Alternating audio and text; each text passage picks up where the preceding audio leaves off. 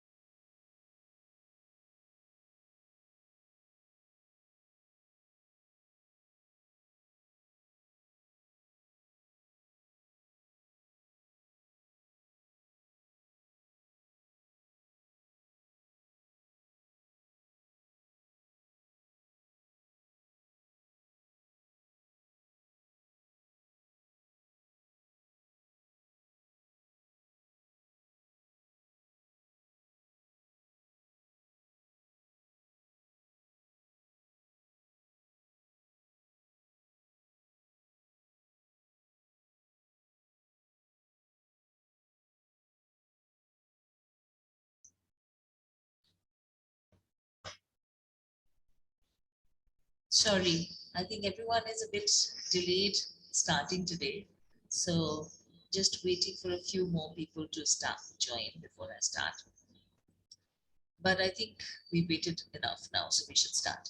So good morning, good afternoon, everyone. And welcome to the concluding day of the PNK Foreign Study University Fair. Before we go on to the university presentations, I'm just going to run a brief just talk to you briefly about who we are, what we do, what the event is all about, as well as share the schedule with you. So do stay tuned in for the next 20 minutes or so.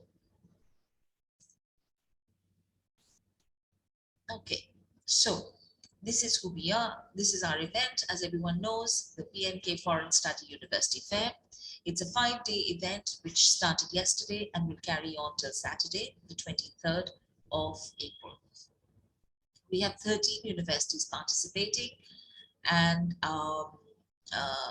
we've had some presentations yesterday, and we've got another 6 lined up for today. But before we go on to the event, for all of you, I know there are lots of new people out there. I just want to tell you who we are and what we do. Our company is called Prem N Kapur Associates Pvt Limited, and my name is Mrinal Singh, the Executive Director. We've been helping students go abroad for the last 40 odd years, since 1981 actually. So we have a lot of experience in this area. I get asked this a lot, why choose Prem N Kapur Associates? Because we have one of the highest success rates for students getting into their first choice university, as well as a 100% visa success rate.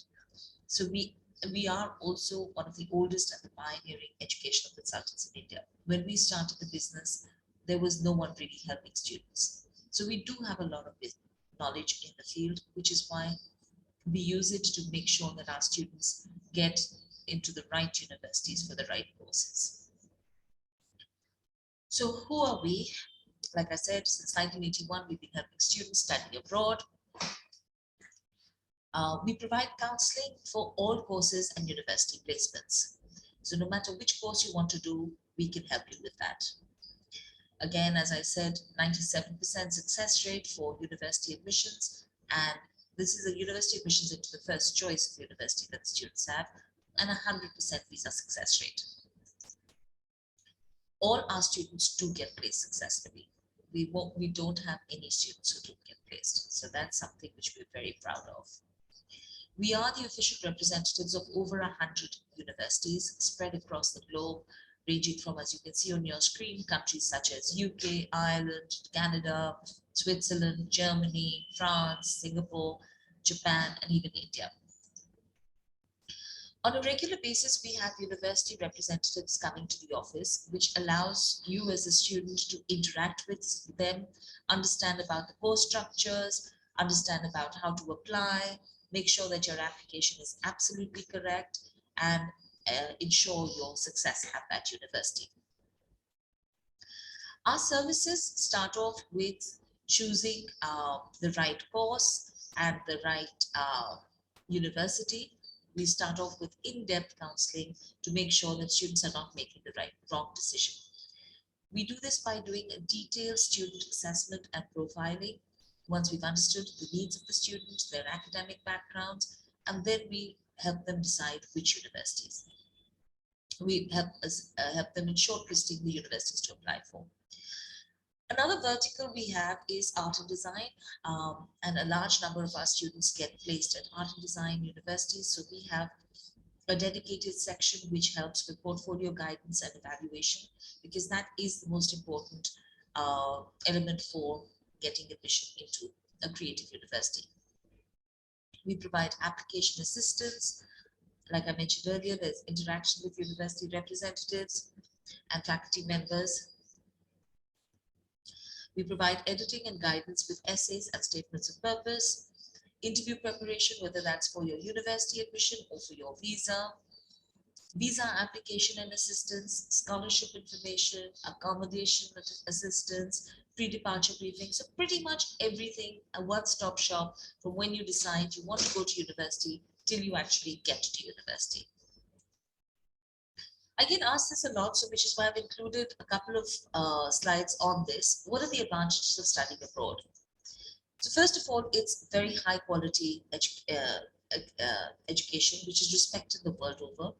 All the institutions we work with have a reputation for excellence as per world rankings, and they are recognized the world over. So you won't have a problem if you're doing a bachelor's and you want to go to a master's.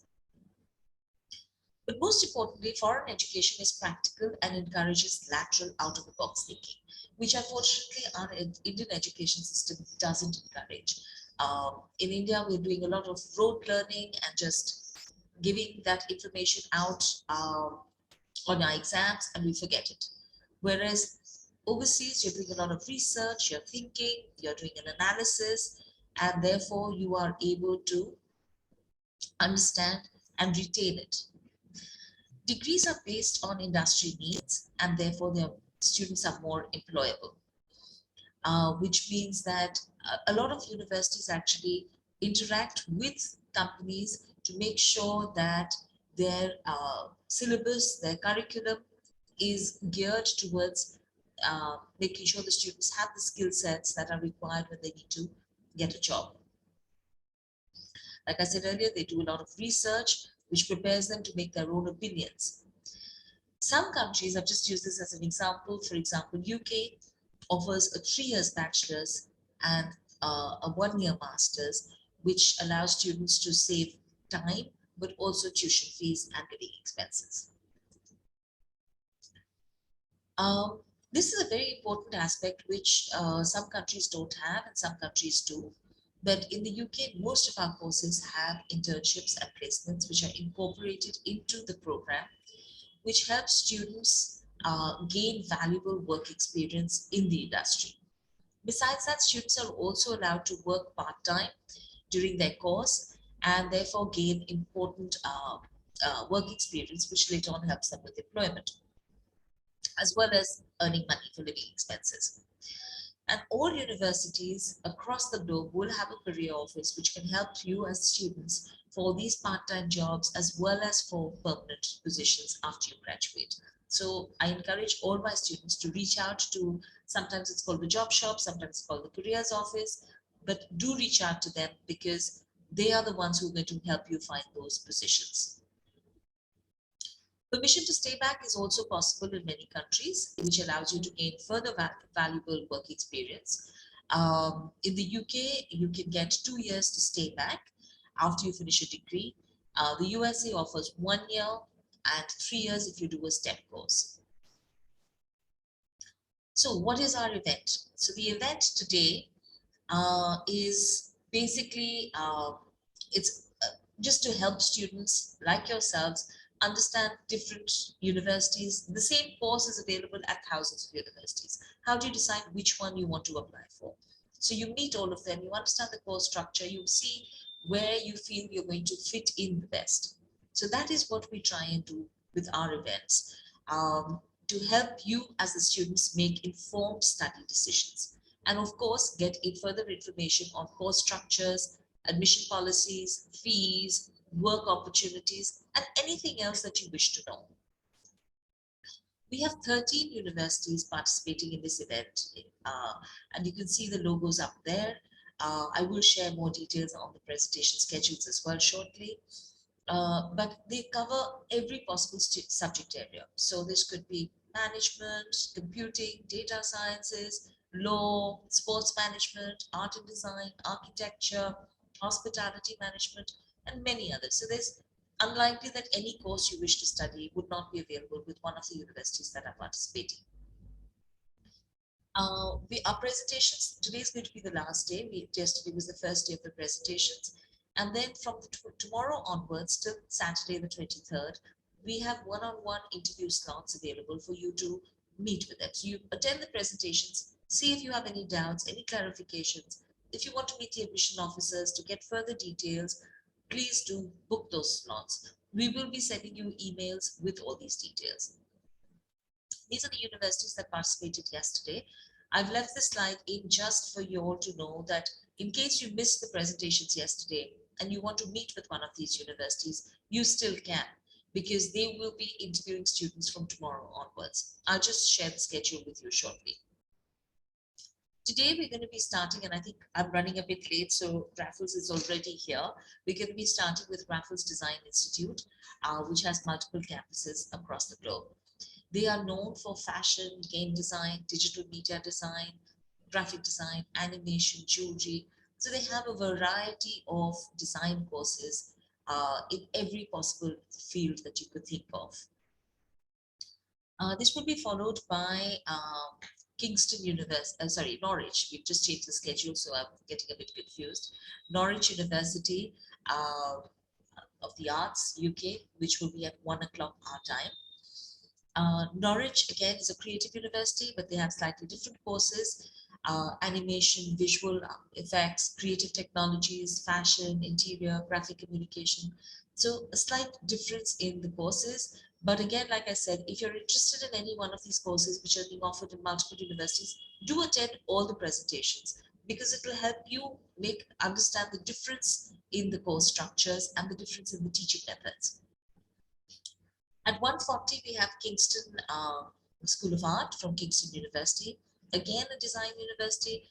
They are slightly different because they have architecture, they have illustration, they have filmmaking. So they have different courses as well. At 2:40, we have Durham University, which I don't think needs any introduction. It's a very highly ranked Russell Group University, which is known the world over for its courses in business, computing, engineering, law, psychology, social sciences, and other fields. At 3 o'clock, we have Loughborough University, again, a very, very highly ranked UK university, and they have courses across the globe from business to social sciences to engineering to sports. They're very well known for sports management, exercise sciences, design as well, technology, very strong in all these faculties. And our concluding presentation will be at 3:40 by Glion Institute of Higher Education, which provides courses in hospitality, enterprise, innovation, real estate, finance, hotel development, and other really customer service, customer interaction industries. So I've just put the schedule here. If you want to take a screenshot of this, we will be sharing this later as well. In case you all are busy and you want to log out and log back in, depending on the universities that you wish to attend, please do so. So you can take a screenshot of this and then you'll have the schedule. This is our interview schedule. So like I said, if you missed some of the presentations yesterday, you can still meet with the universities and understand them and get your profiles assessed. So the 13 universities have given us these time slots and these availabilities. These can be booked from our website. So you just need to click on the link. We will be posting the link in the chat box again. You should have also received an email with the link, but please do go ahead and book it, because I was just checking the booking schedule today and it seems that quite a few are booked up. So do let me know if you can't get through to them and I'll arrange an individual meeting for you. This is just a quick slide to show all of you who haven't thought about going abroad, who don't know what studying abroad is like. So there's work, there's leisure, there's travel trips, there's group studies, everything is there. So it's a really complete life. Okay, I'm going to run through this very quickly because I know we're a bit short of time. In case I got asked this yesterday, so I included this. These are the documents that you need to apply. One item which is not listed here is if you're applying for an art and design university, you need to have a portfolio. And if it's music, like we had a couple of music students yesterday, or performing arts, then you need an audition tape. Okay, so it's basically your mark sheets, reference letters, predicted grades, statements of purpose, passport, resume, an English test result. And you need to keep in mind that applications should be submitted by December, the year before you want to join, and January for the year that you wish to join for UK, Canada, and Singapore. So that is what we are. This is just to show you how the process works, and events, which I hope will now, this is going to be our last virtual event. I hope and pray, fingers crossed, we will be able to go back to an in-person event by the next session. And just to let you know, this is what they like. So look out for an email from us with the details. And once you've applied and you've got all the information, met all the universities, these are our contact details. And do get in touch. We would be delighted to help you with your applications. Okay, so that's all from me. And I know we have Raffles here who's been waiting patiently, because I think I've run over time a little bit because I was waiting for the others to join. So if there are no questions about anything right now, I think we can start with Raffles. Hi Aditya, welcome to the PNK Foreign Study Fair. Hi. Good afternoon. Hi. Sorry, I ran over a little bit because we waited for about 10 minutes for others to join. Not an issue. So just let me know when we can start. You can start. Okay, 1 second. Just.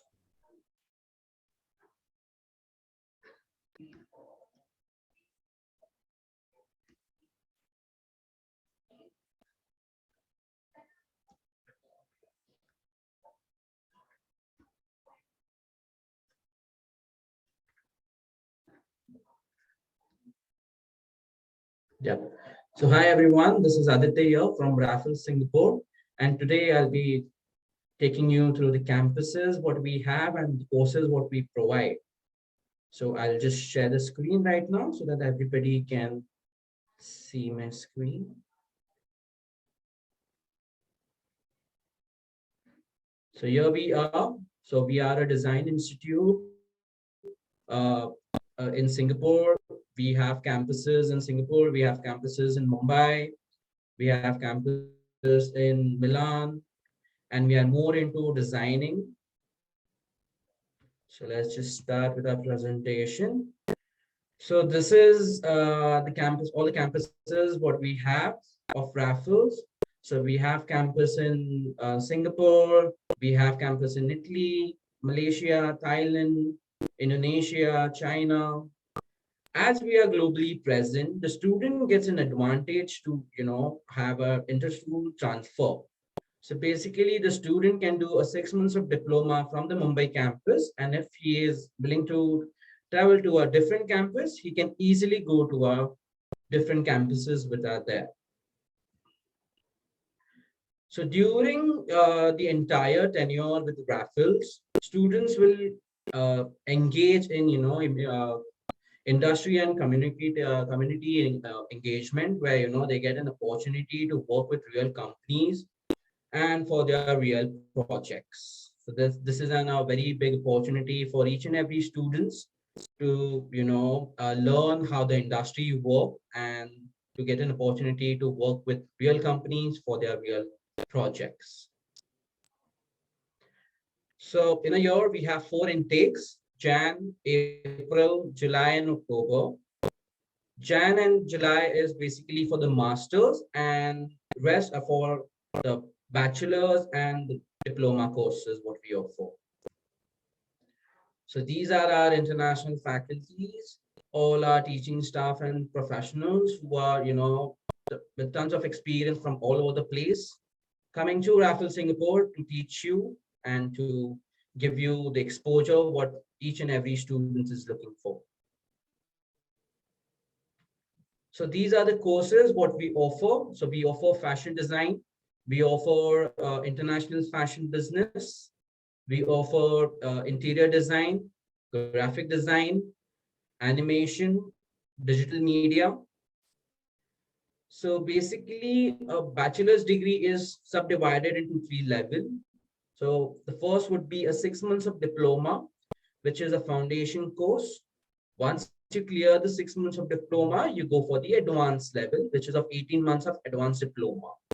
And then there's 1 year of degree. We also have master courses.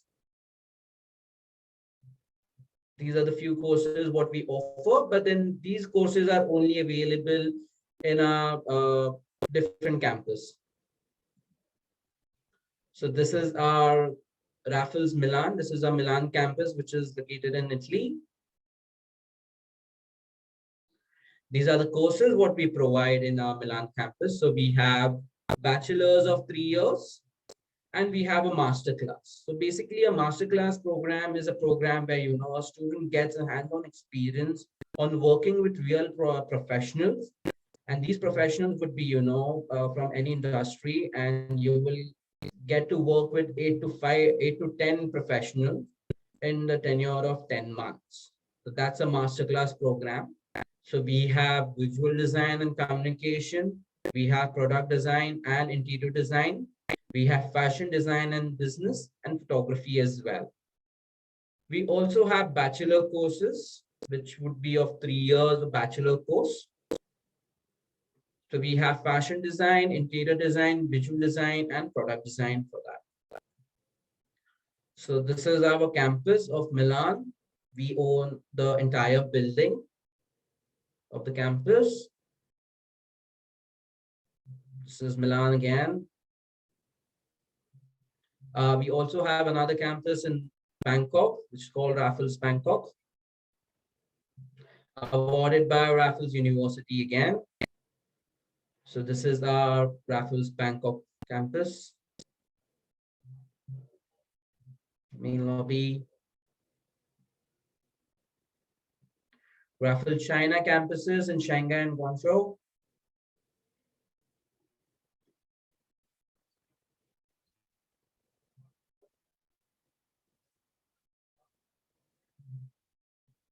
We have Raffles Kuala Lumpur as well, Malaysia.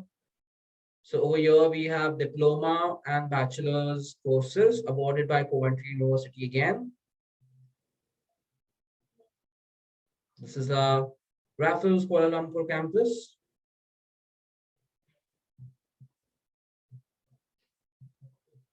We have Raffles Jakarta as well.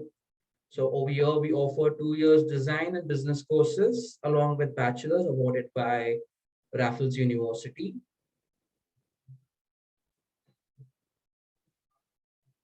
This is the main lobby of the campus.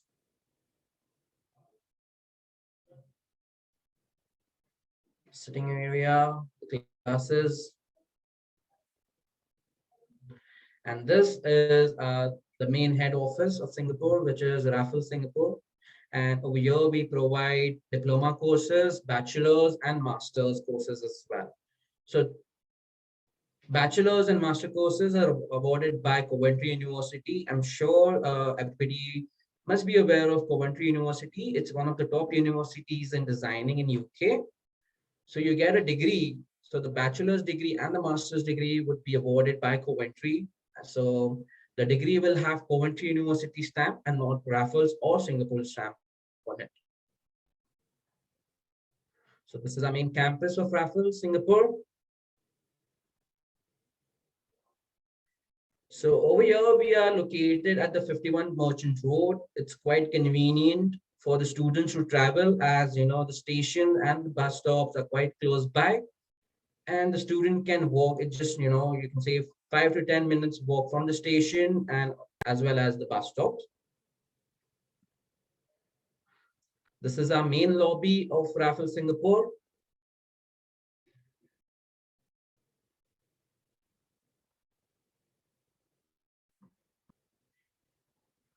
So this is connecting sessions with different designers come together to share their thoughts and ideas and to learn more and do networking as well with different students from different courses.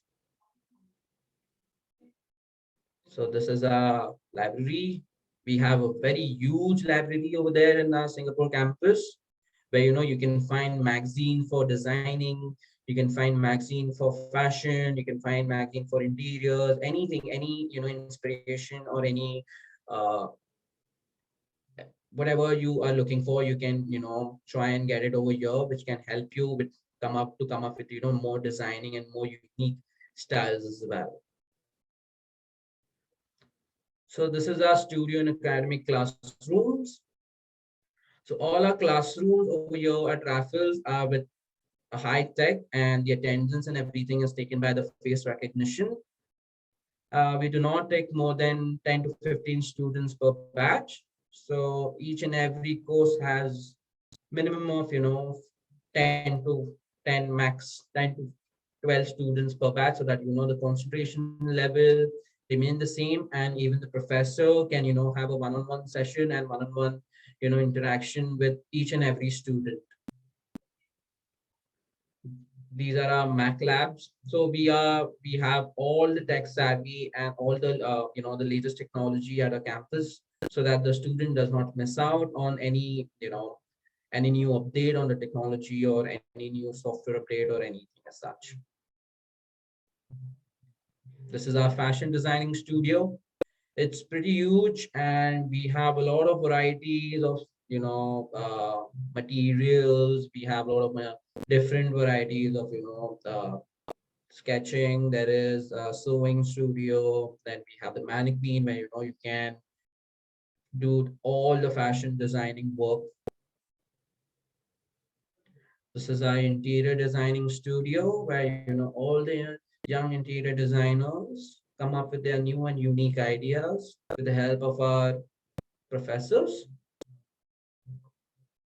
This is digital media, where the students learn everything about digital media and how to come up with new and unique uh, designs. Product design as well. So as I said that we are mainly into designing. So we have a lot of designing campuses of product designing as well, where the student gets, he can make his own product and he can make it from the scratch as well. This is our jewelry design studio. So right now, if you can see that jewelry design has changed a lot since time, and right now there are more more scope and more innovations into the field of jewelry. So we have a studio for jewelry design as well. So these are the few award winners of Raffles, all the students who have won, many awards in the competition. So we have the Fashion Designing Award. If you can see over here, this was a challenge of, so we had a challenge where, the students of Raffles won the first prize for the designing.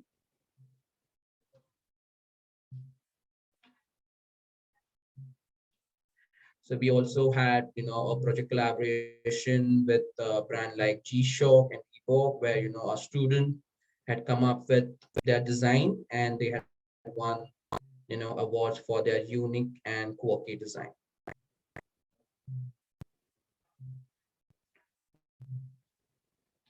So these are the, Raffles is the only fashion institute featured by the show studio, which is, a great fashion show which happens in Singapore. So these are the few award winners of the fashion show which has happened. These are all our uh, Raffles students. So along with fashion designing, we also have fashion marketing, which we also call as international fashion business. Basically, where a student becomes a fashion marketer. So these are a few the project collaborations which we had done for the brand called Stock, and we had done their marketing. The student had done their marketing for that, and the student had also won competition and award for that. Cole Han is again a shoe brand where our students had won the first prize for their design and coming up with new marketing strategies for that. So over here we have Karishma, who has been our alumni and she has been a part of Raffles. And right now she's working for Victoria's Secret. She started her journey with Raffles and now she has her own company and doing quite well.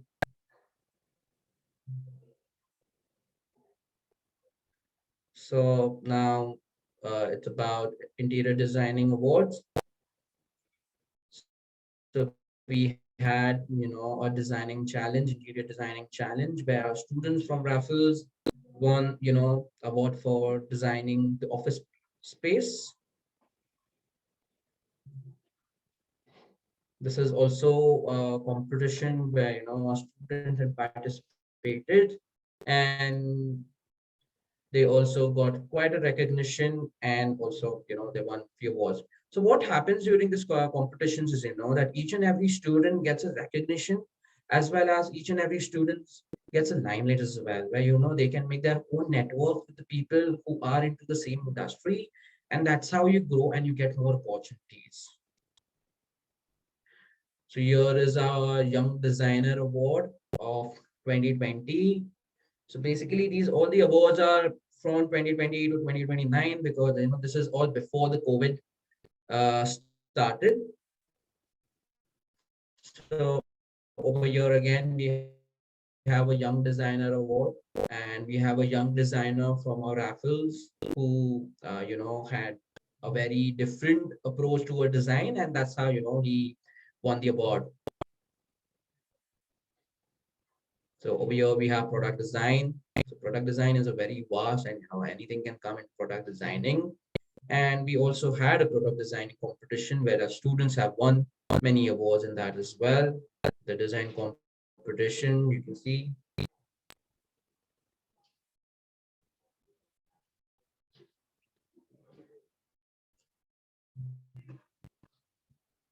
So this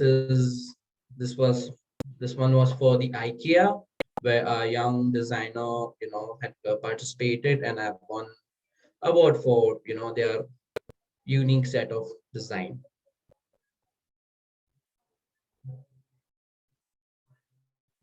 These are a few of our designers who've been working, who were a part of Raffles and now working as a designer in Nike, in different and top-end brands in Singapore as well as in India as well. So we have one more in IKEA Singapore.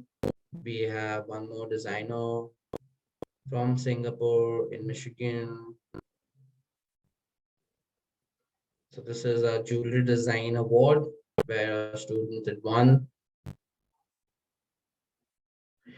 jewelry design competition. So these are all the students who had taken part in jewelry design and have won an amazing award for their unique design as well. So this was an industry collaboration with the top end brand into jewelry. Again, a project collaboration with the top end brand. And then one of our students also won the competition which they had over there because of, being outstanding with our concepts and as well as, coming up with your own designs. This is for our graphic designers. So over here we have few of our graphic designers who won the competition for the designing the MasterCard.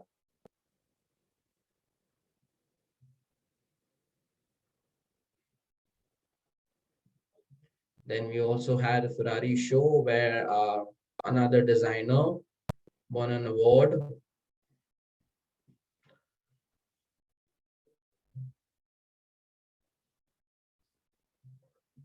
Then G-Shock Game Changer Design Contest, where again, student from Raffles won an award for that. Animation. So we have industrial project collaboration as well, where we have brands like Samsung. Then we have high-tech technology as well, like the motion sensor, augmented reality. So with the help of all the new high techs, the student can come up with their uniqueness and they can be motivated, and that can lead to the new designs. So again, goes forward. Animation. This was a film festival where a young designer filmmaker won an award in Philadelphia for his talent and also the way he made his own animated film.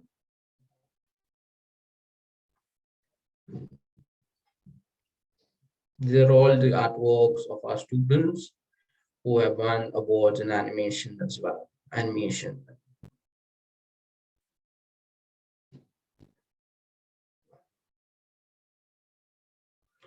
So these are the few companies and the top end brands which we are collaborated with for our project collaboration. So in Singapore, it is as the trick, and unless and until you have a tie-up with the brand, you cannot, market the brand. And that's the reason why all the brands over here are tied up with Raffles Singapore, and the students who join Raffles Singapore get a chance to work with such brand for their project collaboration. So we also have field trips where, field trips and industrial visit where the student goes to the, different places for, you can say, fashion show, art show, magazine covers, they're all taken. So this is again a field trip that happened in Paris and Venice. So this is our graduation ceremony, and in one in every Raffles Singapore Coventry graduate are attend first class honors degree. So this is the ceremony for the Coventry Awards after the graduation, Bachelor of Arts. So this is the end of my presentation. I will also, would like to update you on the offers and the promotional offers what we are currently providing at Raffles. So just give me a minute.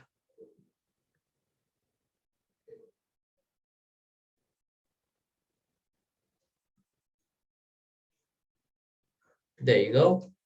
So for our Singapore campus, we have open house promotions for our July intake, where a student can get up to 5,000 Singapore dollars off for the 3 years of degree courses. And if the student is going for 4 years, where 3 years of bachelor's and 1 year of master course, the student will get a discount up to 8,000 Singapore dollars off, along with the application fee waiver as well.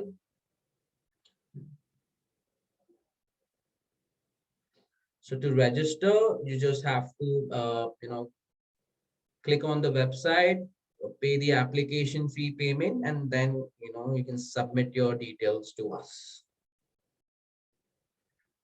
For Raffles Milan, we have early bird discount where you can get up to, 40% off on the course fee. So we had 50%, but then the deadline was 28 Feb, which is already gone. So right now we have 40% and 30% early bird discount for our Raffles Milan campus.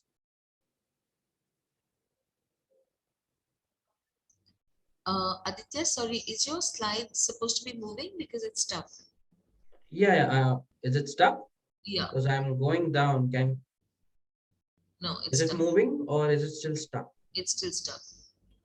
Okay. Maybe just stop share and reshare it.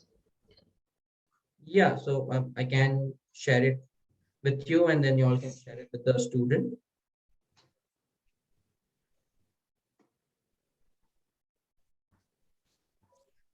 Okay, I'll try to again share my screen so that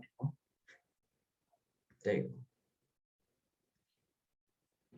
There. Now, can everybody see this slide of mine? Yes, yes. Okay.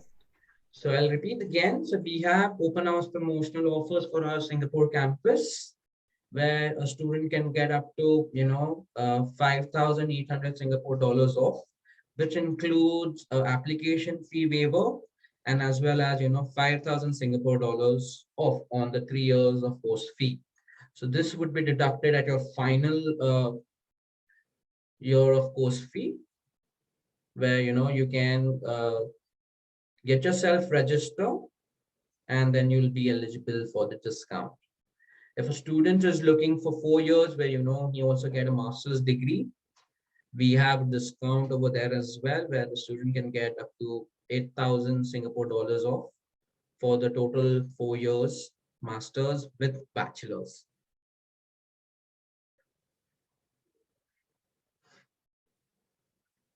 So the entry requirement for our Singapore campus is 10 plus. So student need, that's the minimum requirement where the student can join Raffles with minimum O level and even with the you can also, the students from the 12th class can also join. And we do have English requirements. So the English requirements for the diploma is 5.5 IELTS score is required.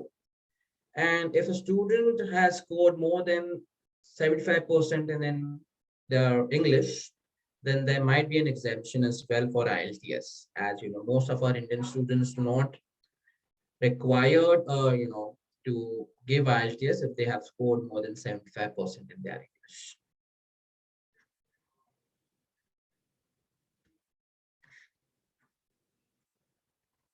So now, Raffles Milan, we provide early bird discount where the student can get up to 40% discount on the course fee. We had 50% discount, but then as the deadline has already been passed, so right now we are offering 40 and 30%, where it's all first come first basis.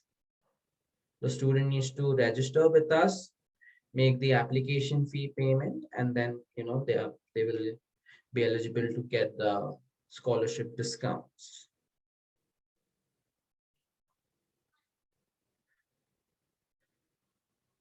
So we have promotional offers for Raffles Jakarta as well, 50% cash back. Raffles Kuala Lumpur also has application fee waiver, and application fee of 5,000 would be deducted. Discounts up to 20,200 RM.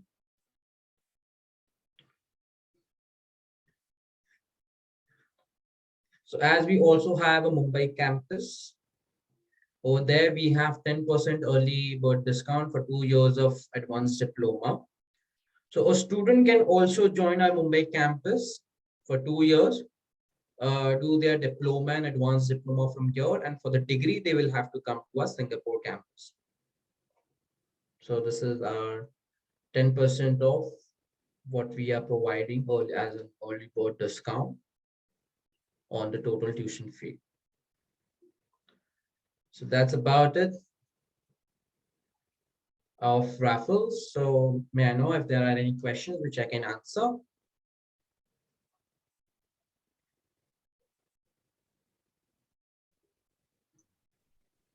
Thank you, Aditya. That was a lovely presentation. And I love this logo with all the colors and patterns of Raffles. Yeah. It's lovely. Okay, guys, any questions? I know we've got quite a few art and design students who are attending. Do you want to ask any questions here? Or do you want to ask them on a one-on-ones? We can answer some questions now and you can answer the rest, get them all answered.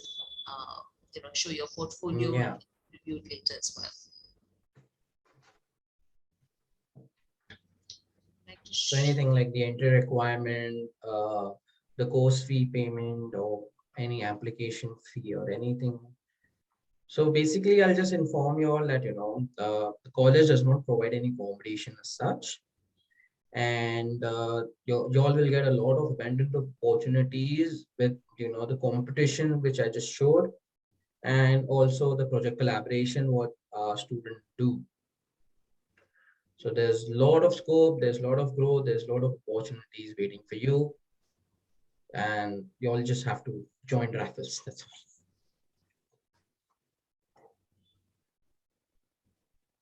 all. Okay, there's a question there. Portfolio requirements for Bachelor of Design. So if a student is going for 3 years of bachelor's, we really do not require portfolio as such for our Singapore campus. Because as you see, most of the students say that, you're such an esteemed college, and why the portfolio is not required is because, when a student come to us, right, and the portfolio or any the design what is required, it's just a paper, right? It's just on a paper, and that cannot define, how your creativity, how your level of thinking and everything is. So basically, for the degree, we do not require any portfolio as such. If you all have a portfolio, it's good. But if you all do not have, we do not require as such. Sana, I think that goes for you as well. For interior design as well, there won't be a portfolio requirement. So that's really good news because a lot of students come to us. Yeah. So as they go from the entry level, right, they will be doing their 6 months of diploma, which is going to be a foundation course. So in that, they'll be learning everything. And as they're going to be like a fresher into the field of design, the college does not expect the student to have, any portfolio as such, but they'll be learning over here once they join the college. Like I said, that's very good news because there are a lot of students who don't have portfolios ready. Yeah, and that cannot define, how the student is, right? Yeah.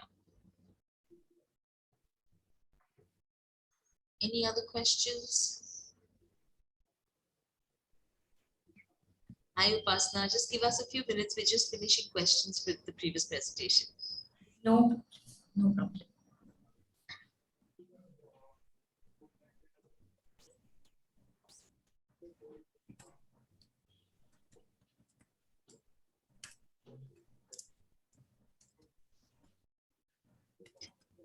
Aditya, different clubs and societies available at Raffles.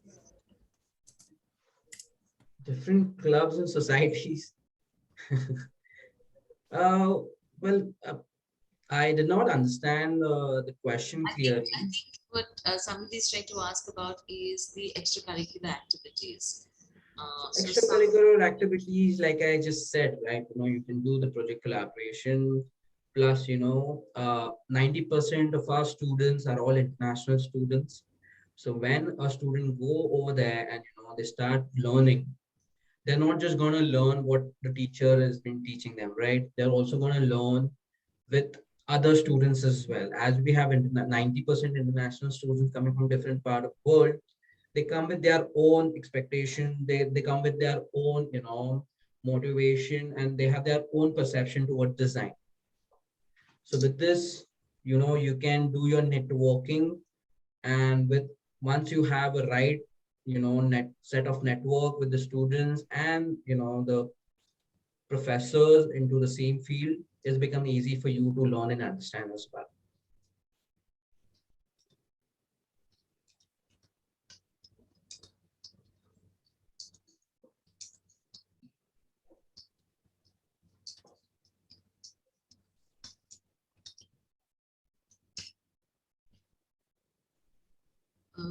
Any other questions? So as Singapore is a very strict country and does not allow students to work when they come for the study visa, right? So the work permit is not granted by the country, and that's the reason why we have project collaboration, where the student does not miss out with the opportunities what they can get. Right. So during their advanced diploma level and as a part of the curriculum, they will get an opportunity to work with real companies for their real projects. And if they are very good at it, and if their design is impressive, if the companies who have, who they are doing project collaboration with are very impressed with their work, you never know, they can get an offer before they could complete their bachelor's as well. And we have such students, who have got an offer from all top end brands before they could also complete their graduation. So it all depends upon, how good you are. Because when it comes to designing, it's all about, you and your work. So yes. So we have a couple more questions, Aditya. Purvi Yeah. wants to know, are there any job opportunities in Italy after studying the masters? So the master's is a master class program, as I informed that you get 10 months of amazing months with different 8 to 10 companies. So this would be, you will be working under them and you will be learning a lot. It's a master class program. It's not a master's degree, it's a master class program. So when you work with such companies and when you work with, such professionals, there's also an equal opportunity that you can get. For example, if there's a photographer and a student is working under him to get more and more exposure, and if the person likes the student works, then there's a high possibility that he can directly approach the student, and then they can get a job opportunity over there itself. So, and that job, just to clarify, that job is Raffles will help them get that job. Raffle, where we just provide the opportunities, and then that the student what they have to do. So we do not guarantee that the student will get a job or not as such. So, how would that work in terms of the visa? Would they be on a study visa or a work visa? No, so in Milan, the student can work part-time as well. Their government is not strict as Singapore. So with that, they can work part-time, and then that's how it's done. So there's no need where you can just have a word with the Italian embassy and they can get it through.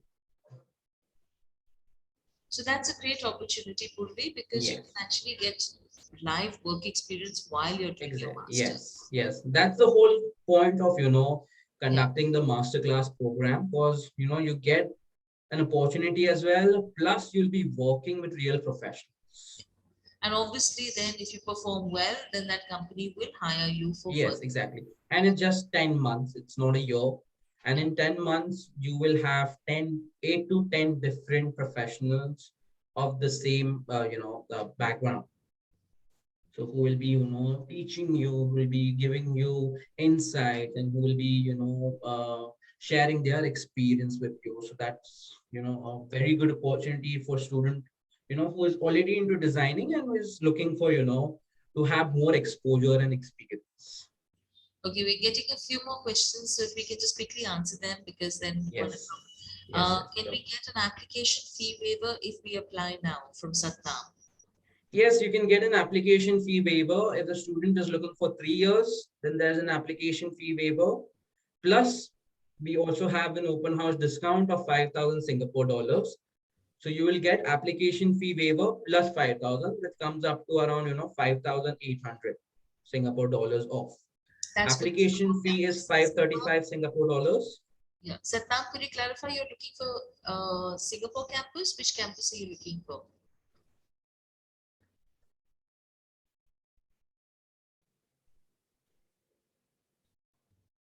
Singapore campus. Singapore, yeah. Yeah. So then, Satnam, you should hurry up and apply. So we have, but then the open house promotion is only for a July intake.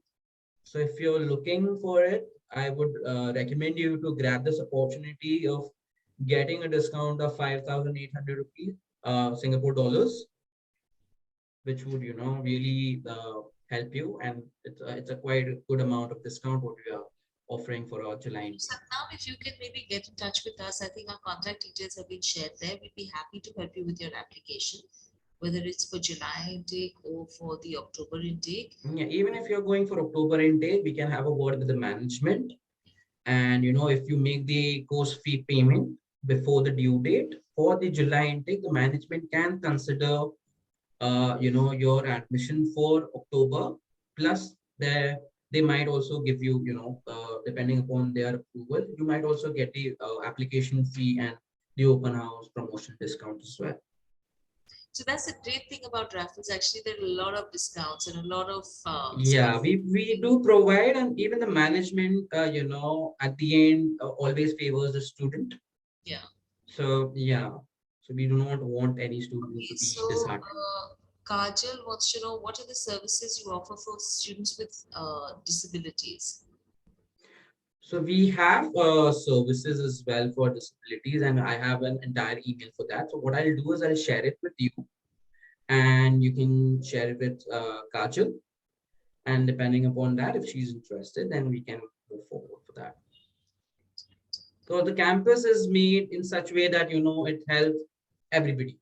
It's not about only the people, the normal people. So yeah, so it's for everyone, and it's made in that way that everyone can have their own experience at the campus. Okay, so I think, are there any other last questions before we move on to the next presentation? I don't think so. Thank you, Aditya. That Okay, was very thank you so much. And Purvi and Satnam, in case you haven't already booked a one-on-one session, do book the one-on-one sessions. Aditya is with us, I think all 3 days. All 3 days, yes. So that's the 21st, 22nd, and the 23rd. The booking link has been posted in the chat box. We'll just post it again for you. I'm just trying to see where it is. Yeah. So if you haven't copied it, I'll just copy it again.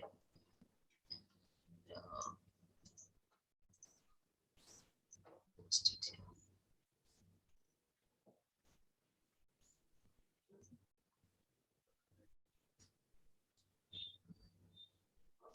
Okay, so Raffles is here 3 to 5 on the 21st. Sorry, 21st is 1 to 3, 22nd is 3 to 5, and 23rd is 11 to 2. So different timings every day. We're keeping Aditya very busy, obviously. Yeah, I would love to have a one-on-one session with the students so that any queries, anything what they want, any insight, or any consultation, and I would be over here available. So you all can always reach out to Prem and Kapur, and we are always here to help students. Thank you, Aditya. Thank you. Thank you. Thank you very much. Thank you. Bye. Have a great day. Bye. Okay, so our next presenter is now from Norwich University of the Arts in UK. Norwich is again known for its creative, its NUA as we call it. They have some excellent creative courses, and it's a specialist university which offers art and design courses in the UK. Hi, Upasna. Sorry, we were running a little bit over time. Oh, that's completely fine. I hope as long as I'm able to help. So how many students do we have today over here? Right now there are 20 with us. Perfect, perfect. All right. So can I start the presentation? Please do. Perfect. Just give me 1 second. Yes. Just let me know when you see my screen so that I'm 100% sure. Yes. Is my screen visible? Yes. From the beginning. Perfect. So yes, hello everyone. This side Upasna. I'm from the Norwich University of Arts. So Norwich University of Arts is a creative arts specialist university based in Norwich, UK. So I'll just give you briefly an overview about the university with the use of this presentation, and in between or whenever you have any questions or queries, you can just let me know. And I'm sure, may I get your name, please? Mrinal. Mrinal will be more than happy to cover those questions with me. Perfect. So moving on, what is Norwich University of Arts? We are a creative arts specialist university located in Norwich, and we are 175 years old. So we specialize in courses related to arts, design, media, and computing programs. I'll give you a detail about all the courses that we offer in a bit. Moving ahead, where is Norwich located? So Norwich is located in the east of England. We are one of the most safest cities in the UK, and we are about 2 hours away from London. So students can usually take direct flights to Norwich. We have an international airport at the Norwich, in Norwich, which students can take flights via Amsterdam. So you see, Norwich is a very quiet place. So one of the unique features about staying in Norwich is that you stay in a quiet place while you still have access to all the hustle bustle with the adjoining cities. So London being only 2 hours, it's accessible via train. You know, it's just a one, if you want a round trip or just a 1 day trip, that can easily be done just via train. So yeah, as I mentioned, we are about in the east of England. So yeah, moving ahead. Yeah, so these are some of our USPs. We come in the top 10 safest cities in the UK, according to Admiral Insurance. Then we are #1 in the UK for arts and design, according to Advanced Postgrad Taught Questions 2019. Then we are top 10 in the UK for our teaching quality, and we have a 92% graduate employability rate, which means that 92% of our graduates get a job or go for further studies within 6 months of completing their course with us, which I think is great. If moving on, we are also top 5, like we also have the top 5 university facilities, which means that our buildings and our structures are well equipped, and students get hands-on approach in using the facilities, and you know, getting that kind of facilities which help them build their career well. If I move ahead from here, yes, so our specialization. So our degrees share a very practical approach, which means that yes, your course will have a theoretical aspect, but most of our students basically learn while they get the practical exposure. So, you know, a lot of learning is done in labs, while creating group projects, multiple projects, workshops. So our curriculum consists of a lot of projects, live projects, guest lectures, field visits, lab classes and all, so that the students can get a practical you know, a practical experience while they are learning with us. We're also named second in the world for design education by World Brand Design. And our class sizes are usually small, which means that the teachers are able to give one-on-one attention to each student. And if you have any questions or anything, you have a like you can be on a one-to-one basis with the staff members and teachers, which allows you to get individual attention from all of them. Moving ahead. Yes, so we also have something called Year Zero, which is like a foundation program. So if by any chance you don't have a portfolio, and if you are not meeting the eligibility criteria for for the main program, we have a zero degree, like we have a 0 degree facility where you can get enrolled without having a portfolio. So it's an automatic progression, which means that after completing your year 0, you'll automatically be transferred to a year 1 in whichever course you have applied to. So this is mainly for students who have not their portfolio readied and are still not interested in wasting another year and want to transfer into the university immediately after 1 year. This year 0 is available for all our programs except acting and creative computing. Moving ahead. So these are a couple of courses we have in our arts and media department. We offer acting, animation, fine arts, game arts and design, creative computing, photography, creative technology. So if you're someone who's very interested in different kinds of niche courses like filmmaking, photography, games design, we have that covered for you, because we have a hands-on approach, and as I mentioned, we have a very practical based approach. So you'll actually be learning while you'll be getting a lot of practical experience while you are in the course. So that will definitely be a good advantage for everyone. Moving ahead, so in design and architecture, we offer fashion, we have fashion marketing and business, we have fashion communication and production, we have interior design, graphic communication, user experience in design and textile design. So if you're someone who's into fashion but also wants to study a fashion and business, wants to study a combination of fashion and business, we have this perfect course for you, fashion marketing and business. Then we have fashion communication and promotions. So based on your intellect and based on your interest, we have different kinds of combinations for you, and you're more than happy to join our university. Moving on. So at MA level, this is just an overview. At MA, we offer MArch, which is our MA architecture. Then we also offer communication design, fashion, fine arts, games, moving image and sound, and textile design. So these are some of our master courses that we offer at the PG level. Also, just to let you know, our year 2 in the MArch degree is REVA Part 1 accredited. Now, moving on. So we do understand the value of career prospects and placements for the student. And as a part of them, the university indulges in a lot of partnerships and those kinds of activities. So we do have guest lectures, and we have industry leaders coming to the campus and giving guest lectures, mock interviews, interacting with the students.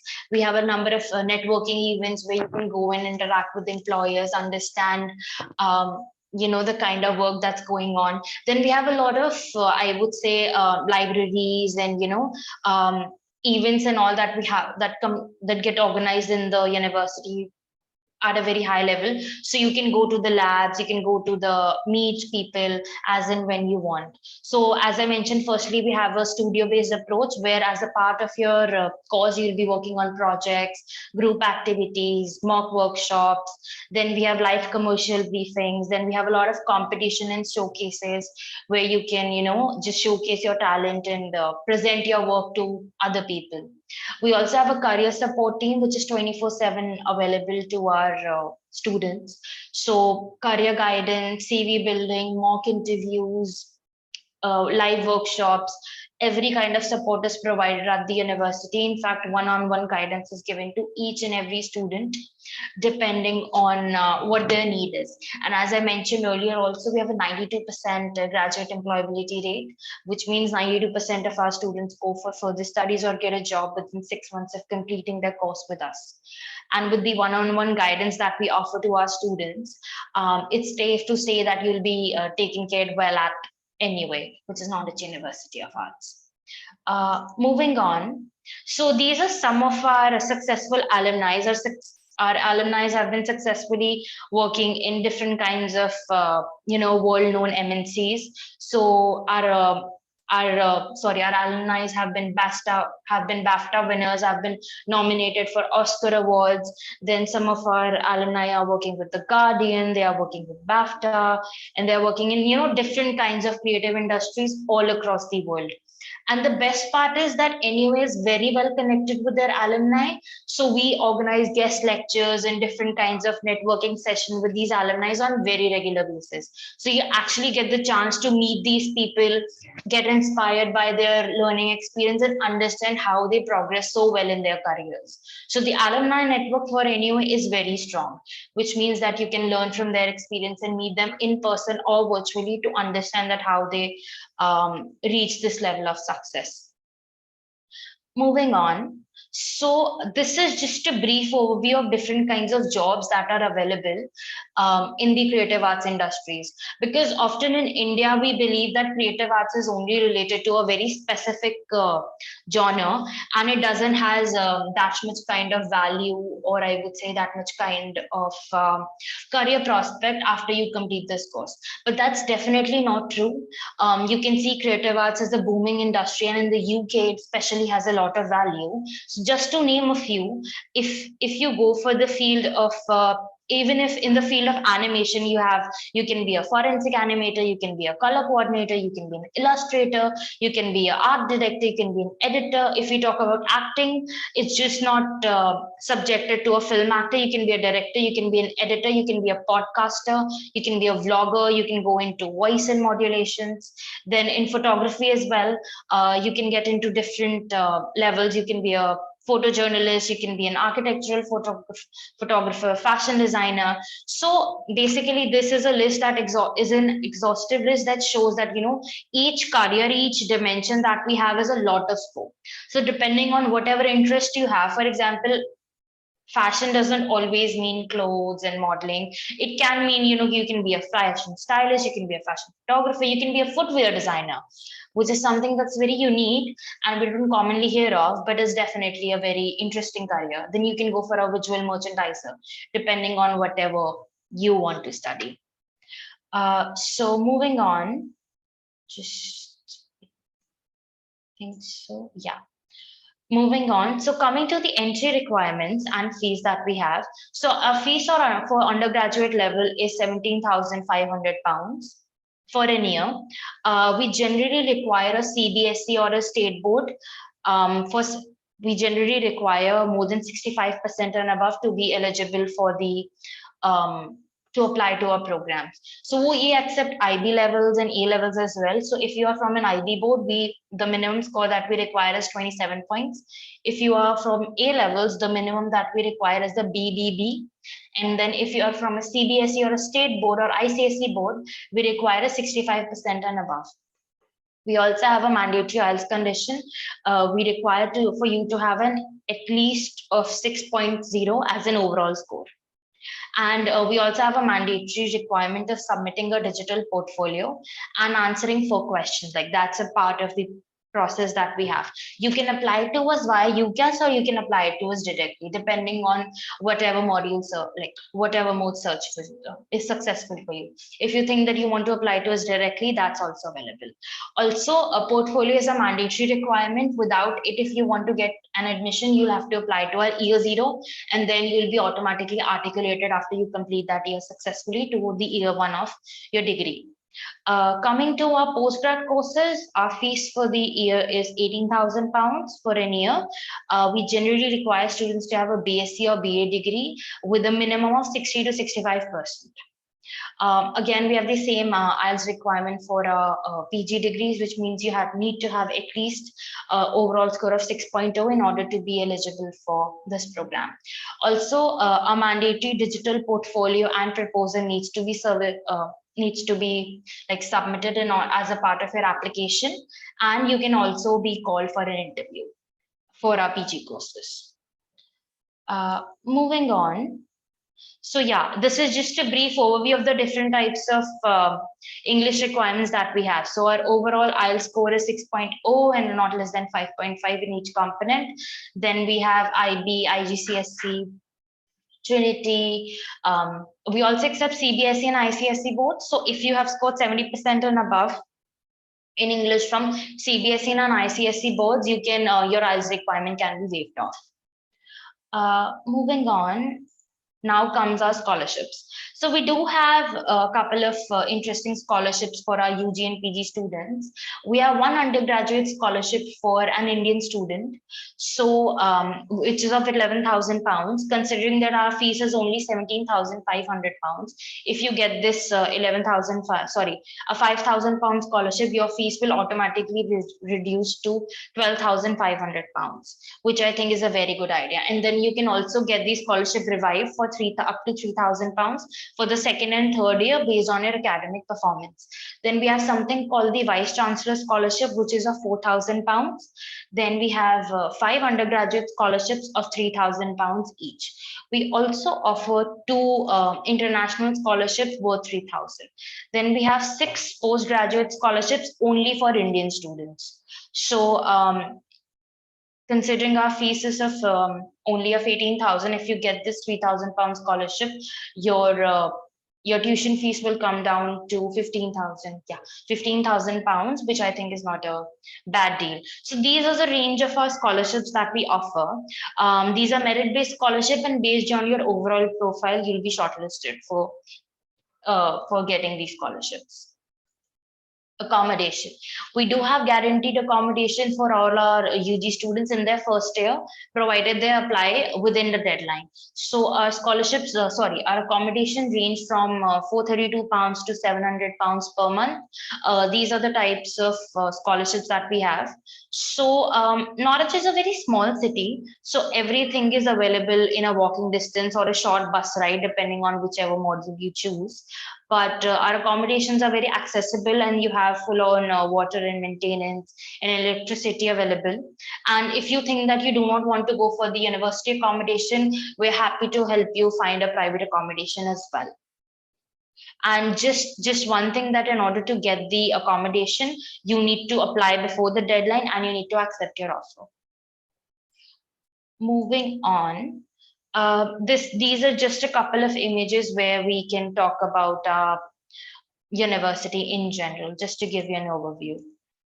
Yeah, so these are basically our Instagram handles. So if you think that you want to follow us on Facebook and Instagram, you're more than welcome to note these down. So these are basically the places where we update regularly about the campus, upcoming courses, upcoming guest lectures, taster lectures, virtual open days. So I would really request you to follow us on our social handles to understand all the interesting updates that we have for you. So now you will see a couple of pictures that will make you understand that what we mean when we say that the university actually focus on practical exposure than just a theoretical knowledge. So we learn through making. So while we basically make sure that you are getting exposed to different kinds of activities as a part of your course curriculum. Then creative practice and professional practice. These are just a couple of images to give you an overview about our labs and facilities. So as a part of your course, you will be having tutorials, critics and seminars, guest lectures and workshops. This will be a part of your main curriculum and not just on ad hoc basis. Moving ahead, we have live projects, competition, exhibitions. So we do have a lot of galleries in the campus, which means that you have a lot of exhibitions happening where you can showcase your talents. Then we have live projects, competitions and networking activities where you can interact with people and build connections. Moving ahead, these are a couple of our facilities that we have on campus.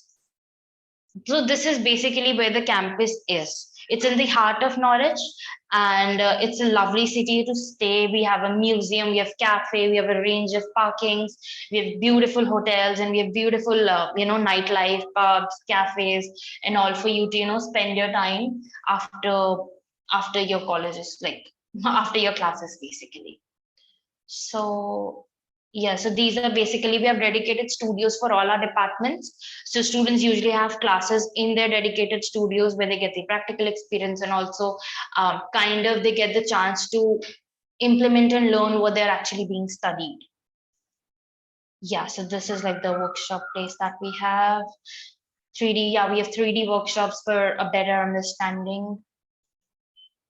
And this is our library. We have more than 33,000 printed volumes of study material available at our library, which is accessible to all the students and staff members as and when they need. So as you can see, it's a very luxurious campus. We have also called something called Ideas Factory. So this is a very collaborative space where we encourage students to brainstorm, go for career activities. We help them get ideas, and when they get ideas, we help them explore different options. We help them with partnerships. We have help them with collaborations. We help them with taking self initiatives and building it on basically. Well, with this, we come to an end of our presentation. I hope it was useful. I should stop sharing my screen now. Perfect. Thank you, Pasna. That was very helpful. Thank you so much, Mrinal. I'm happy to answer any questions that we may have. I think Kajal has already, there are some questions here. Already. Purvi wants to know, can a student with Bachelor of Design apply directly for a master's? Yes, you can definitely try applying. We access all the applications on one-on-one basis. So once we understand your course and what you have studied, based on that, we'll give you a decision. But yes, you can definitely apply to us. Kajal says, can I change which college I'm looking to, as I don't want to live in the college accommodation? Well, Kajal, if you want to go for a off-campus accommodation, that's completely fine. So my personal suggestion to you is, if you're going for a UG degree, at least your first year, you should go for the on-campus accommodation, because it's kind of an experience, when you're traveling for the first time and you're living in a different country, you having a college accommodation, having a university accommodation means that a lot of your stuff is taken care of. Your bills are taken care of. You can also go for food accommodation. So like your meals are covered. But after that, obviously, once you have explored and once you're well settled, you can go for a off-campus accommodation. But we generally suggest our students to have at least 1 year of the on-campus accommodation, because it's worth it. So yeah, I have completed. Well, that is a very good question, Samriddhi. Again, for this, will actually have to check with our team and understand if we can have these kinds of transfers. You can apply to us definitely. You can send us an email and we'll look into it, like what can be done. But I cannot guarantee that you can have a transfer in your second year.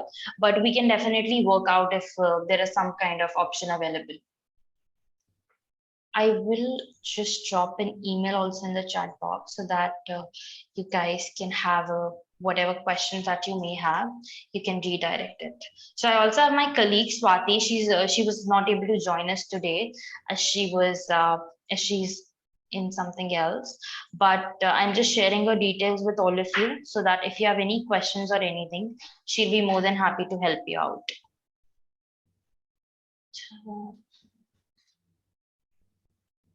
I think Samriddhi, also to depend on your portfolio. So it would be important to get your portfolio, which you've done in first year, together. Yes. So we can then share it with Norwich and see what they come back with. Okay. Yes, that would be that I would say is an ideal approach. Definitely. Any other questions? So we have also shared the booking slots. They're available tomorrow 21st from 1 to 4 and 22nd from 1 to 5. Do take advantage of this, and Purvi, Samriddhi, Kajal, you should all meet them and get get everything clarified face to face. Definitely, that would be very useful. So, do we have all the universities participating in the session, right?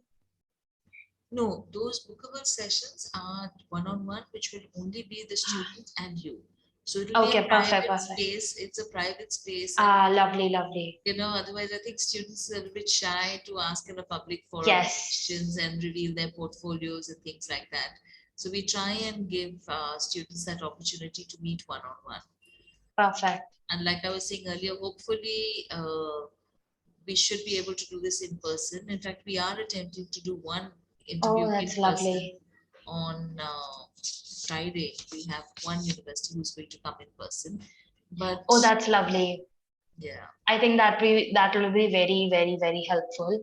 And obviously, in person is so much better than virtual. exactly. You know, having that face-to-face connect is something that we really miss. I know. I know. So yeah, that would be great. Do we have any other questions? Then, I will just need a screenshot.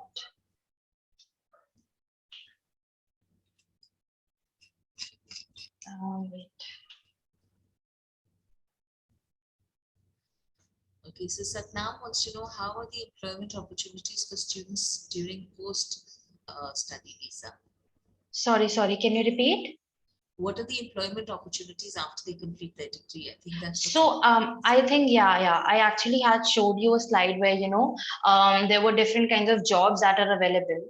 So the so UK in general doesn't has the concept of placements, but with the 2-year work visa that you get after your post study option, there's a good chance for you to get a really good job in the UK, and if it goes well, then your visa can be extended as long as your employer is ready to sponsor you. We at the University of Norwich University of Arts try our best to give students networking events, give them one-on-one guidance, provide them with different kinds of opportunities, which helps them build their CV, which helps them, get that professional touch to themselves, which is impressive for the employers. Then we have a lot of exhibitions and networking events on campus and off campus, which helps students in building the network that is then useful in gaining jobs and getting jobs eventually.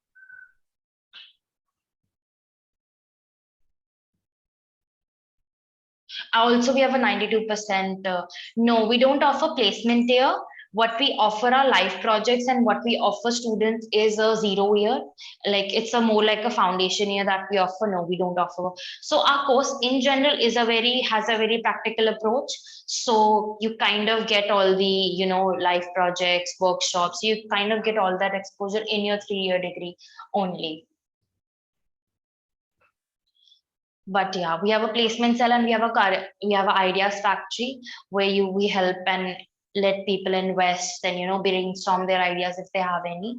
So yeah, we provide placement support, but like there's no guarantee, so students have to like work for it basically. Yeah.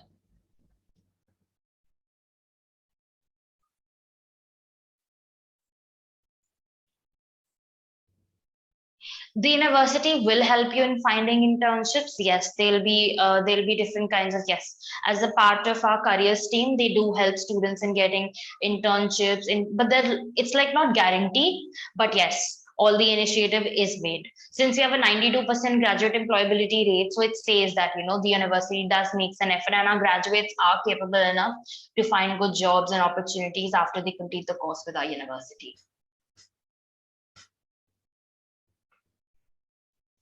Also, Samriddhi, I think Upasana mentioned earlier, there is a careers office and who can help you with these job placements. Yes. Plus, like she mentioned, the bachelor's degrees have live projects. Now, live projects is an opportunity for you to actually interact with the company people and prove your design abilities and prove your skill sets to the company. So, yeah, I encourage all my students to take part in as many design projects that are thrown. Yes. Live projects, competitions. Some companies just throw competitions open to students. All these you should participate. And these are not compulsory events, so the professors will not force you to do it. But if you do it, it's only going to help you later on. Exactly.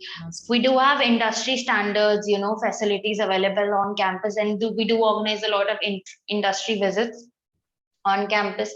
So you get to interact with employers, different kinds of alumni events. So as I mentioned, we have a lot of successful alumni events that happen on campus, and being being so strong, we're having so strong touch with our alumni who will be more than happy to interact you and guide you in the right way how you can progress with your career. Then we have live commercial briefs also happening, and then with a lot of competition and showcases, you are definitely able to develop to that level where finding a job is not that difficult for you. But yeah, we do help students with professional placements and internships. We do have industry links and corporate connections with help students with that. Yes.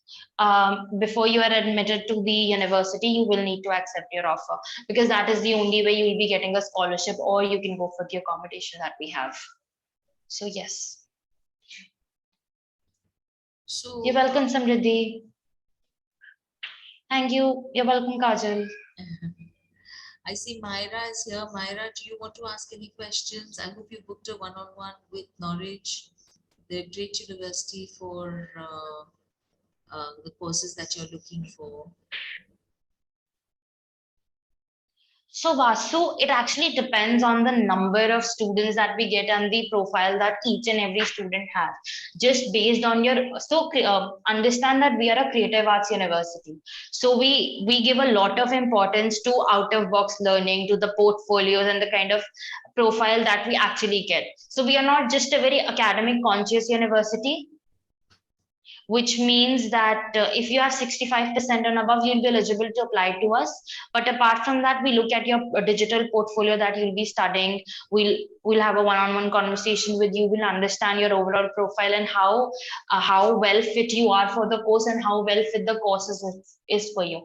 And based on your entire profile, you'll be shortlisted. So just based on academic scores, we cannot guarantee you a scholarship. So yeah. Thank you, Myra.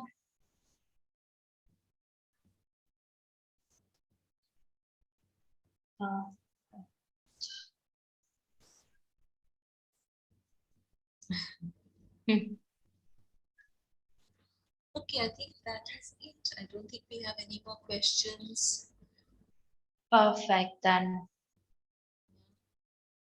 That's And I'm okay looking then. forward to seeing your portfolio as well. Oh yes, we'll definitely be there to help students out.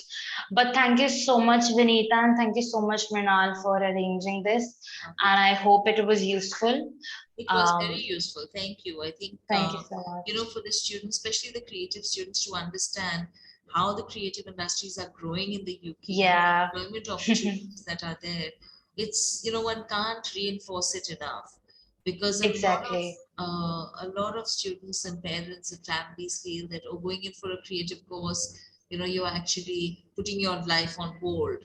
It's not the case. You know. Definitely, definitely. I completely agree with you.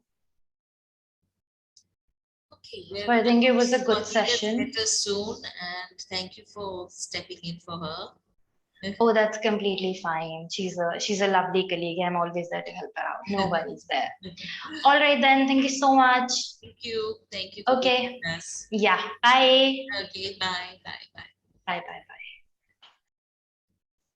Okay, so we have Kingston University coming up next with Dr. Jake Adams from Kingston University, Kingston School of Art.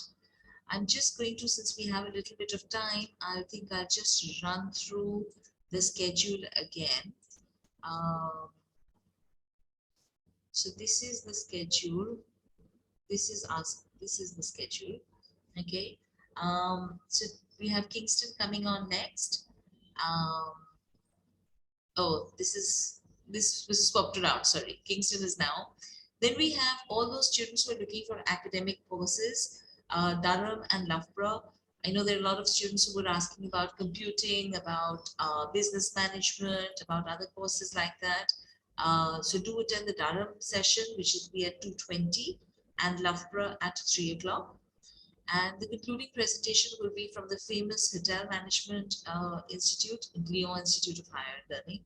So we've had quite a few inquiries about hotel management as well. I hope you are there to attend it. And I've received a few requests from teachers and faculty members that students are in class and in school, so they can't attend the presentations. So just to let you know, you will receive recordings of all these presentations, but this is the schedule of interviews. So whichever ones you've missed and you'd like more information on, you can, book a slot with one of these, with any of them. They are all available over the next 3 days. Well, most of them are for the next 2 days, and Raffles, as I mentioned earlier, will be available for on the third day as well. So you can maybe take a screenshot of this, and we should have also sent you an email. You should have got that as well. But just to let you know that this is the schedule for the ones that you may have missed. Okay, so while we're waiting, is there anyone who has any other questions which are generic? Excuse me. Not pertaining to any particular university, anything about admissions, anything about applications, portfolios. I think we've covered quite a bit on the portfolios. We haven't covered anything much on the statement of purpose today, so maybe I'll just share a little bit about statements of purpose. So a statement of purpose or a personal essay is really your way of expressing who you are, what you do, what you're interested in, what you've done, what you wish to do with the admission officers. Okay. I tell all my students this: there is no set format. So don't try and say that I need a copy, I need a format which I can copy. It can be anything. It can be it can be story based, it can be factual. You can write it in any way, as long as you manage to grab the attention of the admissions officer. You do need to obviously highlight aspects such as why you want to do the course that you're applying for. What have you done in preparation to apply for that course, or what helped you make up your mind that you wanted to do that particular course? You should also be able to mention a little bit about your career goals, where you see yourself. And don't worry if your career goals change in 2 years or 3 years, depending on how long your degree is. No one's going to hold a gun to your head saying that, 2 years ago you said this. Don't worry about that. But the university and the admissions officers need to see that you have some direction, that you're enrolling for a particular course for a particular reason. Okay, you're thinking about something, and therefore this is the way to reach that goal. Okay. The other thing which you should also always do is, especially for master's students, is research a little bit about the universities that you're applying to, the courses that you're applying to, and which why you're something about the faculty members at that particular university, something about the particular modules, some research to show that you actually are interested in this particular university, and it's just not an application which you're sending for it every university. That bit has to be personalized for the masters.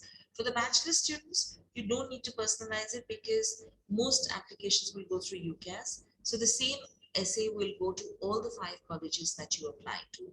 So you can't personalize it for any one university, but you need to be focused on the course, what your experiences have been, what your achievements have been, and how what your career goals are going to be. Okay. Jyoti, MBA options. We have Durham University coming in at 220, and then we have Loughborough University at 3 o'clock. They both have MBAs. Yesterday, we had a couple of universities which had MBAs as well. So in case you didn't get a chance to meet with them, you could meet with University of Essex. You could meet with Manchester Metropolitan University. And yeah, on this event, we only have these 4 universities which are offering MBA, but that doesn't mean that there aren't any others. If you would like to maybe give us a call or reach out to us via email, we can help you with shortlisting some other options for you. Is it for this year, or are you looking for next year?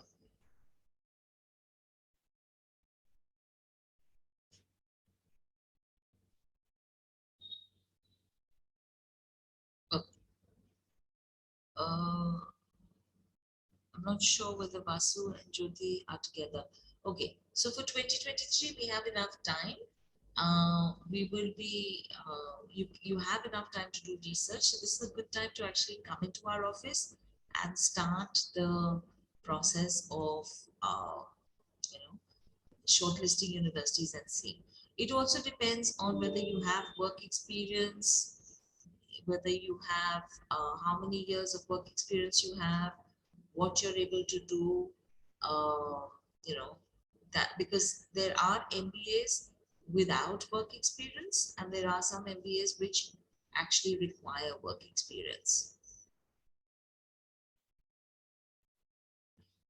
I think some people are having, I think Kingston is having an issue joining. So just give me a minute. Let me just see what we can do.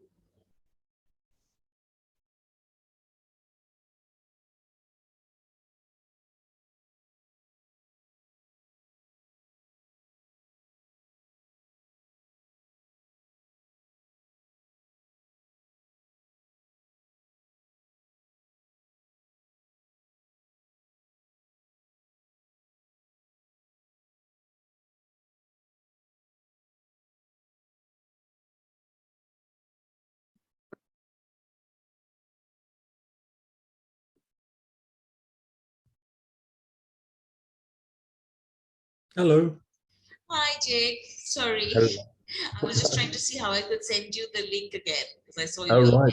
email. I wasn't sent it the first time. I don't know what happened. So yeah, well. Sorry. Is there an audience today? Yes, we have Good. 21 people who are already there, Oh, and lovely. a lot of people were asking what time is Kingston and they wanted to join back in. Right. So I don't know if they have joined yet, but I think we should start. Yeah. I can only see you and Vinita, but nobody else. But I'll just do it, shall I? Yes. Yes. Yeah. Will you allow me to? Everyone's watching you. Oh, right. Okay. Okay. Thank you.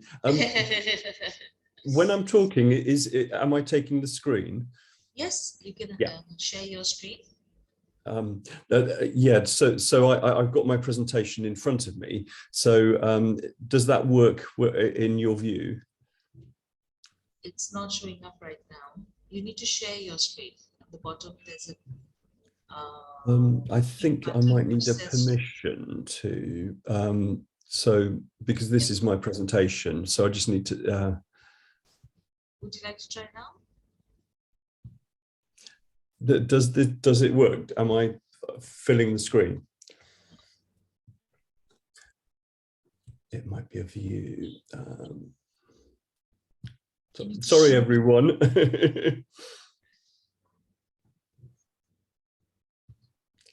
There's a green button which says share screen.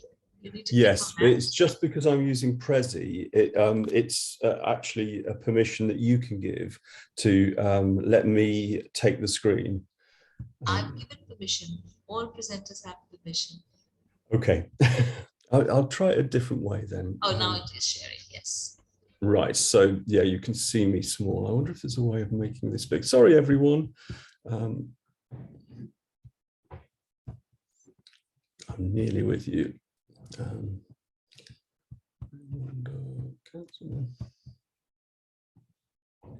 Okay, hello everyone. I'm sorry about the delay there. There was a bit of a confusion. So I'm Jake from Kingston University here in London.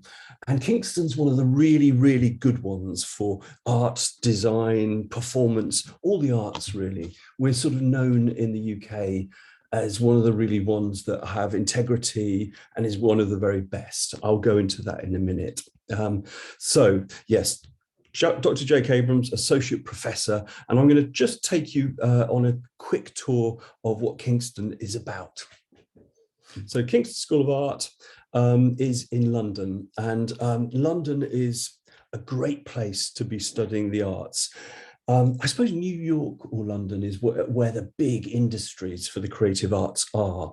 And so there's always so much to do here. There are fantastic museums, there are fantastic galleries, there are things that you'll be very familiar with. but it's always an exciting place to be, and there's a buzz about it. Kingston is in a very beautiful and safe part of the city. It's renowned for being actually the safest part of London.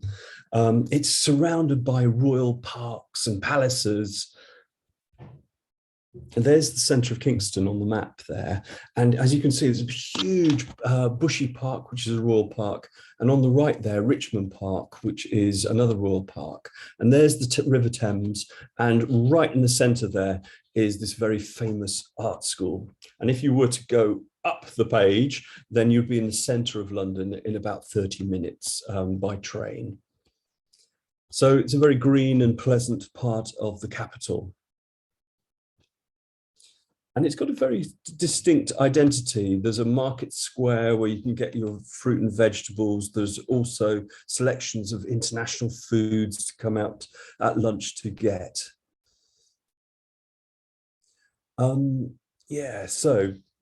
is so dynamic and diverse. There's always so much to do. And as an extension to your fantastic studios at Kingston, we really recommend that you use London for all it has to offer, and also go to events, the ballet, fantastic music concerts. These are all inspirations for your creativity, and we heartily recommend it.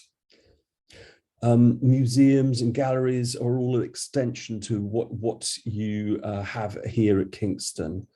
That's the beautiful new extension to the Tate Gallery, and of course parks.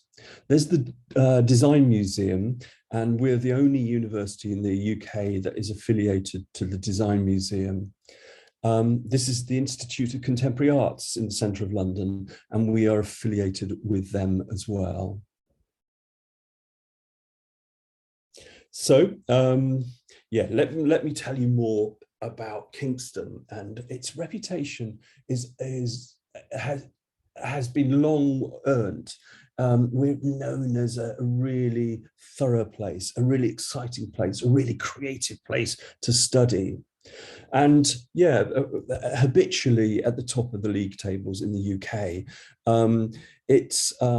For design and crafts, we're always up there. So top in the league tables means that we're very good at employment prospects, very good at teaching, very good at all sorts of stuff. There's the league tables, and there are other famous London institutions about halfway up, and Kingston is there right at the top. And actually the league tables go down to 170. So we're very proud of being right at the top.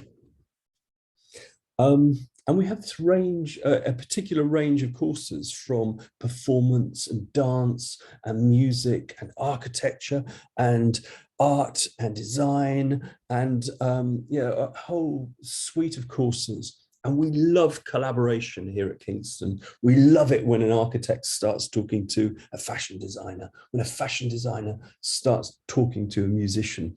Things very special can happen in those encounters. It's a very hands-on place. We've got some of the best facilities in the UK, and we encourage you to use all of them. It's also a place where there's a real community. People like Kingston. People like working together. We know the names of our students. We have a very close relationship with them.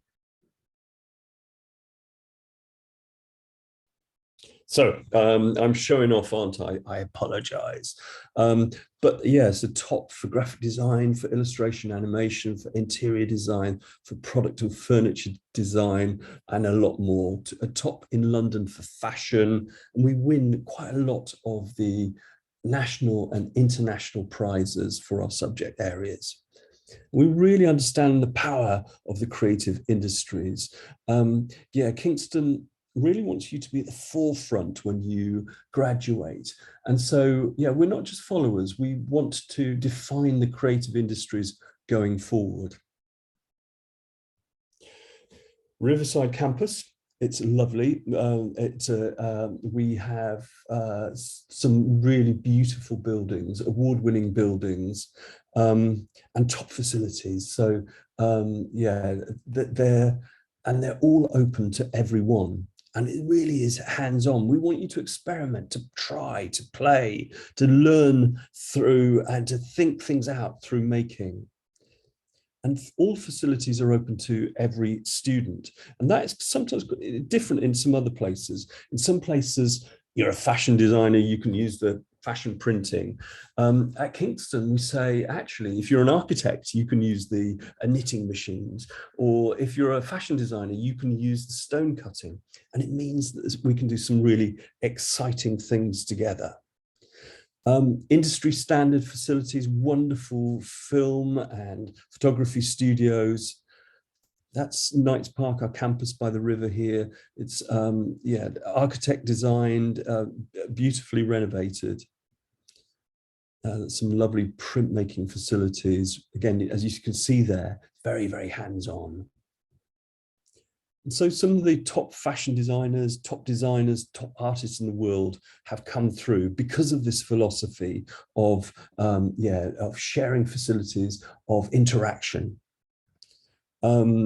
Yeah, so there's all sorts of facilities and collaboration.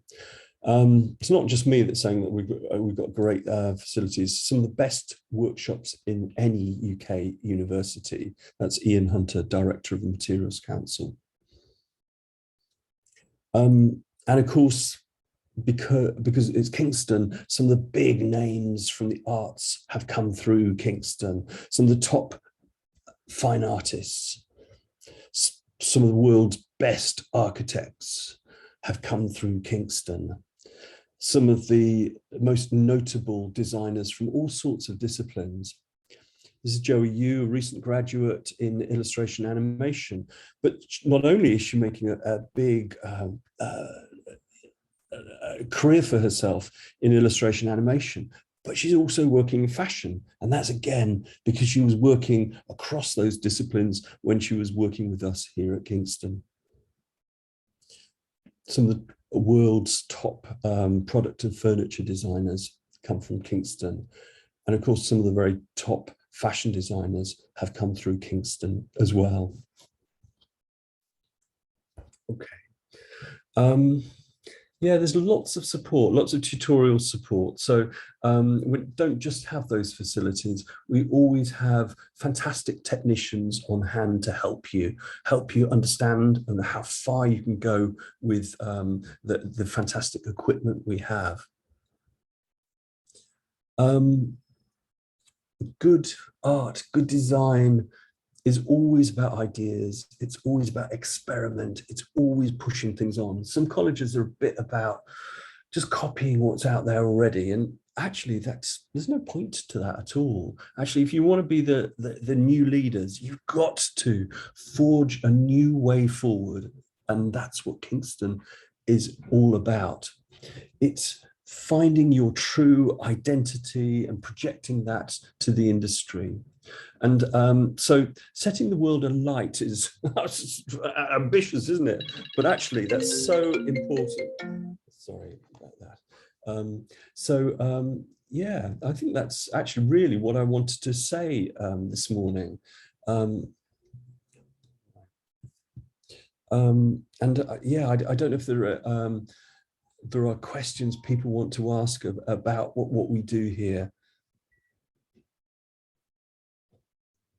Thank you. As usual, Jake, that was amazing. Thank you. Does anyone have any questions?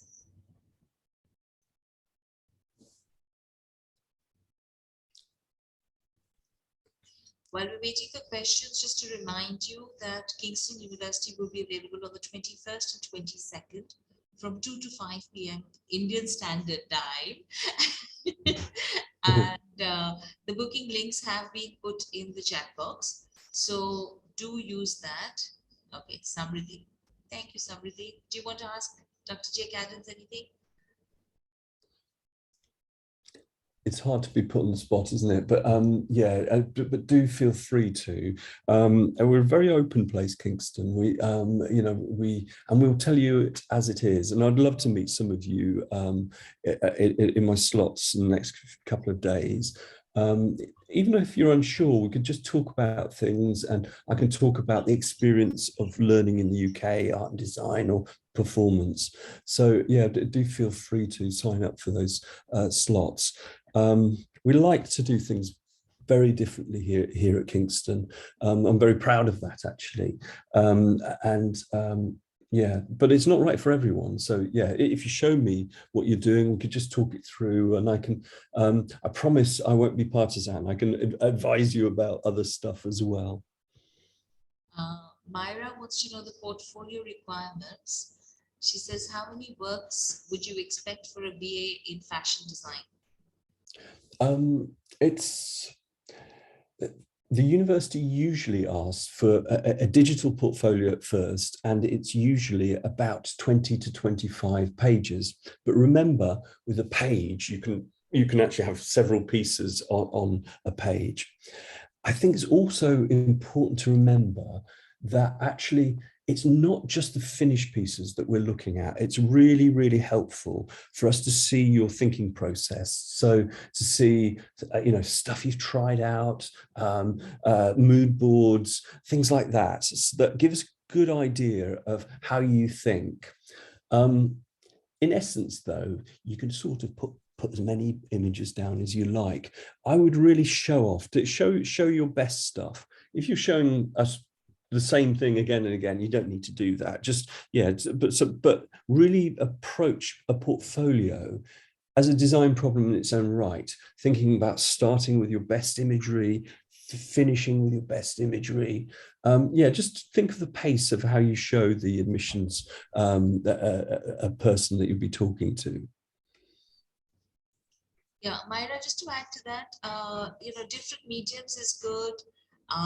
Try and use, you know, like Dr. Adams just said, don't use the same, don't put too many pieces on the same medium. Try and use some watercolors, some acrylics, some oils if you've done, some 3D. So try and you know, show your expertise and your skills with a variety of mediums. Yeah. Samriddhi is asking if you can please tell her a little bit more about interior design. Again, interior design at Kingston is #1 in the UK. It's yeah, it's a wonderful discipline, really. And some people think that interior design is about cushions and curtains. Actually, it's not. It's creating spaces that make you feel good and inspire you, and healthy spaces, interesting, innovative spaces. And that's what we're about at Kingston. So yeah, you'll be taught how to design interiors, how you use different materials, how you really can transform space. There's a lot of information on the website for all of the universities that are speaking today. You'll get a lot of good information more about the courses. But yeah, it's safe to say, really, yeah, Kingston, again, it's one of the good ones. And for an interior designer to be studying in this part of London is a lovely, it's great, really. So yeah, I would be saying this, but it is a really good course, yeah. Samriddhi, you could get more details if you book a one-on-one with Kingston, and also we have the opportunity to share your portfolio. Samriddhi had earlier mentioned to another university that she's done 1 year at an institute in India. Yes. So would she be able to get a transfer based on her portfolio? Yes, and it would be based upon her portfolio. You'd have to have the appropriate academic transcript, but the portfolio rules, really. Again, if you wanted, we could talk it through. Kingston courses are very, very popular, some of the most popular. And so it's more competitive when you're wanting to come into the second year. But by all means try, or by all means sign up, and I can talk it through with you. so Kajal has a slightly different question that if I submit 2 applications to Kingston, can I specify a different preference for each application? I think she means different course. Yeah, I think I'd be careful. Yes, you can, is the straightforward answer. But I think if you want to get into one of the really good courses, I think you've got to know your mind really. And I know it's really difficult to, yeah, should I be an interior designer? Should I be a product designer? But I think actually it's really good to know before you launch in. The other thing you can do in the UK is do a foundation course, which is a year where you get to explore different areas of the arts. I'm showing off again. Kingston has officially the #1 a foundation course in the UK. Really tricky to get into because it's everybody wants to come here. But it's a great course and it's a great experience where you really decipher what you're about, and you come out, one, after a good foundation, you come out and every door for every institution will be open for you, but you'd have a really clear understanding about where you want to go in future. Satnam is asking if you offer a placement year in any of your courses. I think he means in the bachelor's. Yeah, only a few of our courses have placement years. You can do a placement year in a fantastic fashion course. You know, actually that's a really great, because of our links, we can, you know, our students go all over the world to the top fashion houses and things like that. But a lot of our courses have such fantastic links with the industry. So, for example, with illustration and animation, we're working with the top publishers from the outset. We're working with some of the top commissioners. And so the 3 years are very, very intense, more intense than most places. And so, yeah, you have lots of understanding of the industry from the outset. Our students will, though, be doing lots of placements over the vacation periods. But yeah, we don't put on all courses a year aside for it. We think we do it very well through the courses. Satnam, in case you're not interested in art and design courses, Kingston University has other academic courses as well. For example, business management and computing and engineering. I think some of those courses have placements inbuilt into those courses. Absolutely, yes. So if you're interested in one of those, I'm not sure, I'll check with Usha if maybe one of the days we can dedicate to different courses. You know, or she could do it with you if there's a student who's interested in.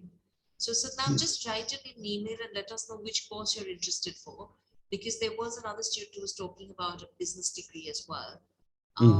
So we could maybe get, or Andrew, I'm not sure what the community is. I think that would be a good, yeah, I wouldn't be very helpful on that. Although I do know, again, Kingston has some, you know, some very top business management courses. And also business management for, in my areas through design. So you can do art direction and the creative industries. We have a suite of creative industries courses that, again, are very notable. And where you really work closely with business, understand business principles as well as design principles. That's, again, a very useful course for the master's students. That's a really useful course. Urvi wants to know if there will be an entrance exam or interview while applying for the master's in fashion. Your portfolio rules, actually. You live or die by that portfolio. So it's different from some other countries. In the UK, for masters in fashion, you put a portfolio forward and a personal statement, and that's what we're going on. You have to be qualified, so but just be aware of that. Just make sure that you've got the right qualifications, but your portfolio rules. The great people at PMK can organize interviews through me, and I always love to meet students, or in the next couple of days, if you wanted to apply, or just a bit of advice, then yeah, we could talk directly. I don't think Satnam has come back about which course he wants to apply for. So we'll just move ahead. Myra wants to know if the 3-year BA in fashion design has a placement here. The 3-year would become 4 years with a placement year.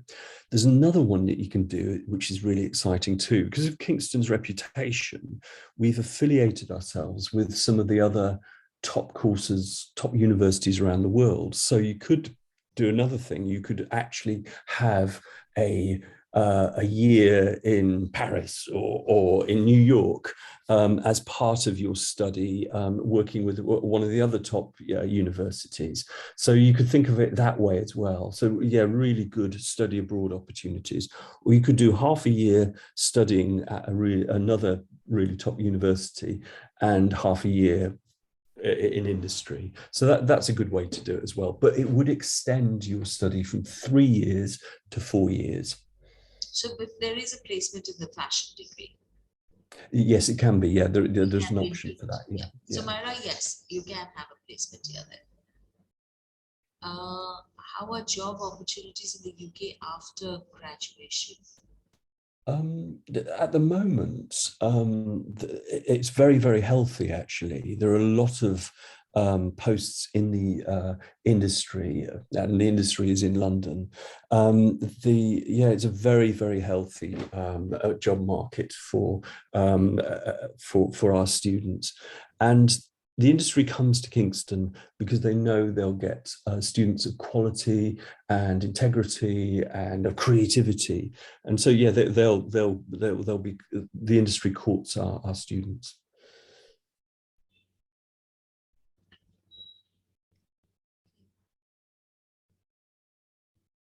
Any other questions before we move on to the next presentation?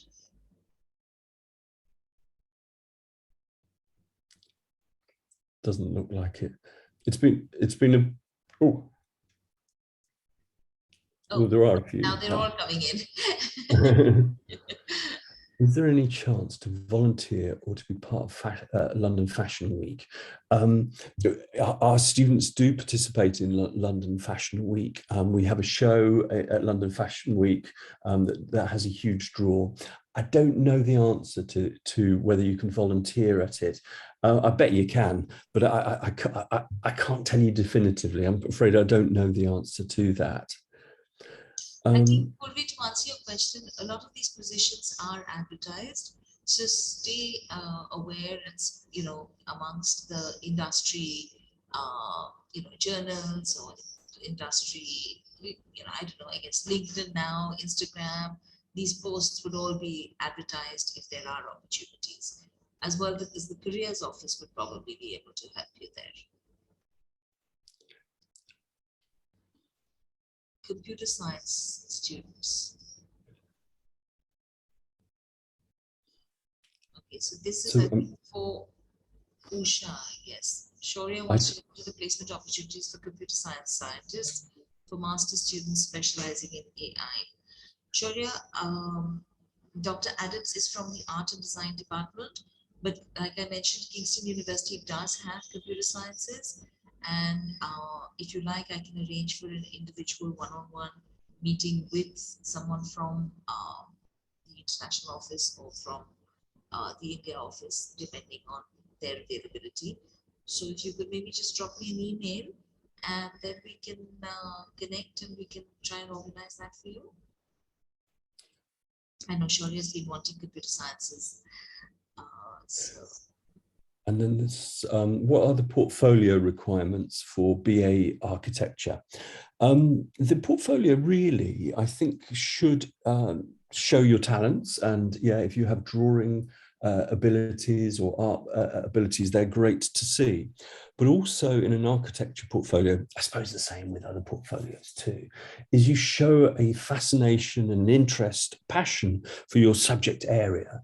So great photographs, thoughtful photographs of fashion, architecture that you love will be great in your portfolio. Drawings of architecture. Models of, they can be small scale models of architecture, can be really, really fun to do, one, but also great great to see within an architecture portfolio. It's try things out. I also think sometimes another one that I think is quite nice. You could, I think there's so much bad architecture about. Wouldn't it be great to look at that or photograph that and have a comment about it? So yeah, think about what interests you in architecture. What what was bad? That'd be a lovely portfolio page. Look at this. And then you can start making models and thinking how you could do it better. It doesn't need to be all slick, but that thinking process there would be lovely to see.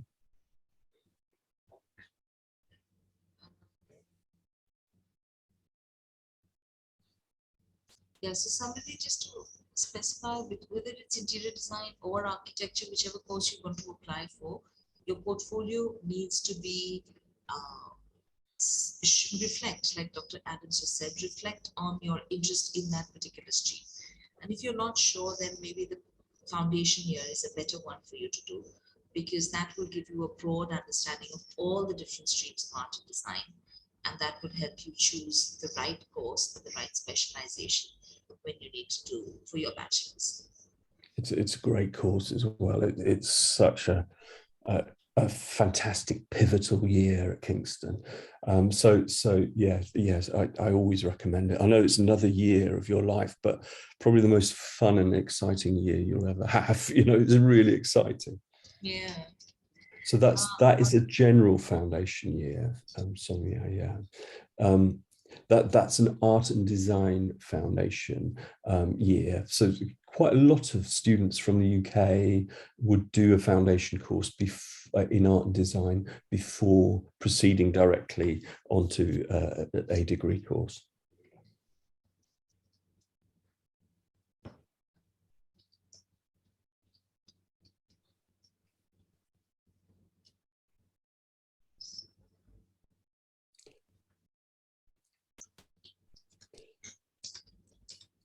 And I'm really pleased to have spoken to people today, and I hope it's been useful. And yeah, you can always email me. I'll put my email if you've got any questions, or just ask the agency, because they're great, they're fantastic, and very knowledgeable about Kingston. Sorry, there's a couple more that's come in. One more. Could I please get to know fashion design portfolio requirements? Go to the website and it will tell you. But a lot of people, I think you've got to show imaginative ideas about fashion. So I think, experiments with materials, actually trying things out, drawing things out, but trying things out. I also think, it's lovely to, in a portfolio, to have a breadth. You could look at street fashion, or sometimes you see people in the street and think, wow, look at what they're wearing. And you could photograph them. There are all sorts of ways to show your passion and interest in fashion. But yeah, lots of trials on the materials and experiments. And as I said before, working process as well is really, really useful. I'm not sure if you covered this. I was just sending a message to someone else. The portfolio for the foundation year.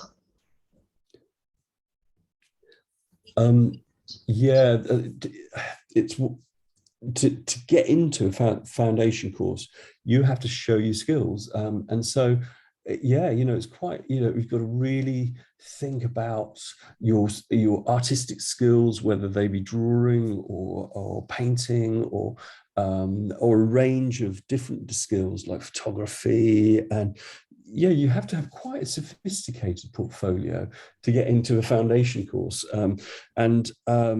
Again, it might be, if you've got some stuff, I'd be really happy to sit down with you on one of these one-to-ones in the next couple of days, and I could advise you on taking your portfolio forward, or advising you how much you've got. It might be enough, or it might be that you need to concentrate on just working on some aspects of your portfolio. but I'd be happy to advise you. And guys, please do take advantage of that, because I know Dr. Adams has really helped some of my students last year as well as the previous year to build their portfolios and get them ready, and they're all now successfully enrolled at Kingston University courses. So he really does very patiently spend a lot of time with you all, and is always available. So you can do multiple sessions. In fact, we probably have another portfolio session maybe next month, which would be specifically for Kingston School of Art. But so do take that opportunity. Yeah, and don't be embarrassed or don't be embarrassed or worried about it. If you think, oh, is this good or whatever, I'll be very frank with you, and I will advise, and I'll also, I think, I'll say, actually, Kingston's not right for you. How about these other institutions? If I'll just be very frank. So yeah, I'm not here to push anything in particular. Of course, I think Kingston's great, but I'll be very candid with you as well. Thank you, Jake. Thank you. I don't think we have any more questions. Okay, and good luck with your creative careers, everyone. Yeah, really nice to see you. Okay. Thank you. Thank you. And we'll be in touch and let you know about the other bookings. Okay. Bye-bye, everyone. Thank you. Bye. Bye. Bye. Bye. Hi. Hi, Mrinal. How are you? Good, thanks. How are you? I'm doing well too. Thank you. Okay, just to introduce everyone, we now have Durham University, and I'll give you the stage. All yours. Thank you so much, Mrinal. Good afternoon, everyone. Thank you so much for joining in today. My name is Savi Agarwal, and I'm the country advisor for Durham University in India. I manage their marketing and recruitment channels in India and South Asia. And I'll just quickly share my presentation for all your reference. Just give me one quick moment.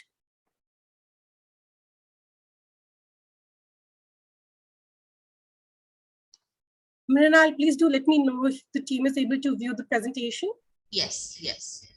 Perfect, that sounds great. Okay, so I represent Durham University, like I've already mentioned. If I have to, put down in one quick sentence what Durham is all about. So it's a globally outstanding center of teaching and research excellence. It's a collegiate community of extraordinary people in a unique and historic setting. It is truly a university like no other.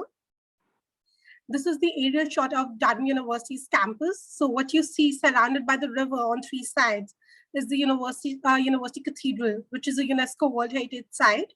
The University Castle, again, is an 18th century castle, which also is a UNESCO World Heritage Site. And Durham in itself is a World Heritage City. So Durham is situated in the northeastern part of England. We're approximately 2.5 hours away from London and close to 10 minutes away from Newcastle City, which is also where we have the closest international airport.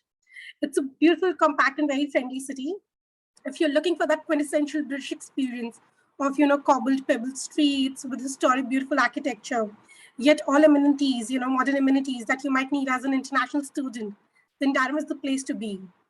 Altogether, the city has a population of approximately 43,000 people, of which 20,000 are actually students. So it's predominantly a student city. And your campus is not just one building, but it's spread across the entire city. So it's a very unique experience that you get when you come into Durham. We're the third most beautiful historic university in the UK, and also the third oldest university in the England. So it's a very beautiful campus. Again, like I mentioned, it's spread across the entire city. So it's a proper community feeling that you get when you come into Durham University. Durham was established in 1832 and is, like I've already mentioned, third oldest university in the England. We're also a member of the prestigious Russell Group of Universities. So for those of you who do not know what Russell Group Universities are all about, so Russell Group Universities are, a cohort of universities that have a strong inclination towards research and have a very strong research output. That means we have some of the best faculty in the world who are also associated with research, and we do get funding from the government for our research output. Talking about our current global reputation, so as a university, we are now ranked 82nd in the world. We are within the top 5 in the UK as per the Garden Good University Guide, and 6th in the UK as per the Complete University Guide.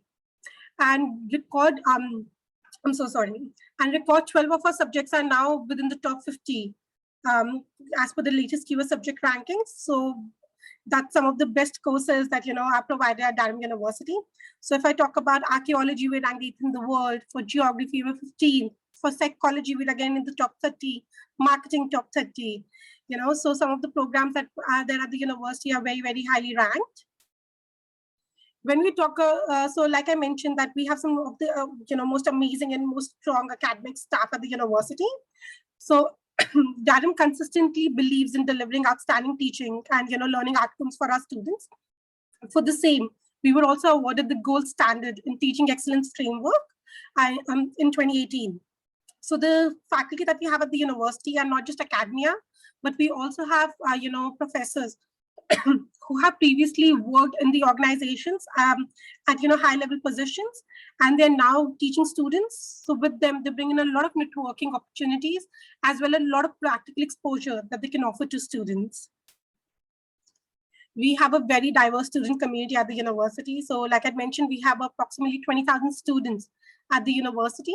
Approximately 14,000 of those are postgrad students. Approximately 14,000 are undergrad. 4,500 are postgrad, and then we also have a few distance learning students. And Durham has been recently ranked as the 26th most international university in the world. So what that basically means for you is that we have staff and students coming in from 150 different countries. So it's a very, very diverse community that you have. It's a very holistic community that you have. And overall, 32% of our student base is international student base.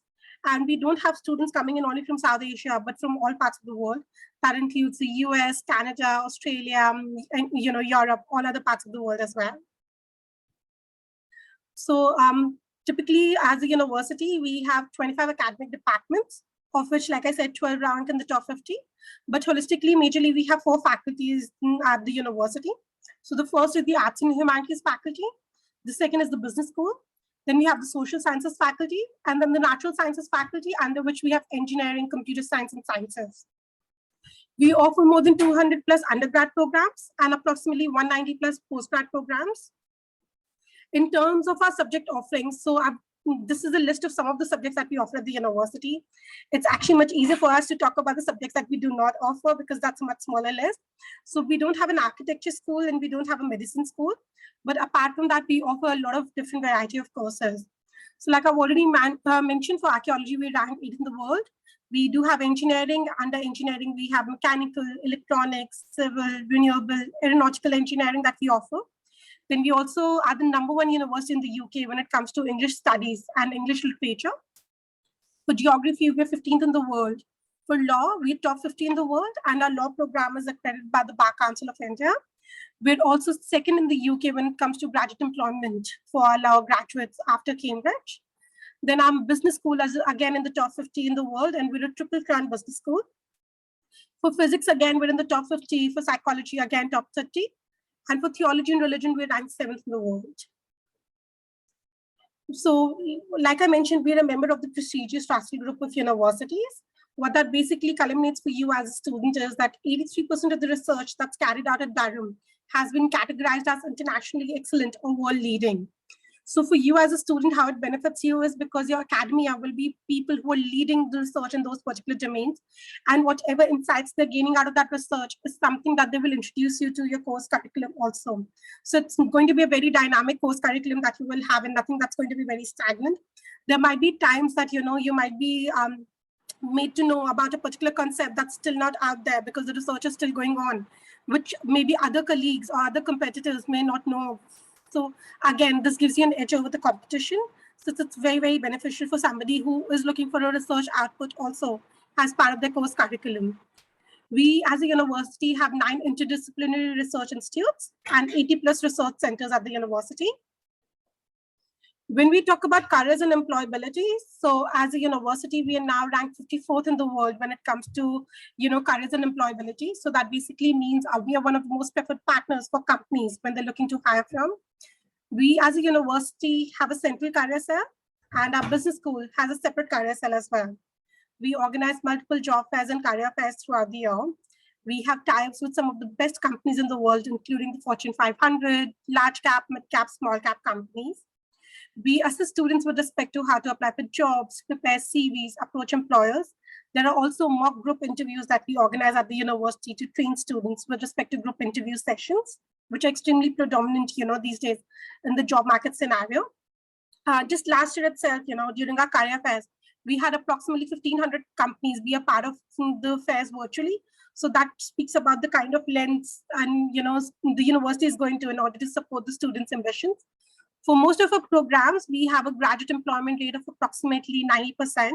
So 90% of our students get a job offer within 6 months of completion of their program. And also amongst the career fairs that we organize, so the first career fair that we organized in the starting of the year is actually focused on internships and part-time jobs. So of course, there is support available on those bases as well. Within Durham City, there are a lot of opportunities available, and Durham University in itself is one of the biggest employers as well. So we have opportunities related to student mentorship. There are student unions, there are TAs and RA positions that are available for students to make good use of. So again, this is a list of some of the key employers that we have at the university that visit us regularly. But just to say that these are just very few of those, we have a lot of different companies coming from a lot of different segments, depending on which segment the student is looking to, further graduate towards. With respect to our admissions criteria, it's quite straightforward.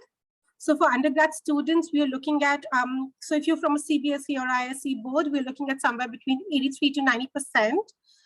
If you're looking from A levels, then we're looking at anywhere between A, B, B to A star, A star, A. And from IB, we're looking at between 34 to 38 points. Now, of course, with that said, it depends on the course that you're applying for. So for most business courses, we do require maths as a mandatory subject and in your year 12. And you need to have at least 85% in mathematics. But say, for example, you do not have maths in year 12, then we'll look at your year 10th mathematics, and you need to have at least 80% and higher.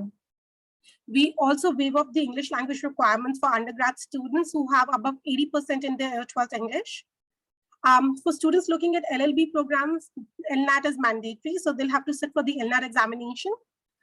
Students who do not, unfortunately, get the 80% score, English score in their year 12, will then have to apply for any IELTS, PT, or TOEFL test.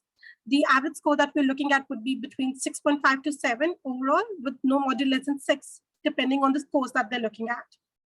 Now, with respect to postgrad students, so we're looking at an average score of 60 to 70%, again, depending on the institution, Indian institution they've started from.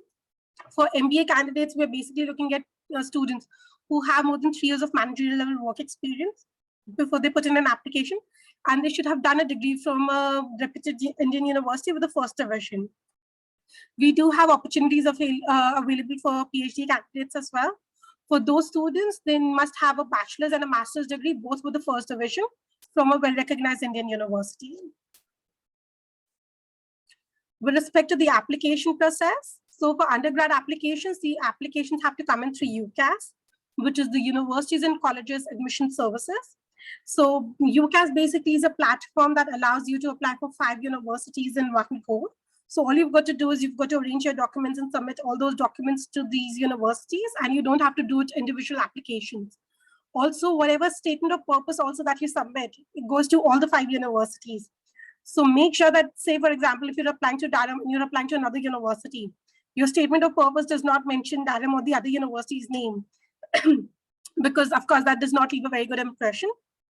With respect to the statement of purpose, as a university, we give 80% weightage to your interest in the subject, how you came to grow your interest, what are you doing to facilitate your interest further, and what is the kind of career trajectory that you're looking at. The rest 20% of your SOP can give a holistic overview of your profile, talking about any extracurriculars, any kind of extra, any kind of skills that you have, any kind of interest that you have, so you can highlight those.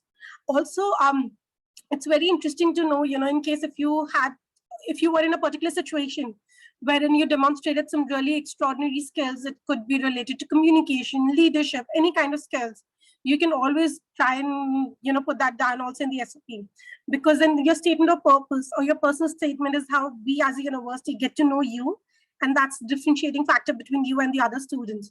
So be very careful. There's limited space, only 4,000 characters, so just use it more judiciously. The code for Durham University UCAS application is D86. I'm sure Prem and Kapur Associates would be able to assist you, and Mrinal and her team would be able to take you through the UCAS application process. For postgrad applications, the process is pretty straightforward. You just have to go onto the university's website and apply through our student application portal, and you'll be able to put in a new application. Now, I don't know if you remember, but at the very beginning of the session today, I mentioned that we're a collegiate university. So what that basically means, so as a university, we have 17 distinct colleges available on campus for student accommodation. So you can think of these colleges as your hostels. Basically, they've just been termed as colleges. So apart from Oxford and Cambridge, we're the only university to have a collegiate system. What that basically means is that these 17 colleges are basically for community building, for students to eat, sleep, and socialize, like it says. And how our collegiate system is quite unique to unique to Oxford and Cambridge is that with Oxford and Cambridge, what they have is called halls of residence. So that means that the accommodation building that you stay in is also the building that you study in. So if you're a student who's gone for a business program, you'll only be surrounded by business graduates. But with Durham, your colleges are only for the purpose of you staying and for you to interact with other students, but your actual studies happen in the faculty buildings. So there'll be approximately more than 1,000 students in one college. So it gives you multiple levels of opportunities to be able to interact with other students, to get to know other students from different backgrounds, from different communities, right? So for your own holistic development and learning, it is definitely more advantageous. Each college also has its own student union, so gives you another platform to be able to interact with other students, to be able to hone your other skills. So maybe say, for example, each student union organizes multiple events. So you might be doing budgeting, you might be organizing events, again, something that adds up to your profile, which may not be taught in your course, but it's something that employers highly seek in the candidates. So that's again definitely more beneficial. Now, these colleges are spread out across the entire city. Some might be closer to your faculty building, some might be a little further away. 13 of these 17 colleges are catered colleges. The rest of them are self-catered colleges. So what that basically means is that with catered colleges, all your meals, your breakfast, lunch, dinner, everything would be provided by the university. And in the self-catered colleges, we will give you a kitchenette space where you can do your own cooking. There are colleges that have ensuite rooms, colleges with rooms available on sharing basis, depending on what your budget is and what you prefer, what your personal individual preference is. We guarantee first-year accommodation to all undergrad students. And out of the 17 colleges, we have one specific college just for postgrad students also. Again, at a college level also, we organize a lot of events and activities which you can participate in. And if anybody here is a Harry Potter movie fan or an Avengers Endgame movie fan, so scenes of these movies have actually been shot at the University Castle and Cathedral. So even though UNESCO World Heritage Sites, but they're also very iconic sites. And University Castle, which is an 18th century castle, is also one of the accommodation providers. So if you choose to stay at the castle, you can also choose to do that. Moving on to the next slide. So now talking about the scholarships that we have at the university. So we've recently introduced an international scholarship for 2022, which is a £5,000 per year scholarship for your program. So this is applicable for all students, apart from students from the business background and from undergrad law background. So this is applicable for all our arts and humanities program, all our social sciences program, including postgrad law programs, all our natural sciences program, including engineering, computer science. So it's an automatic scholarship. So that basically means is once you put in an application with us, we will automatically consider you for the scholarship. And for this particular scholarship, as long as you get an offer from us, because admission into the university is highly competitive, if you do get an offer from us, you'll automatically get the £5,000 scholarship. So for undergrad students, if it's a 3-year program, that typically would mean a £15,000 scholarship. And since our postgrad programs are only 1-year programs, so that's a £5,000 scholarship. We also have a few business school specific scholarships as well. So we have the International Achievement Scholarships, which amount to £7,500. These are all for postgrad students. We also have a business analytics scholarships amounting up to £8,000 and an MBA scholarship amounting up to £17,500. Now, the best part about scholarships with Durham University is that they're all automatic. So you do not require a separate application. Your university application in itself is considered as your scholarships application as well. So once you apply with us, once you get an offer from us, we'll automatically evaluate your overall profile. And depending on the application pool we have for that particular intake and the cohort, the top performing students would, would automatically get in. So it is most definitely a merit-based scholarship. Now, the curriculums at the university are internationally designed. So what that basically means is that we offer students an opportunity to be able to holistically develop themselves. And in case if they want to convert their 3-year undergrad degree into a 4-year degree, with the first 2 years being at Durham, then the 3rd year they can either choose to do an international placement year or a study abroad year. And in the 4th year, they can come back to Durham and complete their final year. So we have more than 240 plus exchange agreements for undergrad students across the globe. We have partner universities in US, Canada, Australia. So it's a good opportunities for students who want to look at, gaining exposure and experience in 2 different countries. So we've had students, who study for 2 years. So say, for example, if you've gone for a business and marketing program and you have a key interest in marketing. So, they do first 2 years at Durham, then go for 1 year and maybe a, partner university in the US, learn about marketing, how it's done in US, and then come back in the final year in Durham and complete their program. So again, that's, that is very, very beneficial for students to broaden their horizons. Now, talking about life at Durham. So as a university, we are the #1 team sports university in the UK. We have more than 200 student union societies. So there's a club for anything and everything. So we, of course, have those traditional clubs like the finance club, the economics club, the robotics club, etc. We also do have an Indian society that organizes multiple, events throughout the year. So we recently celebrated Holi at the campus. We also celebrate Diwali at the campus. We also do a lot of, matches and everything within different colleges also. And the best part about, being a collegiate university is that, say, for example, if you have a keen interest towards drama, and you can't make it to the university drama team, then you do have an opportunity to be able to participate at the college level also. So there are multiple level of opportunities that are provided to you as a student. We have 27 student theater companies, more than 900 roles are out for performance every year. And, apart from your traditional clubs, we also have a Harry Potter fan club, a chocolates club, anything that you might have a keen interest towards. And in case if there is not a club for something that you really want to start, then all you've got to do is have yourself and 2 friends sign that up and you can start your own club also. So it's again, a very, very strong community building exercise. And we as a university believe that, coming to a foreign country for your education, it's kind of a once in a lifetime opportunity. And we just don't want you to focus on your professional development. We also want you to focus on your personal and holistic development as well. With respect to student support services, so of course, a lot of services are available at the university with respect to counseling. There is tutoring and learning support that's available at the university. Disability support is there. Student safety is taken into consideration because, your campus is spread across the entire city. So there are individuals assigned at every corner. There is family support available. There are excellent facilities available. So we also have a 24-hour library that's available, IT services. So you have specific labs where you can go when you can study. There are study spaces available for students to make good use of. When we talk about tutoring and learning support, so say, for example, if you don't grasp a particular concept and you need further help in that, we have a lot of TAs also available. So you can go back to any of them and they'll be able to help you out with this course curriculum and understand the concept better. With respect to support further, each student is also assigned a student mentor. So when you come into the university, you're not just completely lost, you have one point of contact. So they'll assist you from where to buy your books from, where to, get a cup of coffee, how to get your fanfics, or, all of those small things they'll be able to assist you with. So we try and, not handhold you, but try and provide you as much support as you can when you're coming into a foreign country, because, initially we're all used to that dependent culture. And when you come into UK, it's a more independent lifestyle that students pursue. So in order to, make the transition easier, we try and support students as much as we possibly can. So thank you so much. That's it from my end. I hope it was useful to you all. And I'm open to any questions that you might have going forward. I'll also put down my details in the chat box for all your reference.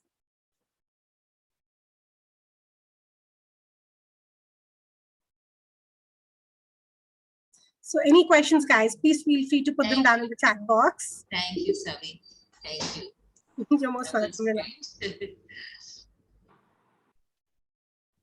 Any questions? We've also put in the chat box the one-on-one sessions. You can meet with Durham University on the 22nd from 1 to 4 p.m. Okay, so Shaurya wants to know what are the placement opportunities for computer science and master students. Okay. Thank you, Shaurya, for your question. So at the master's level with respect to computer science, there are only currently 3 programs that we offer. One is the Masters of Business Analytics program. The second program being the MSc Data Science program, which is a conversion program.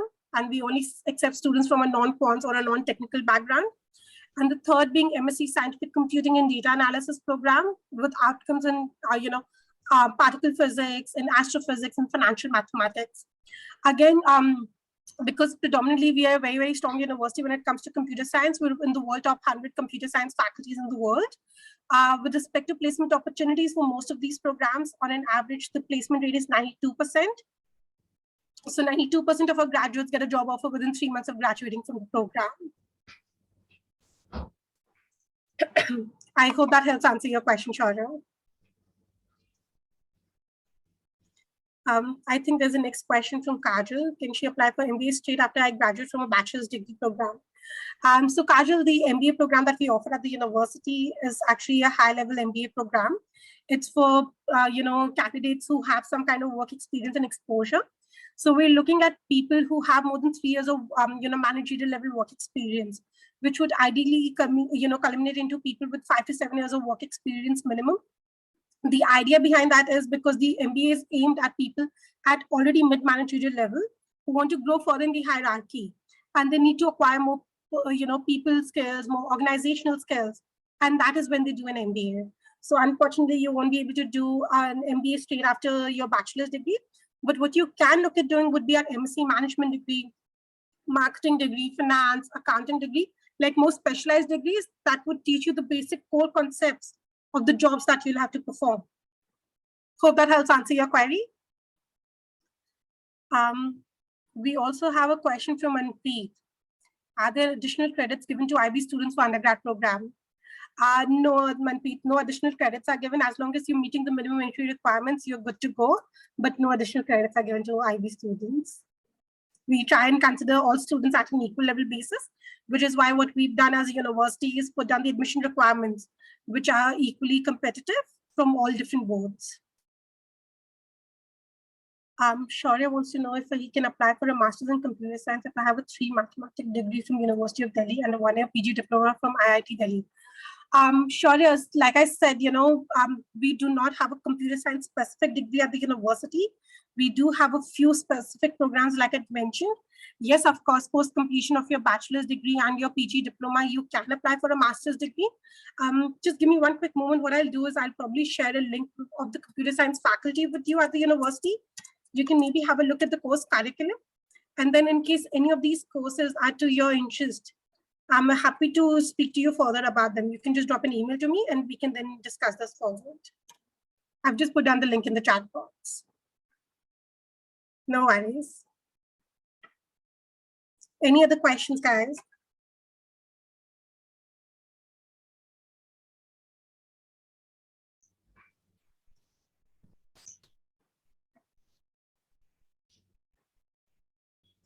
Do we have any questions from the team, Ranal? Nothing right now. I think we've just...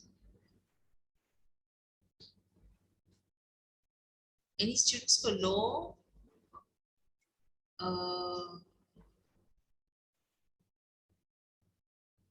Can I submit 2 applications? Okay, this came up at the agents training as well. The 2 applications with different references. Right. So Kajal, of course, you can put in 2 applications when you're putting in, when you're applying with Durham. But do keep in mind that as a university, we'll only be able to evaluate you for your first preference initially. In case if you do not get an offer for the first preference, maybe if you do not meet the requirements or the course is already full, in that case, only will evaluate you for the second preference, of course. So make sure that in case, say, for example, you're applying for management or marketing, you need to specify which is your first preference, which is the course that you really want to go for. Put that as your first preference. And the second course as a backup option, you can put that down as a second preference. Also, please do keep in mind, we have a £60 application fee for postgrad business school programs. Also, there's confusion now if they're putting 2 applications down, because I think the business school allows 2 preferences. Do they Right. put in 2 separate statement of purposes? How do they do that? Right. So what they can do is they can put the statement of purpose with their first preference of course, right? And in case if they're not selected, then of course we anyways give them an option to, consider them for the second preference of course. In that case, if they want, they can submit a revised SOP also. LNAT requirements. Yeah, we get this all the time. What are the LNAT requirements for law? It keeps changing year on year. Very difficult to, for me to tell you that, because the admissions team also do not tell us that, because like I said, it depends on the application pool we have for that intake. So I'm so sorry, I will not be able to tell you the minimum entry requirements, but we just know that a good LNAT score is very, very important for you to get into the law school. And LNAT, just to specify for all those law students, is compulsory for Durham. Your application will not be considered for a law degree if you haven't done LNAT. Also for students to understand that LNAT is a comparative score. So it's based on the scores that other students get when they take that LNAT, which is why there's no fixed score like 85 and above or 90 and above or whatever. It's based on the comparison of all the other students taking it in that particular batch.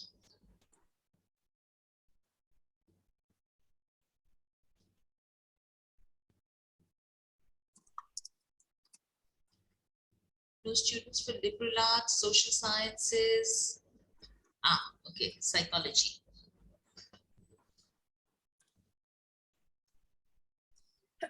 Okay, so for BSc Psychology, our entry requirements are quite straightforward. If you are from a CBSE board, then we're looking at an overall score of 87% in your best of 4 academic subjects. Let me just also share the program link so that it makes it much easier for you to understand and refer back to. Just give me one quick moment. I'm just going to put it down in the chat box.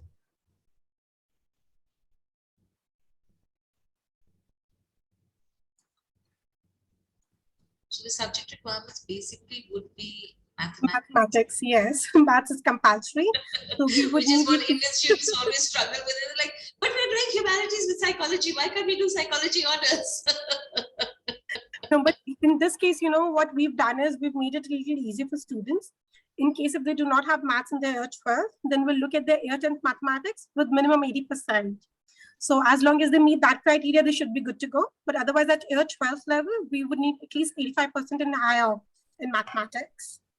And I think that answers your question. In maths for class 12, if you have it in class 12, it can be included in one of the best 4 subjects.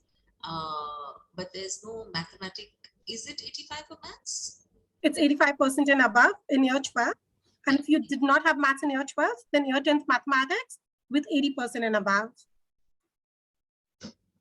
And no specification on which maths to do, right? Because CBSE now has 2 levels of maths. Right. So currently there is no specification if you have to do the standard, the basic one. Yeah. So currently there's no specification on that. Thankfully. Oh, placement year in psychology. I think that is right. Right. So we do offer a placement year to students, of course. Like I'd mentioned, we have a lot of agreements with universities across the globe. And for the psychology program, we do have a placement year in the 3rd year. We do have a lot of partnering institutes and, hospitals and clinics that we have. So you can definitely choose to do a placement year with one of those. They are within the UK as well and outside of the UK also. So we'll definitely assist you in looking out for these opportunities. So just to clarify, you can either do a placement year or you can do a year abroad. So Right. a year abroad means that you would go and study at another partner university for 1 year. And this could be anywhere. So a lot of students would say, okay, I've got the UK experience, let me try Canada or USA or Australia, whatever. But it has to be with one of the partner institutions. So either you do the year abroad or you do a placement year. It's one or the other. That's correct. And then your degree becomes 4 years, not 3 years. That's correct. But unfortunately for the psychology program, we only give an option for a placement year and not a study abroad year. Oh, So okay. for most courses, of course, you have both the options available, but for certain programs, you either have a placement year option or a study abroad year option. So for psychology at the moment, we're only giving a placement year option. Which is, I think, what most Indian students want. That's correct, yes. Because in any case, it's an exposure for them to go to the UK. So they don't really need exposure to another country. Of course. No, that's true. Any other questions?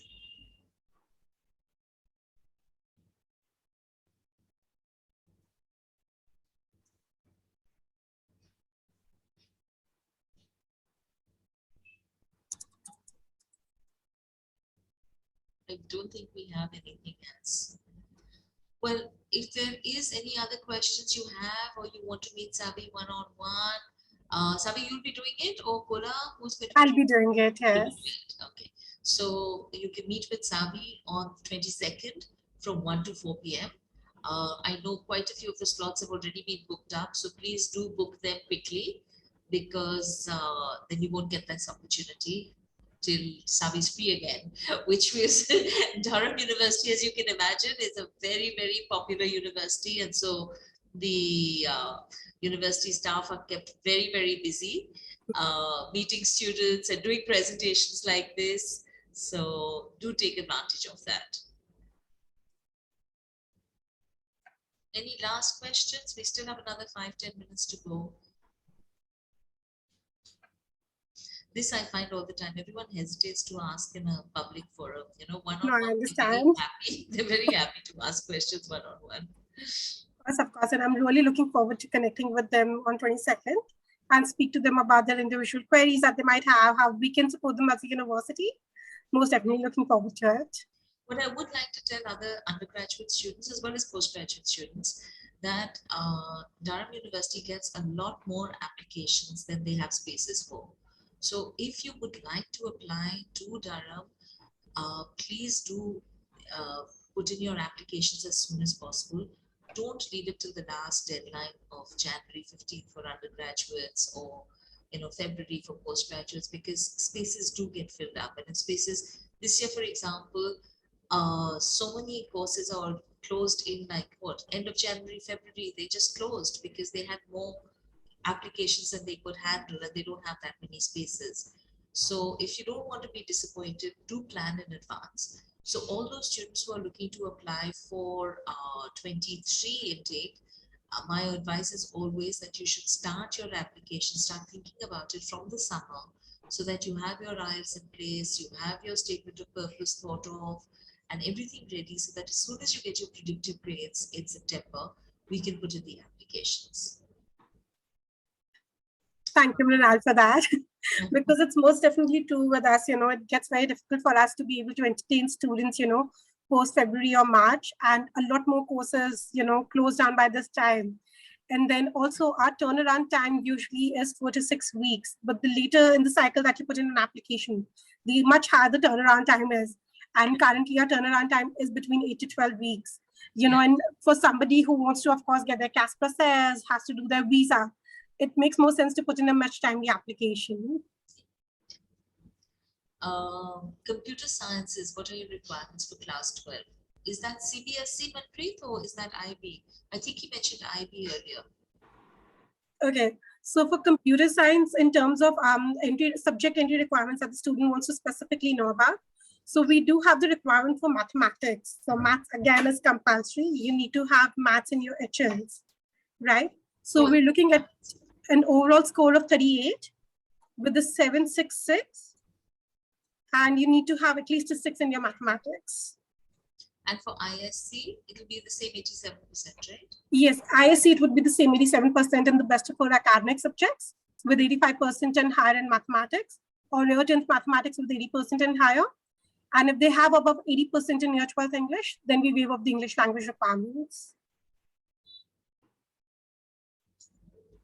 Manpreet is looking for his daughter for next year. So Manpreet, might be a good idea for you to book a one-on-one with Durham, and then post that we can connect. This morning he reached out and I didn't have a chance. We've had presentations all day. So I said, attend the event and then we can connect. So Manpreet, do connect with me afterwards. Our contact details are also in the chat box. So once you've met with the universities, I look forward to connecting with you and helping you out. It's a very interesting program that we actually have, at the university, Mr. Manpreet. It's a very holistic and a very, very driven program. We cover a lot of different concepts, from software engineering to robotics, to artificial intelligence, to data science. So it's a very well modulated program, actually. So in case if, your daughter is then looking at for different opportunities at master's level also, so she can go into any field, be it cryptography, be it, cybersecurity, data science, machine learning, software engineering. So all those options are open to her. Of course, I look forward to connecting with you as well.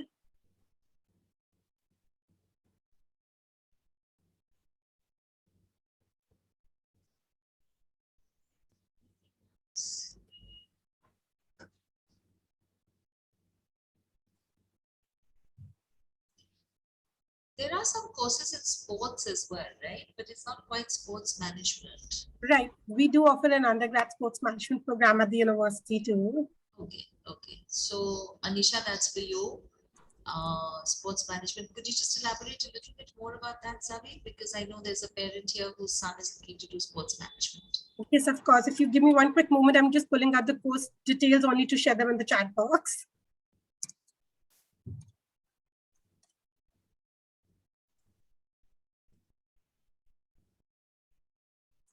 So I just put down the link in the chat box. I hope you're able to see that. Yeah. So again, we're in the world top 100 universities when it comes to, sports sciences related program, and we've been consistently in the top 10 within the UK as well. And in terms of course options, so we offer quite a few options for students. So, you have your exercise and physical activity, you have your exercise sciences program. So these are again 3 years programs. He's more interested in the sports management aspect rather than the exercise sciences. Okay, so in that case, it's the sports and exercise sciences under which we also do offer a bit of sports management. We don't have a specific program just into sports management, but these programs holistically do cover sports management as well. So that would be interesting, Anisha, for Shiv to go through. So yes, the sports exercise and the sports and exercise sciences program would definitely be very interesting for her to have a look at. The core modules and everything is given on the link that I've just shared. And with respect to the entry requirements for this program, so from CBSE or from ISC board, we're looking at an 85% in in the best of 4 academic subjects. And we would require students to have studied some kind of a sports related subject also. And in case if they haven't, some kind of, sporting activities that they've taken part in. So they'll of course need to elaborate on that.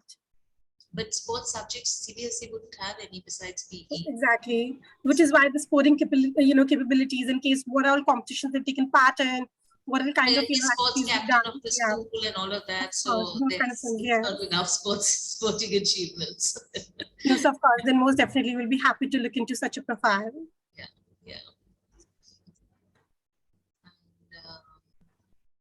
I think also what's happened is a lot of schools have opened. So the students are all in class, and therefore the parents have requested them to attend so that they can gather the information. No, of course, it's understandable. No, but then again, because we again are doing the session on 22nd. So in case if they'd like their kids to, then speak to me again. So of course they have the opportunity to do so on 22nd also. Yeah, yeah. That'd be good. Any other questions?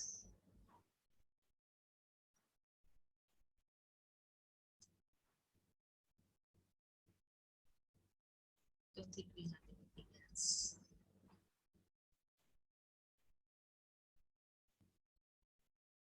Okay, thank you, Savi. That was very helpful. Thank you so much. Thank you so much, Manal, for having me today. It was lovely connecting with you and everybody today. Thank you all for joining in, and I hope to see you on the 22nd. Oh, which is the best college at Durham? Okay. Satyam, thank you so much for your question. Yeah, all colleges I'm going to let you answer that because I get asked this all the time, and I'm like, they're all. So they're all equally good, they're all centrally monitored. So they provide you the same kind of opportunities, they provide you the same kind of services. The only difference between different colleges is in terms of, like some are catered, some are self-catered, some have rooms available on sharing basis or on suite basis. Some might be closer to your faculty building, some might be a little further away. And then, of course, the University Castle College, because, of course, of the historic, significance, and because of, it being a very iconic location. So it really depends on you as a student, which would you prefer. They'll all give you equal opportunities in terms of what you want to do, how you want to, build your overall profile. Each of the colleges have, like I said, these student unions that you can be a part of. Each of these colleges give you equal opportunities in terms of, clubs and societies that we have. So there is, holistically, there is no difference between these. If you look at from a upper viewpoint, then there is no difference between these. These are all centrally monitored by the university. They will provide you the same level of services. It just depends on you, your budget, what you prefer. So basis that you can choose and pick between these colleges. And if you ask me for my personal opinion, then I would definitely choose the University College, because being a Harry Potter fan myself. Best. That is the best. I love but then, of course, it may not be closer to your faculty building. It might be a little further away. But the experience of being there. Exactly. It's a very, very unique there with your gowns and all of that. And formal gowns, yes, of course. It's a very, very unique experience. So when we talk about gowns, so if you've seen the Harry Potter movies and you've seen those black gown formal dinners, it's actually inspired from Durham University. And some of our colleges actually still have still have these formal dinners. So it's a very unique experience that you get. So of course, but again, like I said, some are traditional colleges, some are more modern colleges. So it really depends on what your preference is. I'll just also quickly share the accommodation link option also with you. It will give you a very, very good overview of these different colleges. So just put it down in the chat box for your reference.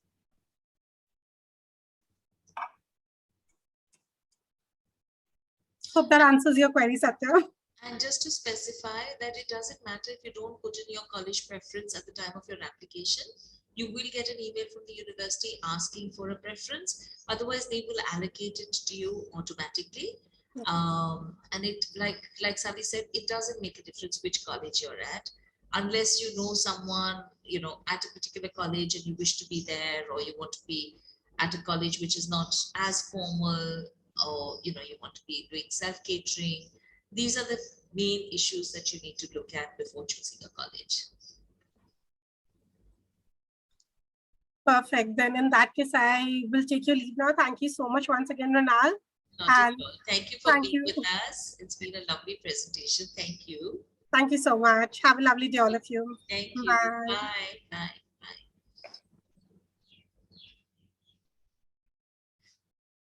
Okay, so our next presentation, our next presenter was supposed to be from Loughborough University, but unfortunately there's been a bit of an issue and he's not going to be able to join. So I'm going to just run a couple of videos and show you about Loughborough, but I do know a lot about Loughborough, so I can also answer your questions. So let me just start with a video and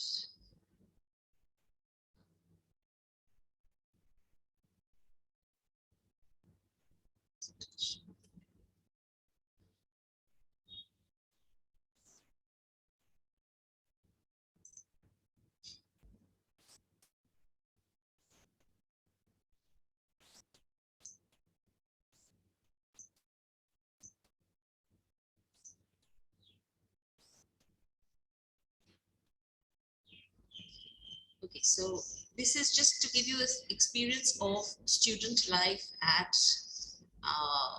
Loughborough and what it looks like.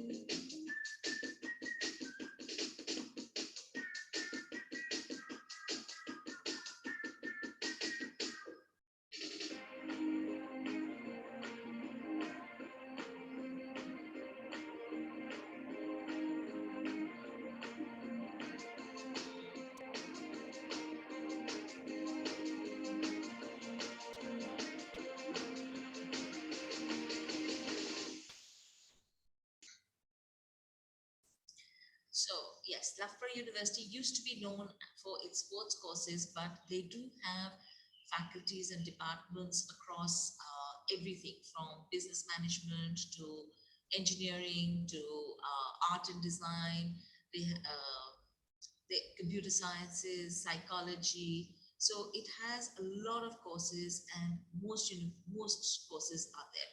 I'm going to show you one more video because this actually gives you, as it says, it's a campus tour, and this is probably will give you a feel for the campus rather than.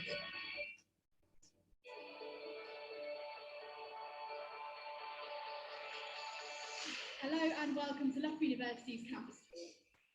Our beautiful 440-acre campus is one of the largest in the UK. We have fantastic facilities for every aspect of student life. Plenty of green open spaces, sports areas, academic buildings, and award-winning student accommodation. So that's a variety of shops, restaurants, bars, and cafes. We start the tour here at Hazelrigg and Scotland, two of the administrative buildings here at the university. And if you're lucky on a sunny day, you might see the council steps. Just over the road, our student union building.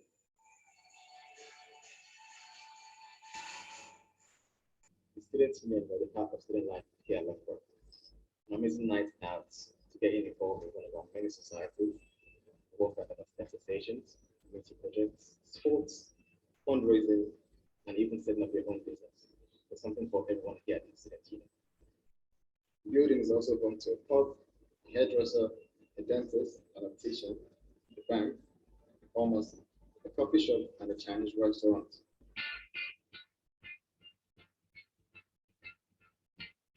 Our amazing security team look after our campus 24 hours a day, every single day of the year. They're all first aid trained, they do regular patrols of our campus through the day and night, generally here to make sure that all the staff and students are well looked after. Osmond Hall is home to British swimming, British triathlon, and Loughborough student clubs. It's also the training base of some of the world's leading swimmers. However, everyone here uses the pool regardless of ability.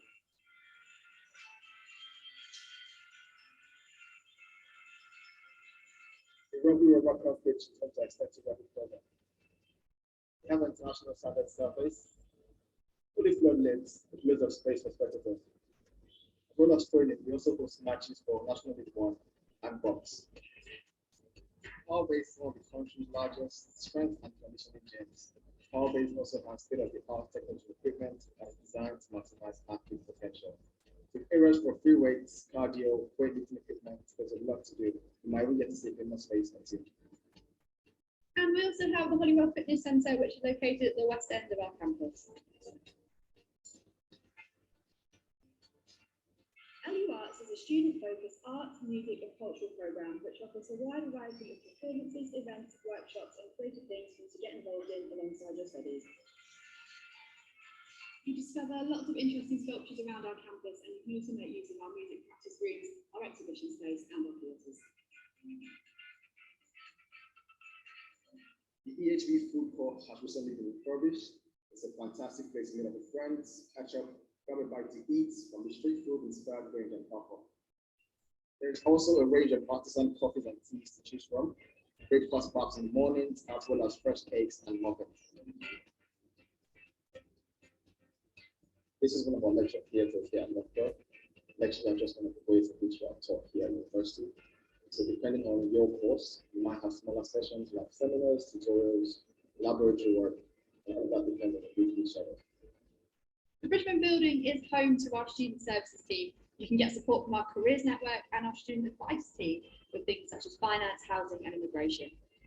Our wellbeing inclusivity team can help you if you have a disability, and they also provide support for mental health issues.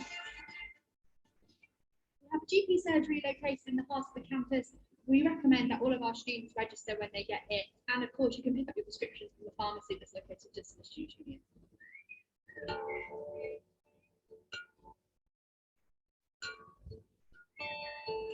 Sustainability and biodiversity are a huge part of life here on campus. We have regular campaigns to reduce our energy consumption and to promote reusing and recycling wherever possible. We also look after our campus wildlife, including our very own hives of honeybees.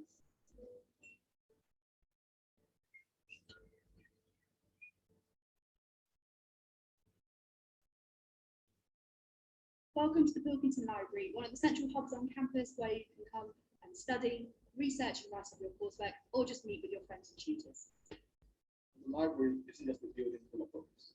It's also got specially trained staff to help you reach your full potential and support you throughout your degree. And the best thing is you can also access some of the resources you come forward with so far. The library has everything from quiet study areas, Bookable rooms for group study, as well as PC suites, a cafe, and the PC clinic where the team can help you get back on track if your laptop decides to break the day before an important deadline. STEMlab opened in 2017 and provides state-of-the-art facilities for engineering and science disciplines. There are technical workshops, labs, and teaching spaces.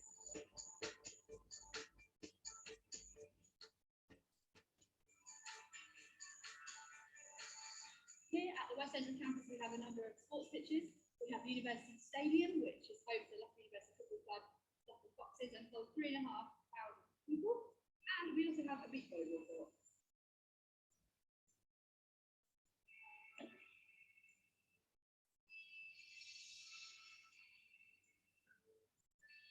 The student village is home to a number of our halls of residence. It's right in the center of campus, really close to the library, and a short walk away from students' union. There is also a village shop and a takeaway.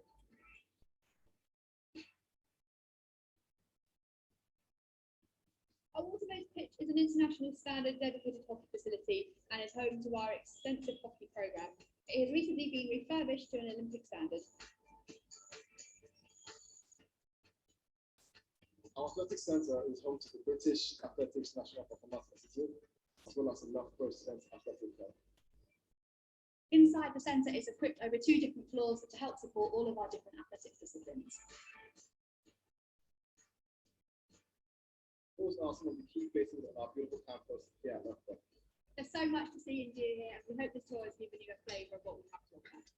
But Loughborough is not just a bunch of buildings and facilities. It's a feeling, it's a community, and it's a family. We can't wait to welcome you to our campus in person. See you soon.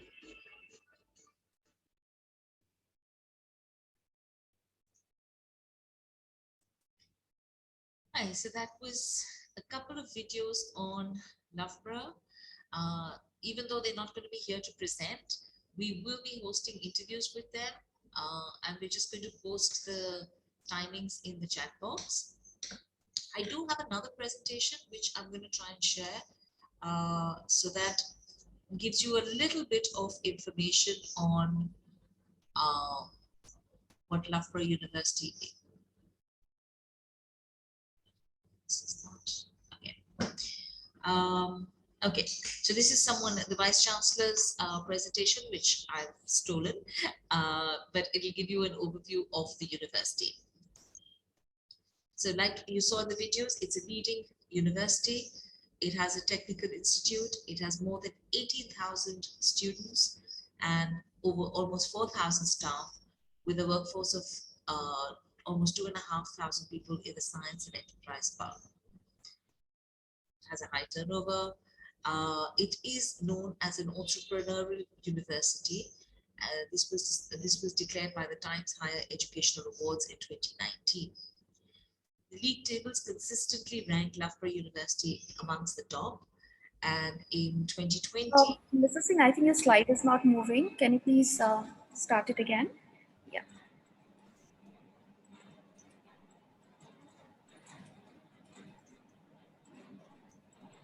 Is that showing now? Yes, yes. Okay, so it is consistently ranked in the top league tables. This obviously is an old presentation, so it's only talking up to 2020, but I can tell you that in 21 and 22 also it is in the top 4 still. Okay, it's won several awards. It is obviously the best university for sports related subjects, and it has 5 US stars as well.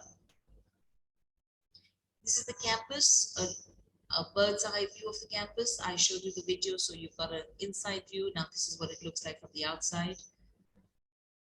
Another view of the campus.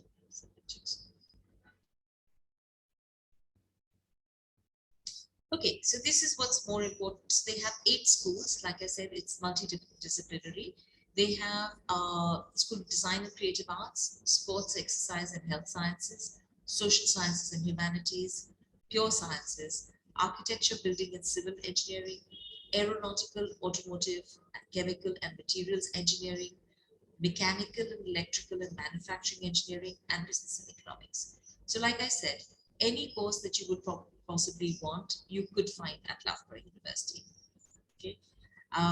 They have both undergraduate and postgraduate courses.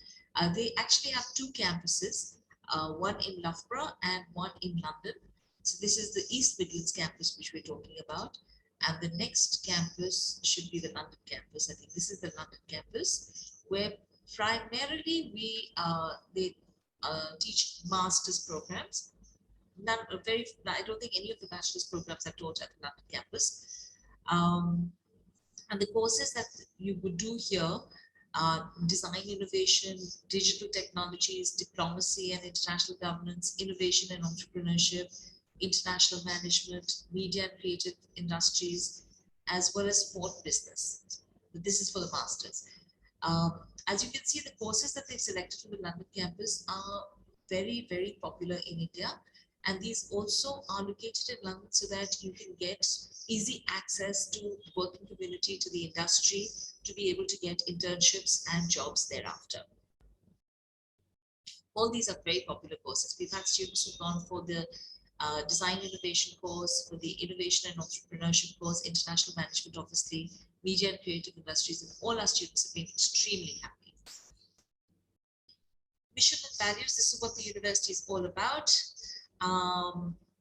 Why we are here: to further knowledge and understanding through internationally recognized research, to provide high quality, comprehensive educational experience that prepares our graduates for their future lives and the global workforce, to influence the economic and social development of individuals, businesses, professions and communities, and to shape national and international policy and practice. I'm not going to read all of this, but just to give you an idea, if you're interested in any of this, please do take screenshots. But what I will say over here, talking about the global workforce, I think about 90% of their courses in the bachelor's level all have a placement year. So we touched upon this with a couple of other universities, and there were some students who were asking about it.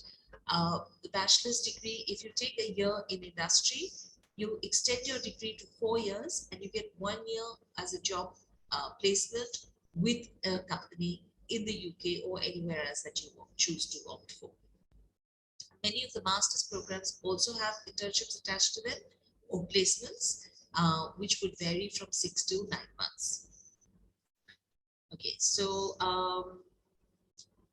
this is the way they work. They respect communities, environments, work together as a team, take pride in being the very best.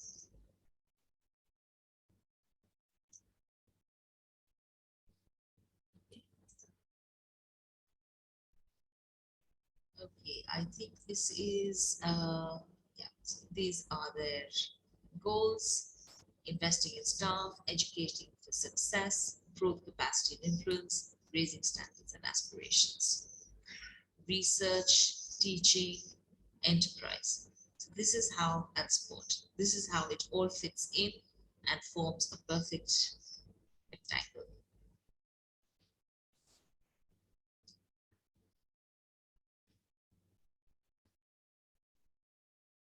You'll have to excuse me, this is the first time I've seen this presentation, so I'm having to read a lot of it out, but at least it's some information that you all can gather before you meet with the Loughborough representative. And I'm surprised because Rob normally is always available.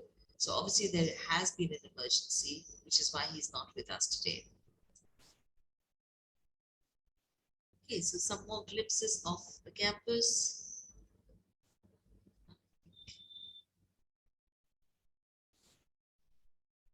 So that was Loughborough University. Does anyone have any particular questions on the university? Anything about courses? Anything about the London campus, the Loughborough campus, accommodation? We have been working with them for a long time, so we can answer most of your questions.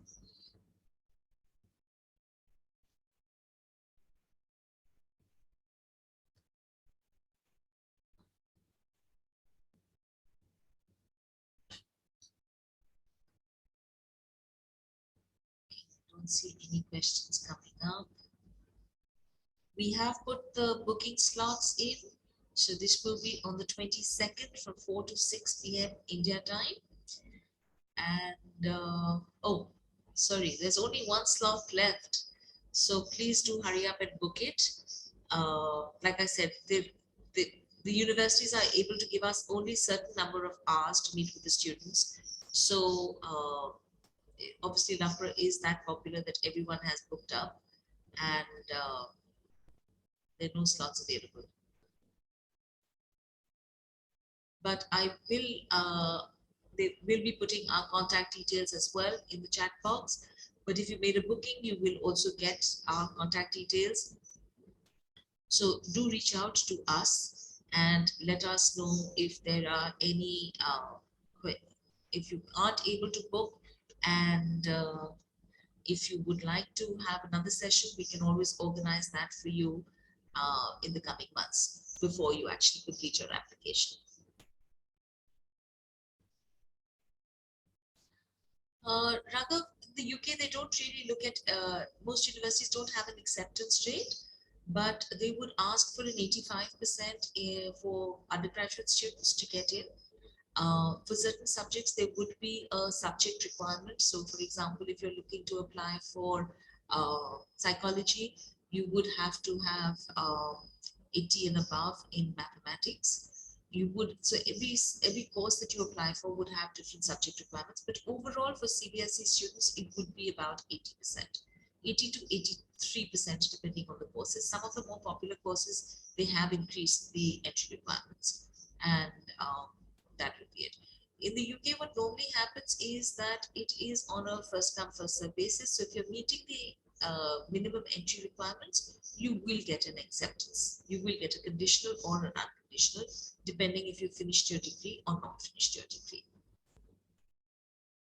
Maybe I should just run through the documents while we're waiting. Oh.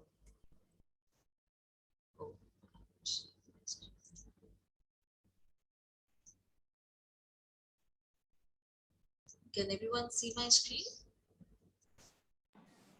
Not yet.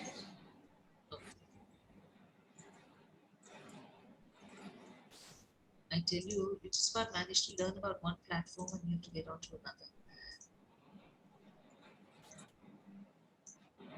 Okay, so this is the list of documents that are required.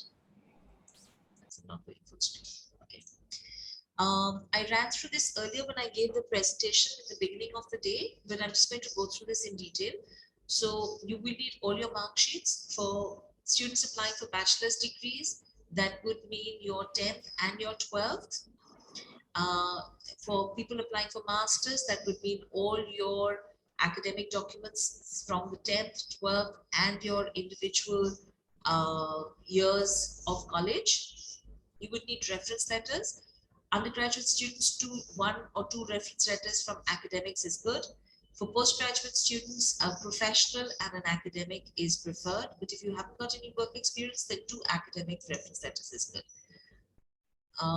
Predicted grades, if you haven't finished your degree, you will need your predicted grades.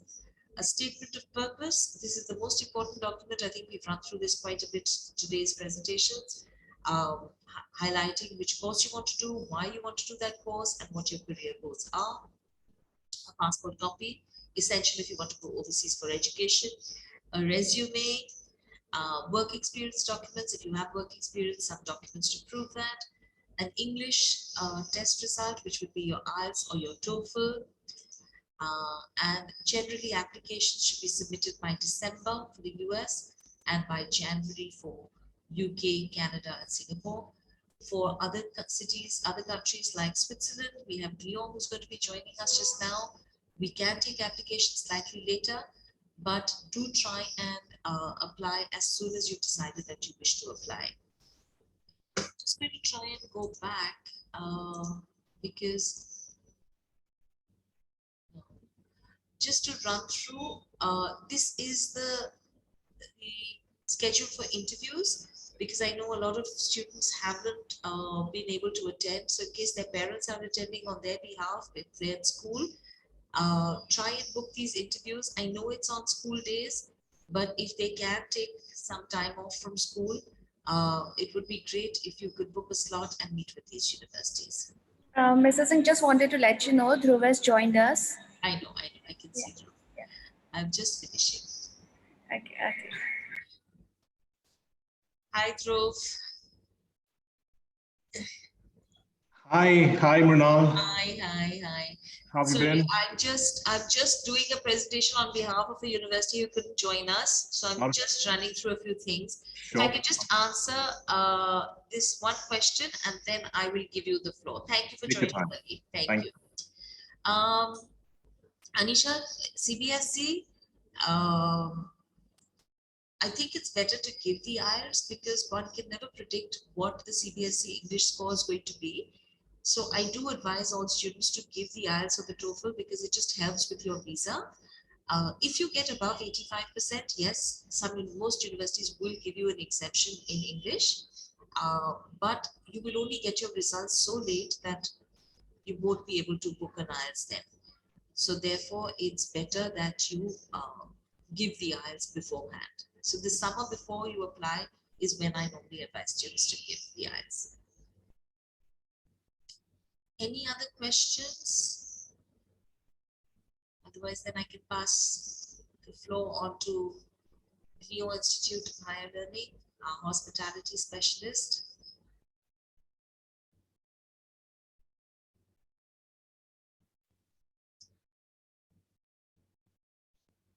Thank you, Raghav. Dhruv.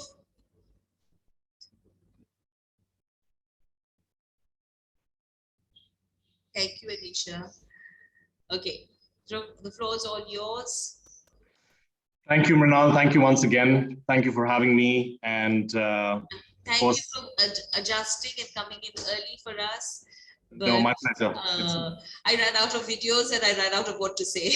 So it's always a pleasure being with you and your group of students. So happy to be here. Thank you. Thank you for having me again. So if it's all right, I can quickly share my PowerPoint deck. I've just got one. You'll have to bear with me and also let me know if all's good. You can see my screen. I have a bit of an iffy connection today. Not sure what's been happening. It's probably the summer that's getting to even technology now. Yes, we can see the screen. We can see the screen. Okay, great. I'll just go full screen and let me know when I can good to start.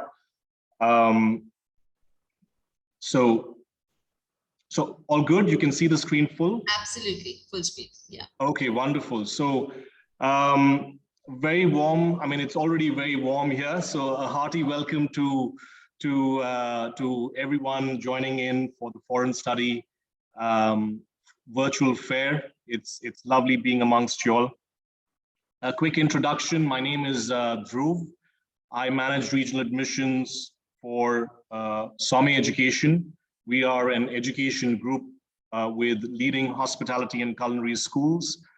I'm going to be talking to you a bit more about some of our schools today.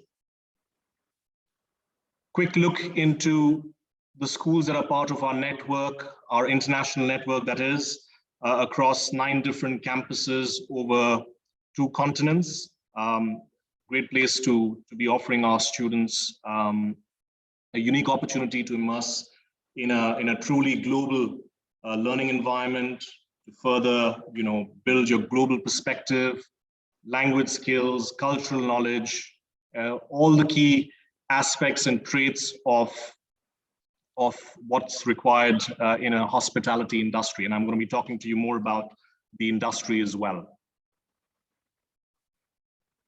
Before we do a snapshot of what the industry looks like, so when we speak of hospitality, I'm sure the group that we have here today will be familiar with, of course, the traditional areas, the ones that are there on your screen, namely hotels, resorts, restaurants, events, travel, tourism, aviation. I think this is something that we've all, when we speak of hospitality, I'm sure these are the triggers that you think of, fine wine, spirits, gastronomy, good food, for the Epicureans out here joining us.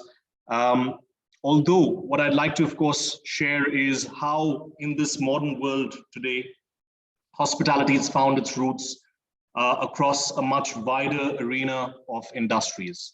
And that's now there on your screen.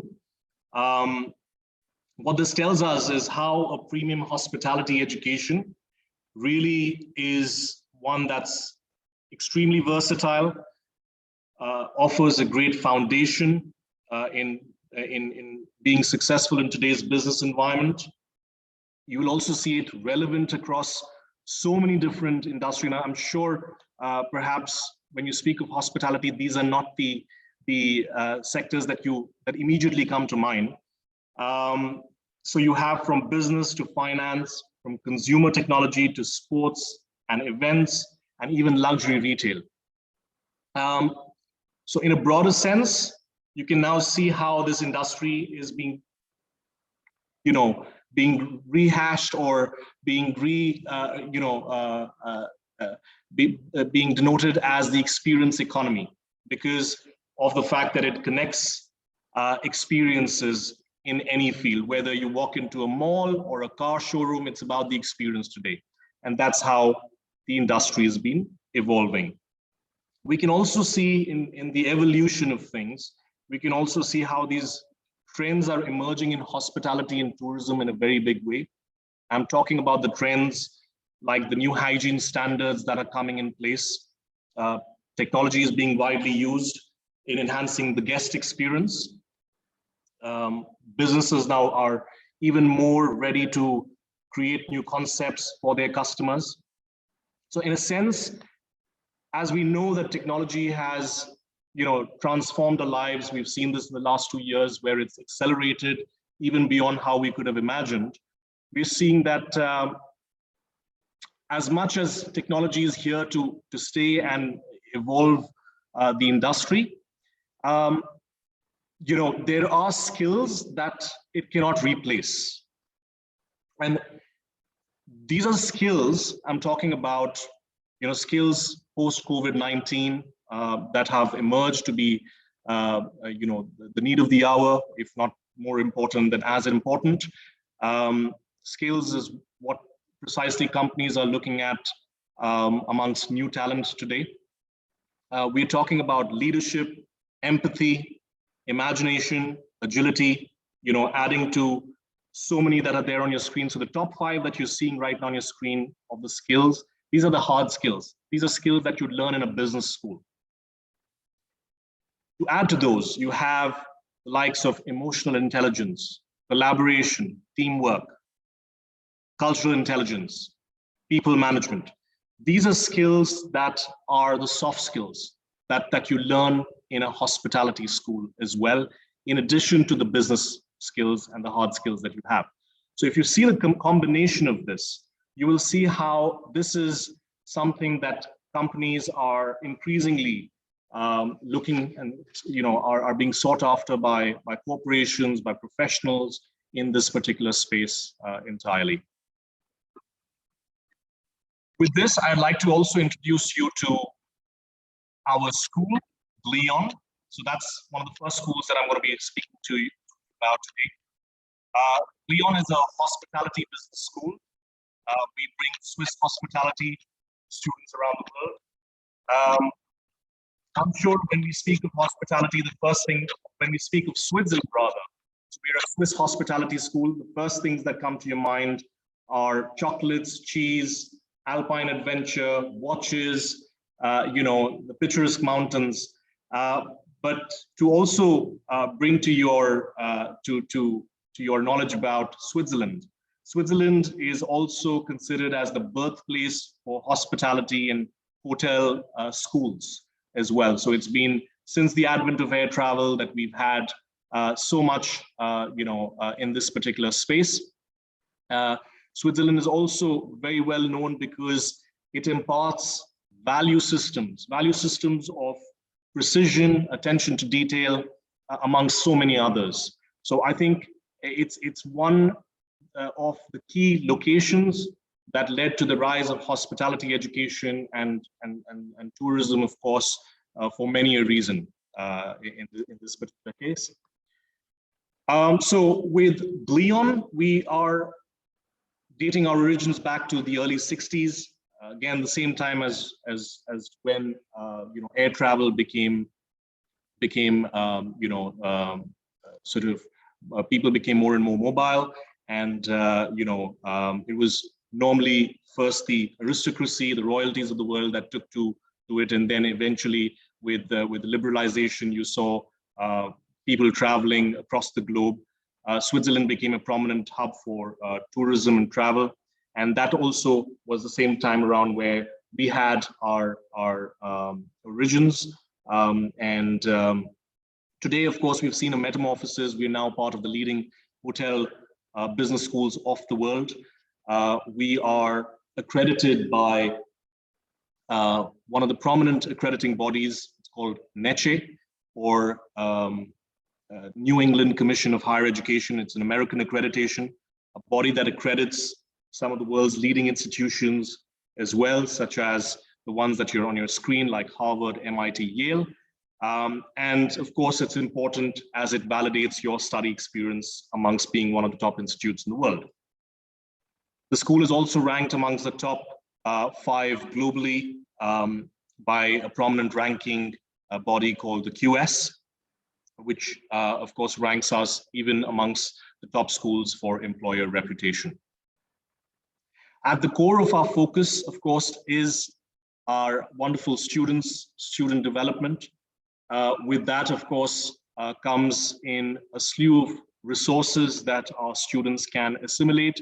So our learning environment that's fostered is, of course, a very progressive learning environment.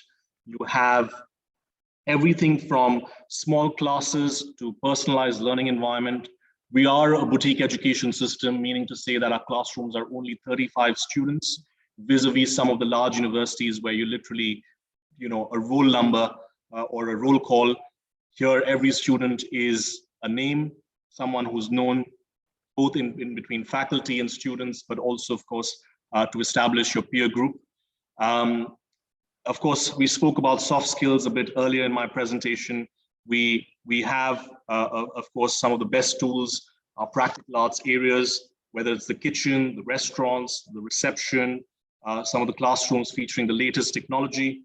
And you, of course, being at the center, get to experiment on applied business projects, on industry, led by industry partners, and learn to solve challenges as they occur in the real world.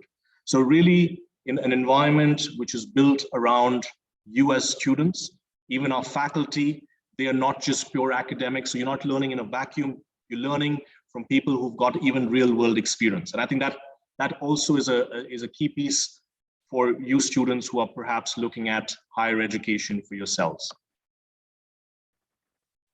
To come to our beautiful campuses, so right on top of your screen is the picturesque campus located in the town of Montreux. As you can see, the location itself, it's overlooking Lake Geneva, one of the biggest lakes in all of Europe. Spectacular vistas all around you. You have the Alpine Adventure in close proximity. Montreux in itself is a prominent hub for tourism, for gastronomy and hospitality, because you have some of the most renowned hotels, located here. I think our campus itself, if you see the picture, and I'm happy to play it back again for you, it's built like a hotel. So it really offers you a simulated atmosphere of everything hospitality whilst you're there immersed in your learning. And then Montreux as a location, I mean, there's so much to it. It's where pop icons and rock icons like Freddie Mercury found their inspiration, where Charlie Chaplin lived for the better part of his life as well. So it's really an iconic location, very close to Geneva, which is one of the melting pots for commerce and so much more all across Europe. On the bottom of your screen is our second campus. So the first campus was the Glion campus in Montreux. The second campus is the one at our location called Bulle. Buell is about 30 minutes drive from our Practical Arts Center. This happens to be our academic center. It's built like a business school, so the visuals and the optics are right at the bottom of your screen. Set in a beautiful medieval town, surrounded by quite a thriving city. You have everything from a chateau to a weekly market to modern buildings and shops and trendy cafes, all in close proximity. So it really sets the perfect tone to concentrate on your studies, to relax, to immerse yourself in a great learning environment that it is. And then next up, we have our third campus located in London, and you can see the visuals now on your screen. So London is consistently ranked as amongst the top cities globally for international students, especially our campus located right in the heart of London. We are located on a large university premise, so you have everything from a big city life to a varsity, close-knit student environment that you have a great opportunity to be immersed within. Now I'd like to, of course, take you through some of the programs that we offer at Glion. To start with, for our high school students, we have our bachelor program. It's our flagship bachelor degree that is delivered across a duration of 3.5 years. We have normally 2 intakes, an intake in upcoming in the autumn, so the fall 2022 intake starting September, followed by a spring intake, which is normally between Feb and March. As far as the program and the structure of the course, it's delivered across 7 semesters, out of which there will be 5 semesters which will be academic, and 2 semesters that make up for your internship piece. The type of learning, as I think I'd shared a bit earlier as well, it's transformational, it's didactic, it's one that builds your business foundation, so foundation and business management skills, because this is a BBA degree. And then in addition to that, you have the practical focus, the transferable skills.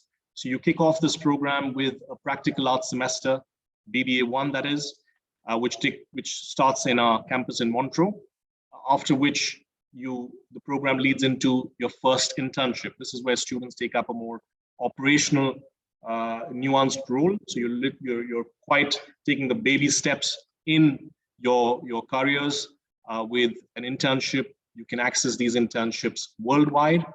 And then, of course, when you come back, you're diving into your academic studies, where you'll be covering the fundamentals, the management focus in hospitality, before getting into the second internship, which is where you take up a more administrative role, because now you've had an opportunity to inculcate so much through the learnings that you've had in the initial steps in the industry, but also the foundation skills.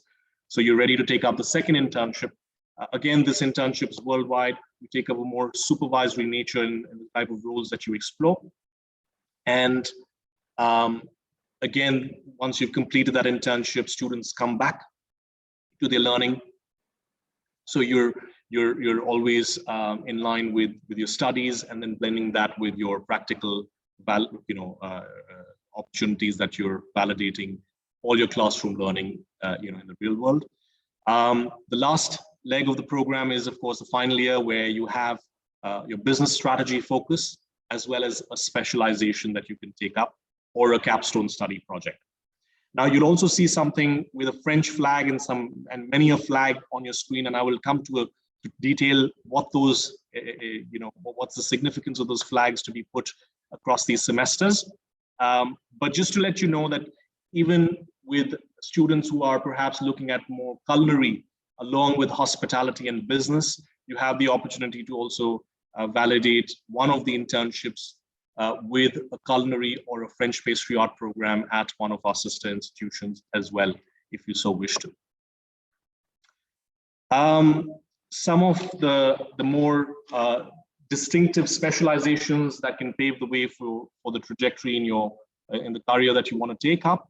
We have some of these like luxury brand strategy, international event management, and even hotel development and finance being the ones that can offer outstanding career potential for you if that's something that you wish to look up, or you could take up a capstone project during your bachelor program. Now, coming to the flags that I was talking about in my earlier slide is the opportunity that you can study and live in up to 5 different locations. And you have, of course, this as being an option for you.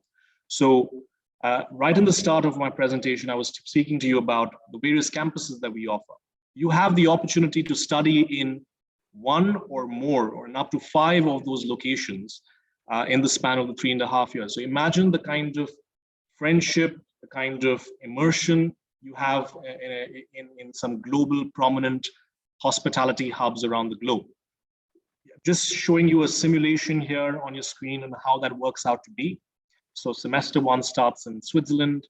Whilst you arrive into your semester 3, you have the option to choose between London, Switzerland, and even our sister institution, La Roche, in Spain, which is Spanish Riviera, in again, a prominent resort hub.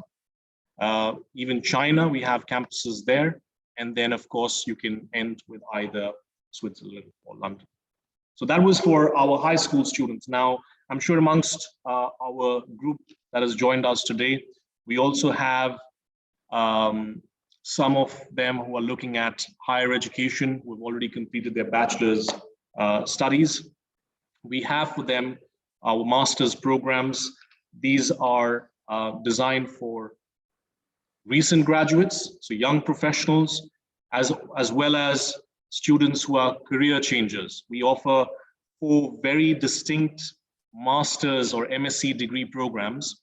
I will speak to you a bit more about each of them in my upcoming slides, but the ones that are on your screen are the 4 distinct masters that we offer. Again, these are absolutely designed for students who have completed their bachelor's studies and want to take up developing their career, or perhaps want to have seen some interest, or have discovered a passion or a calling within hotel, hospitality, and business. Then these programs would be perfect for you. A quick look into the structure. So the general structure of the programs remains quite the same. Our master's programs are about 1.5 years in duration, which implies that you'll have 2 academic semesters, following which you will have a 6-month internship, which you could alternatively swap for a capstone study project as well. 2 intakes for most of our programs. We have an upcoming intake starting this autumn in September, and then following which we have our intake starting between Feb and March. As I was also speaking to you about the program being ideal for those who are coming from non-hospitality or non-business management backgrounds, you have a hospitality immersion program, which is a pre-sessional foundation program that allows you to fast-track your learning within this industry before you attempt the main program altogether. So that's the overall structure for you. Now, to detail a bit more about what these programs are all about. So we have our flagship Masters in International Hospitality Business. This program can be taken up in either our campus in Switzerland or in London, or now you even have the opportunity that you could do 1 semester each at either of these locations and then pursue your internship in either Switzerland or London, or even for that matter, the better part of the globe. So you can pretty much explore that. This Masters in International Hospitality Business, it'll prepare you to lead careers in most of the prestigious hospitality roles and hospitality chains around the globe. I've already mentioned they are designed for recent graduates.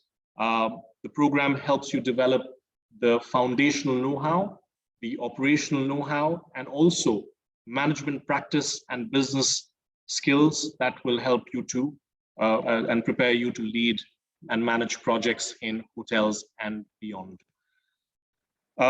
Next up, we have one of our specialized programs, a very unique program called the Masters in Luxury Management and Guest Experience. Program designed for young talent that is looking to bring an understanding of the luxury business environments and take up careers in retail, design, luxury sectors, perhaps even beyond these. Very cool program that offers you also more practical experience, the ways that the program progresses in itself.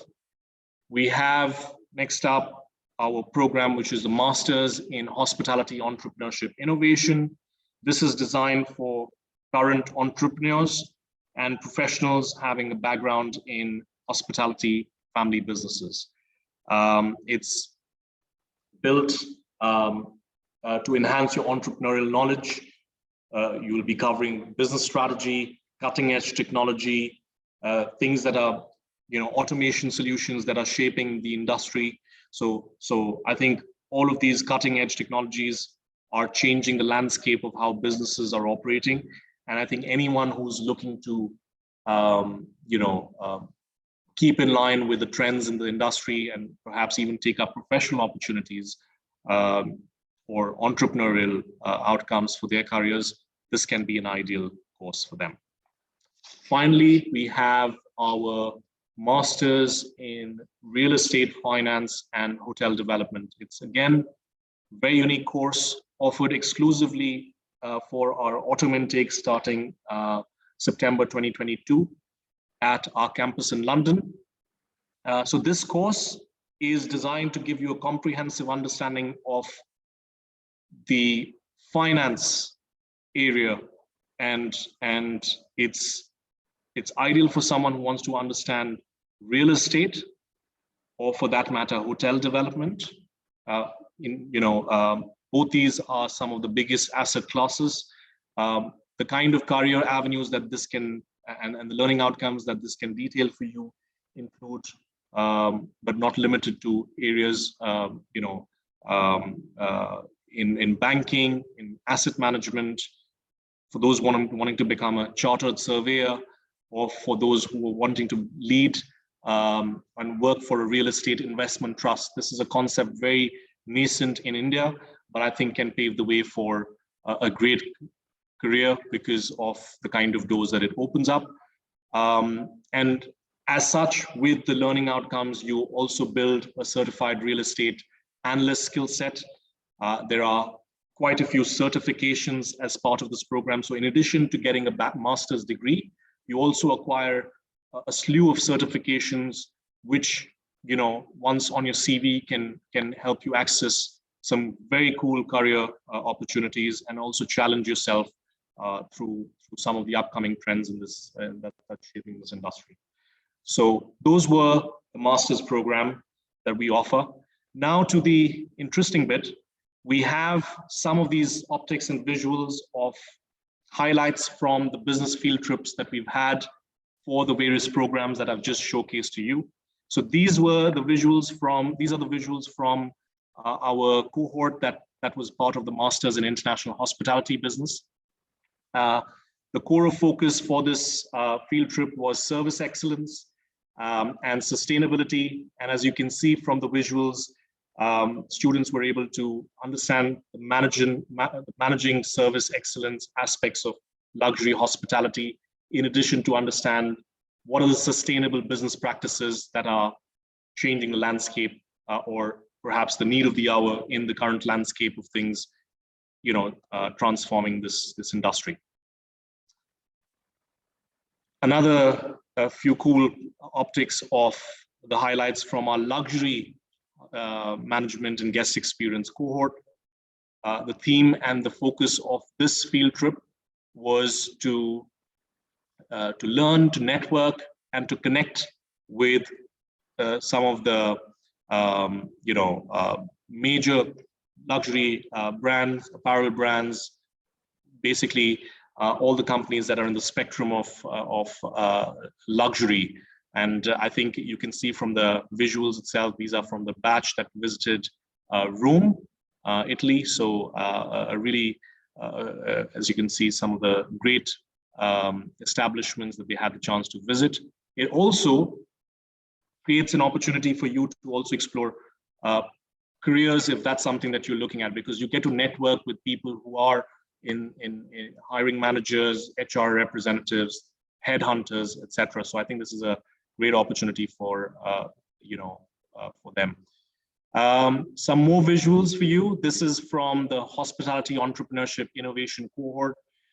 There was a hackathon, and the focus, of course, was innovation, technology, entrepreneurship in a Swiss startup ecosystem. Switzerland is fast becoming the Silicon Valley of Europe. They're investing, and there are a lot of angel investors and venture capitalists that are readily taking up ideas and even staking some of the cool projects that that students are being able to design and develop. So some of the visuals from that particular batch. And finally, we have some visuals from the finance, real estate, hotel development, the cohort that visited Amsterdam, and this is from 2020, the field trip. So the two prior batches, and they visited a prop tech exhibition. They also visited some really cool, business, small business owners. So I think it's a great opportunity to network as such. Now, to tell you and speak to you a little bit more about life at Glion. Of course, sports, for the aficionados who are into sports, there's a lot Switzerland, London can offer. I'm sure with Swiss Alpine adventure close to you, you have skiing and ice skating and so much more. But also students have access to some of the clubs and sporting events that take place, and depending on the student interest. Also, a great opportunity for students to develop their professional and personal skills and develop their overall persona. I think these leadership programs that we offer, we have the ambassador programs and various committees. I think it's a great opportunity as well. Now, of course, any global education today requires practical life skills and experience. We, of course, I'm pleased to share some of the resources that we offer, right from a dedicated team called the CDIP, or the Career Development Industry Placement Team, to the number of companies that visit a campus, to some of the portals and resource tools that you have to enable opportunities for you, to ensure that you're right at the forefront of accessing the right opportunities. This is an example of an interface at a platform called Simplicity, that's interface between the school, the student, and the employer. So really keeping you up to the trends of what's happening in industry. And we have some great Glion recruiting events taking place in April and October, where the bulk of the companies are recruiting. Some of the examples of the internships, and as you can see there, across industry, you have hotels, resorts, you have apparel companies, conglomerates in the retail space, event companies, banks, and financial institutions et al. So just to give you a focus of some of the opportunities and some of the companies where you could explore roles. Now, I'm a bit conscious of the time. I know we have about 7-8 minutes. I just wanted to quickly take this opportunity to also showcase to us, and for our students joining us today who are looking at gastronomy studies, who are passionate to pursue their careers in culinary and or pastry arts. We have École Ducasse. It's been founded by Chef Alain Ducasse, who is a world icon. He is very well known famously around the world. It's because he's built a culinary empire. He's got 32 restaurants globally, I think more than 20 plus Michelin stars, deeply connected to the foundation of both his campuses and also his philosophy around the sustainability of the culinary world. So he's a big proponent of sustainable business practices and sustainable culinary and gastronomic practices. You'll also see this transmitted across the teachers that teach at our institution. So very mindful on how these ingredients are sourced, where they're grown, and all this is, of course, imparted to students.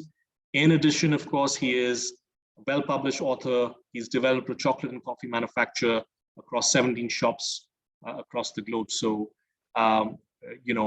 revered in the culinary circles as a living legend. And with him, I'm sure the faculty, as while you're doing your research for the right school for your career, it's an important part of any institution, and equally so for École du Casse. We have 15 full-time chefs at our and 12 full-time chefs at our campus in Paris and ENSP, and I will talk to you a little bit more about the campuses in general. But just to speak to you a bit more about who these faculty are, they're coming from a rigorous background in culinary and or pastry. Some of them have worked previously with Chef du Casse in the past, and with them there is also a bevy of special guests, impresarios in their specific domains, world champions, people who have held the title called MOF, or which is a title for those who are not familiar. MOF in French implies Meilleur Ouvrier de France, which is literally translated to be the best of the best. So these people, these special guests and lecturers, they are the ones that have gone through a rigorous competition that takes place every 4 years. It's akin to what you have as the Oscars for the film world, is what the MOF title is for the culinary and pastry arts world. And so I think, as you can see, these are the key people.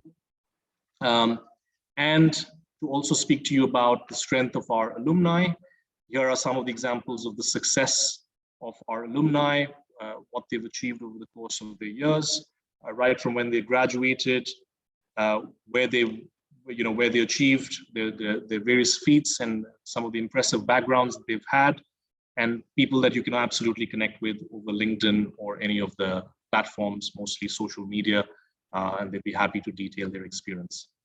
A look into where our campuses for École du Casse are. So we have altogether 2 international campuses. To start with, we have a campus in the heart of Paris. It's a place called Meudon. And then we have École Nationale Supérieure de Pâtisserie, which is considered as a school of reference, located about 5.5 hours from Paris and about 1.5 hours from a prominent French city called Glion, in a place called Saint-Jean. So these are some of the visuals of our campuses. So the Paris campus, that's the visual.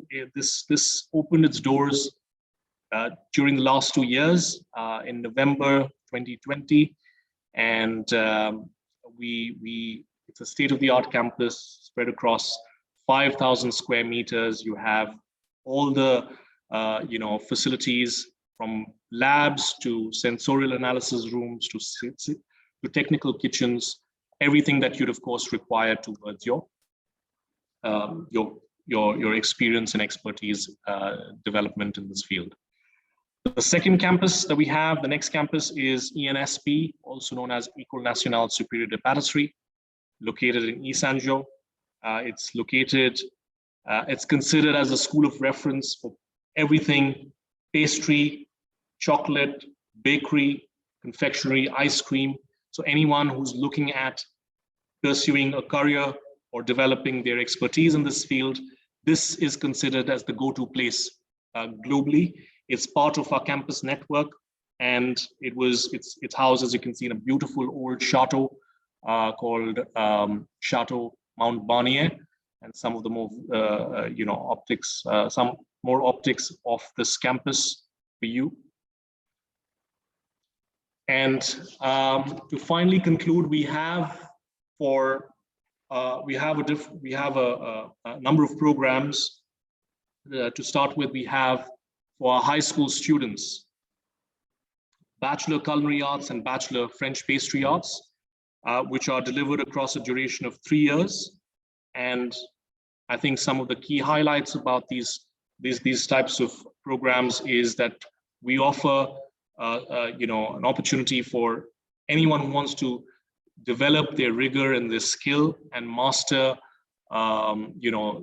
their art of culinary French pastry to go through a 3-year rigorous program, which involves 1,500 plus hours of practical training in addition to the management classes and 3 unique internships with international companies to validate your classroom learning in the real world. So a great opportunity for those who are looking at, for those high school students looking at starting this year. We also offer short programs called the Essentials programs that include 80% lab workshops. These are intensive courses designed for students who want to have interest in this area or the passion for this area. But these are for students for a more mature audience, so students who have perhaps completed their graduation or are looking at maybe developing their skill in a particular field. We have some unique essential programs in culinary, French pastry, and also in the areas of confectionery and French chocolate.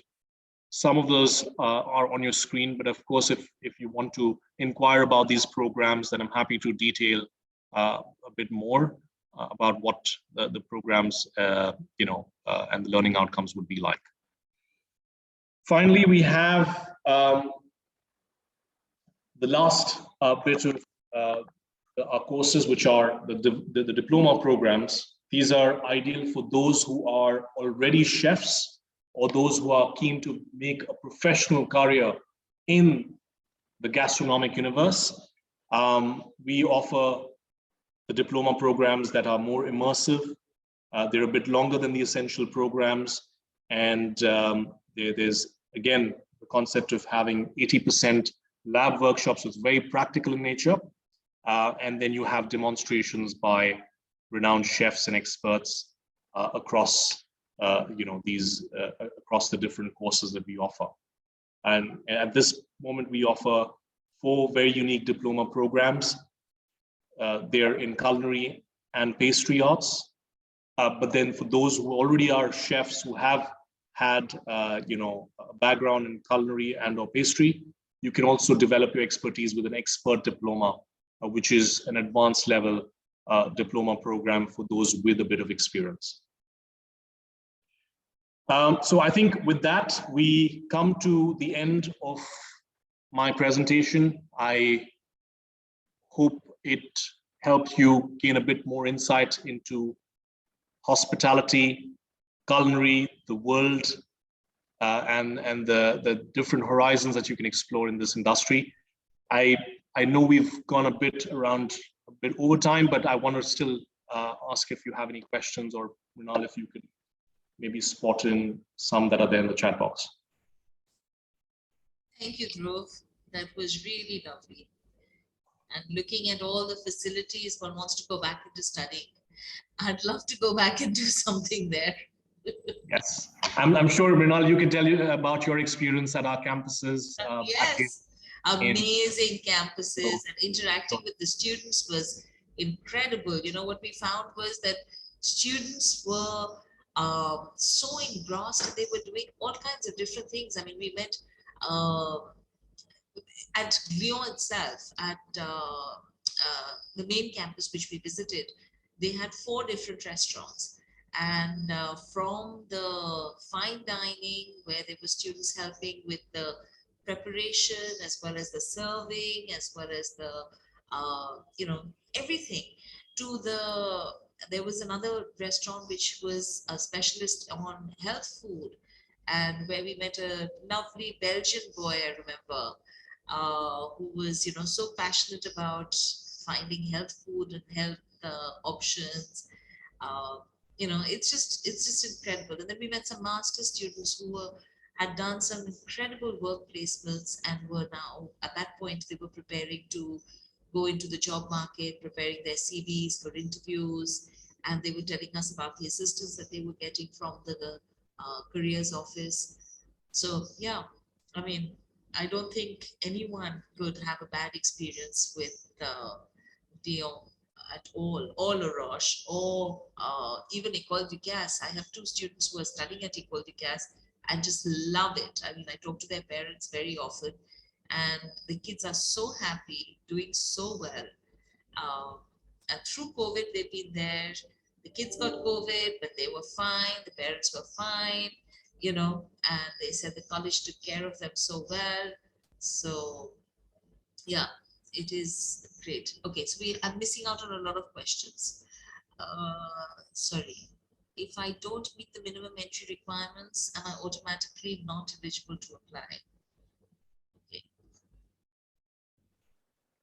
Sorry, is there a question for me or? I think it's for you. If she's asking if she doesn't meet the minimum entry requirements, am I automatically not eligible to apply? So Glion doesn't have any. I'll let you answer that. Okay. So stop sharing your screen. Yeah, I think I'll just stop sharing my screen. Maybe I can see the questions. So I think there's Kajal Chaudhary who has, okay. So what if I don't meet the minimum entry requirements? Am I automatically not eligible to apply to Glion? Well, Kajal, I think for want of more time, I mean, I would love to answer your question more in detail. But I'm happy what we do normally, and I haven't shared the eligibility requirements as yet, and I'm happy to do that as well. But we can also have a one-on-one interaction where I can assess, and you can maybe join us with your CV. Perhaps you can share with Mrinal's team your CV and maybe some of your academic documents. We can go over a few of the details of the entry requirements, and I can apprise you more about that. But if you can speak to me more about which program you're looking at, I will accordingly know, because we have bachelor programs and masters at Glion. So I'm not sure which course are you looking at this moment, Kajal. So if you can maybe, I'm not sure if we can unmute themselves. If they could, then that could be great. Otherwise, happy to take up the question. Yeah, they can unmute themselves, or I could allow them to talk. But yes, what we do normally, as to conclude my point here, is we always do a pre-assessment wherein I connect with our candidates, our applicants, the students who want to apply with us, and I screen their documents. Normally, each of our programs has a specific entry requirement, but also in addition to that, we have an interview. And while I'm sure you're in the good hands of Mrinal and her team to help you prepare for a great interview, from the academic side of things, from just looking at the overall eligibility, so long we don't only pertinently look at grades as the only point of consideration. We're looking at a holistic assessment. So we're looking at your extracurriculars, your objectives, your motivations. And so a motivation letter is equally important to us, as is a recommendation letter, as is the work that you've done, to also note how diligent you are with what you're interested in.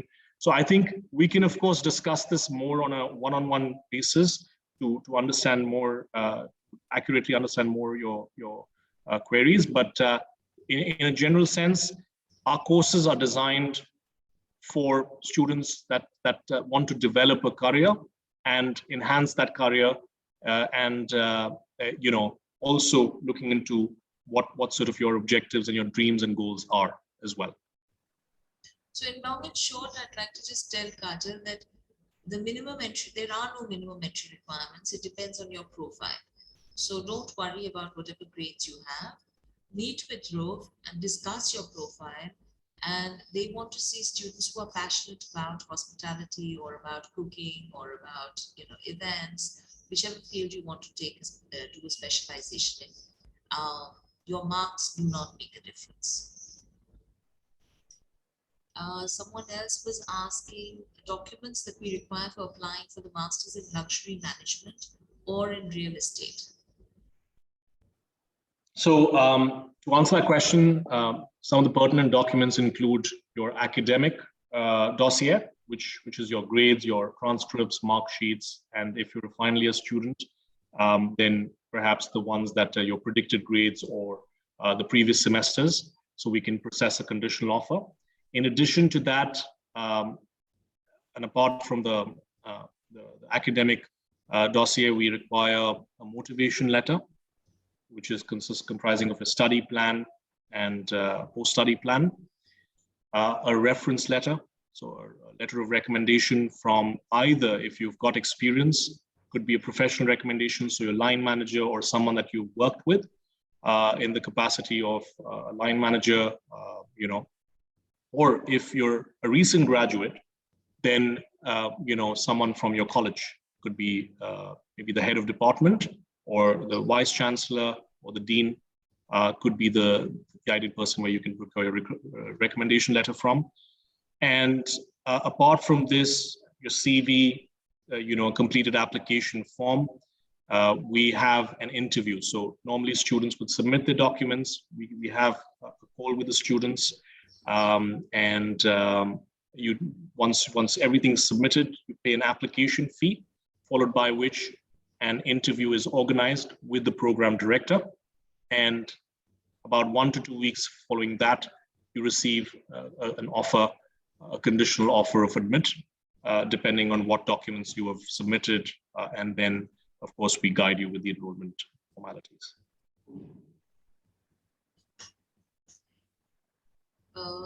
Sana wants to know, what are the scholarship opportunities for master's students and how much post-study stay back do we get in Switzerland? I think that's a great question. So for scholarships, we do have some unique scholarships that we are offering for students that are starting,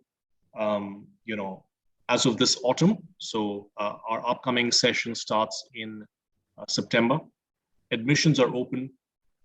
Until the end of April, we have some unique opportunities where you can secure merit scholarships or hospitality scholarships, in addition to which you can also secure some financial aid. We have something called the Solidarity Scholarship Fund that we still have some budget, so we're looking at some competitive profiles that we can, of course, we're looking to some support to finance their education. And this can be again reviewed after your interview and the due steps that you have completed. So we have a few of these optional scholarships that you can avail in addition to the general scholarships that we offer, which is for hospitality and for merit. I've just, Avantika had raised her hand, so I've just asked her to, allowed her to speak. Avantika, would you like to speak?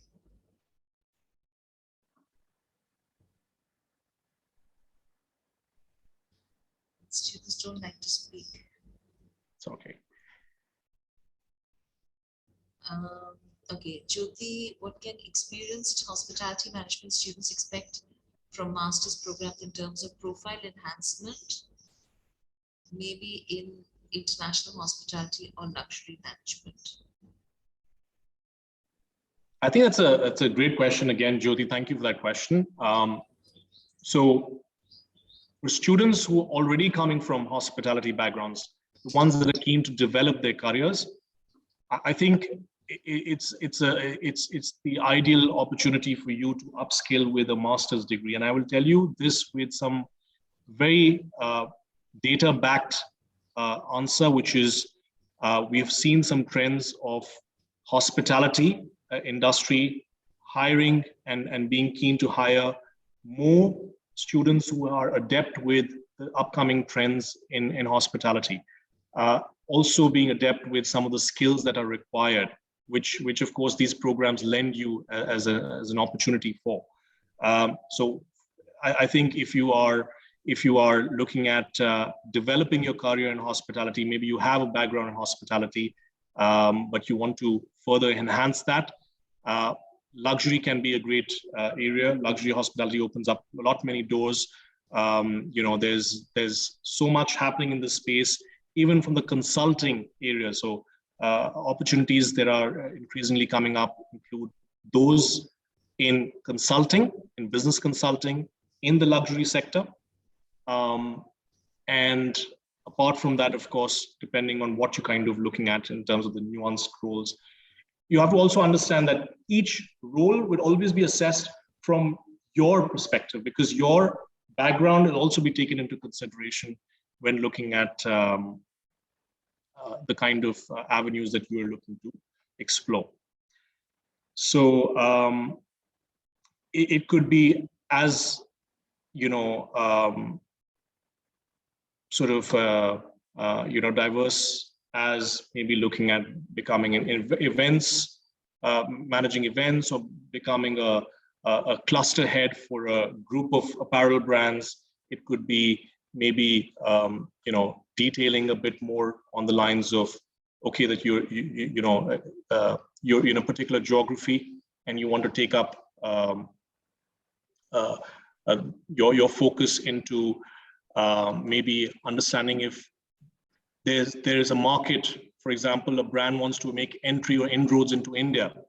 You want to maybe you're part of some of these project-driven assignments with some leading consulting companies that are evaluating the feasibility of these brands coming into India or a specific market. I'm just giving an example of India, but any market. So I think there is great opportunity for someone with a hospitality background. You definitely at a much more advantage because you have the know-how and the experience prior, and then these courses can lend you towards those roles. So you can bridge those opportunities together.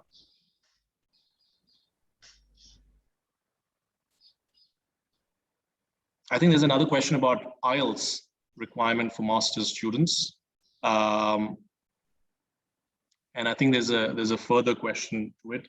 But just to answer the question about IELTS, so the way that we assess students for the English requirements is if you've completed your last 2 years of higher education. For bachelor students, if you've completed your high school in English language. For master's students or students aspiring to pursue a master's, if you've completed your bachelor education in English language, then you're exempt to take the IELTS or the TOEFL test from the admissions standpoint. So you would not need to take an IELTS TOEFL. We will validate your level of English and attest your level of English through an interview that you'll already have. In the case of London, and for those students who are looking at master's programs offered at our London campus, again, the same concept applies. The only difference is for visa purposes, you may have to give an IELTS UKVI test, but that's mainly because the UK visa requires that as part of the entry requirement. But from the admission standpoint, if you've done your bachelor or if you've done your high school in English, then you do not require you know, a test. If you do if you feel that you don't fit into these criteria, you do require it, then an IELTS of 6.0 overall is the requirement for bachelor students who are looking at masters. And I think there's another part of the question, which is the most sought after course. I think it's a good question, but it's you know, it's specific to what your career goals are, what you're aspiring towards, what your academic background is. So I think it's a very subjective question. All these programs are cool courses that can really pave the trajectory for an exciting you know, career opportunity ahead for you. So for more, contact me. We can have a one-on-one discussion. I'm also Mrinal, I think due to have a one-on-one engagement tomorrow between 3 and 5 p.m. IST. 3 but to 5 tomorrow. Also, and I will be available in the office as well on the 22nd from 12 to 2. Yes, So, I'm also available in Delhi in case you'd like to meet in person. Avantika, you could unmute yourself and ask the question because you've got your hand raised.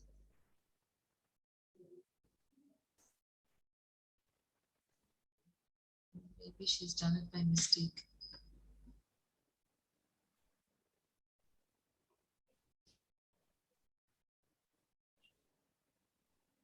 There was a question, I think, which we...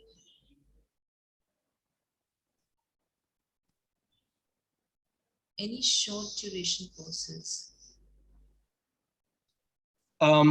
So we do have some programs. We can discuss this a bit more at length in our one-to-one discussion. When we have that, I'm afraid I know I've also we're a bit over time, but also I have something lined up now. So maybe if Vasu, if you're available tomorrow for a virtual interaction or perhaps day after for an in-person engagement, I'd be happy to take your questions and we can have a good chat about the type of programs and what could be ideal for you. Perhaps if that's something that you're looking for yourself, or your friend, your cousin, whoever that is, we can discuss that. As I would like to understand a bit more about what's the background and everything. So. Are there any other questions?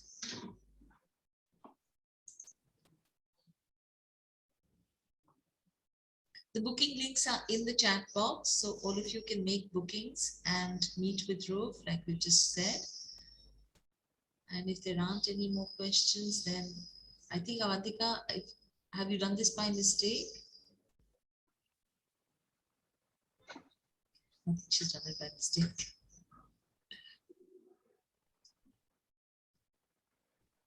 Any other questions?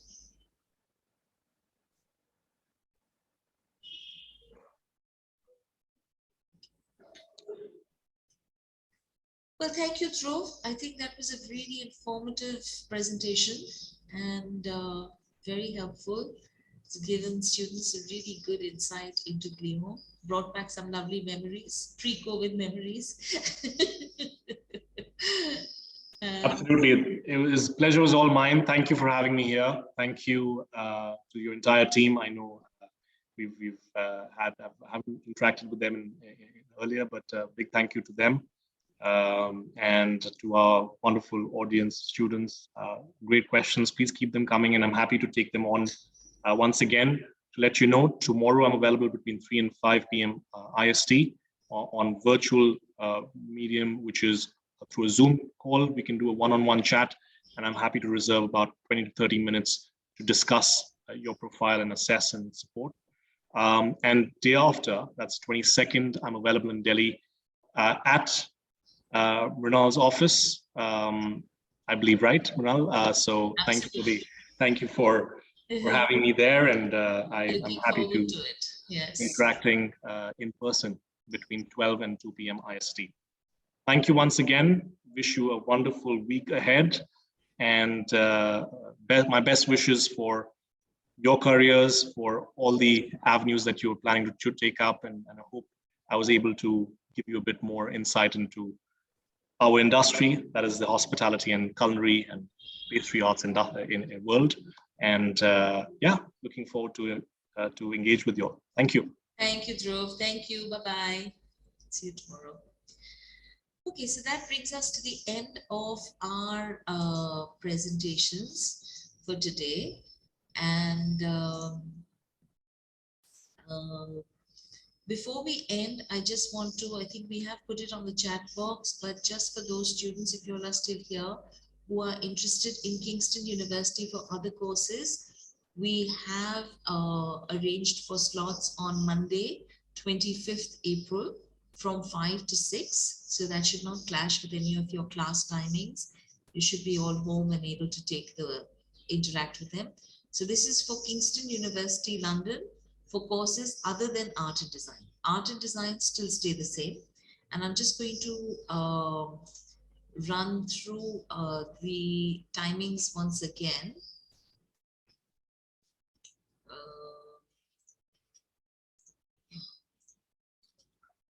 Not being able to share it. So these are the interview timings. You can have a look, take a screenshot. Like we said, each of the universities that have participated in our event for the last 2 days have given us time exclusively for y'all to meet one-on-one. It would be 20-25 minutes each. So you can ask all your questions without anyone listening in the privacy of your own space. Glion, as he just mentioned, will be available in our office on Friday from 12 to 2. So you can come in and meet with him in person as well, and that would be lovely. We'd love to have you in our office. For those of you who don't know where we are, this is our contact details. And once you've also met with the universities, understood all the details about the courses and the application process, or if you still have further doubts, please feel free to get in touch with us. And here are our email IDs, phone numbers, our address. You can contact us in any way. So thank you so much for being with us and for another successful day and the end of the first half of our current affair. And I hope that you will be able to meet lots of universities in the next couple of days, and we would be delighted to help you further with your applications. Okay, if there are any questions for me, do you want to ask me any last questions before we end? Okay, it has been just put into the chat box now. Kingston University for those students for business, computing, psychology, economics, journalism, media, anything besides art and design, Monday 5 to 6. Just get in touch with us and we'll arrange. We'll send you this Zoom link. Okay, well, thank you very much, everyone, and goodbye, and look forward to seeing all of you either virtually or in person and helping you with your applications. Bye-bye.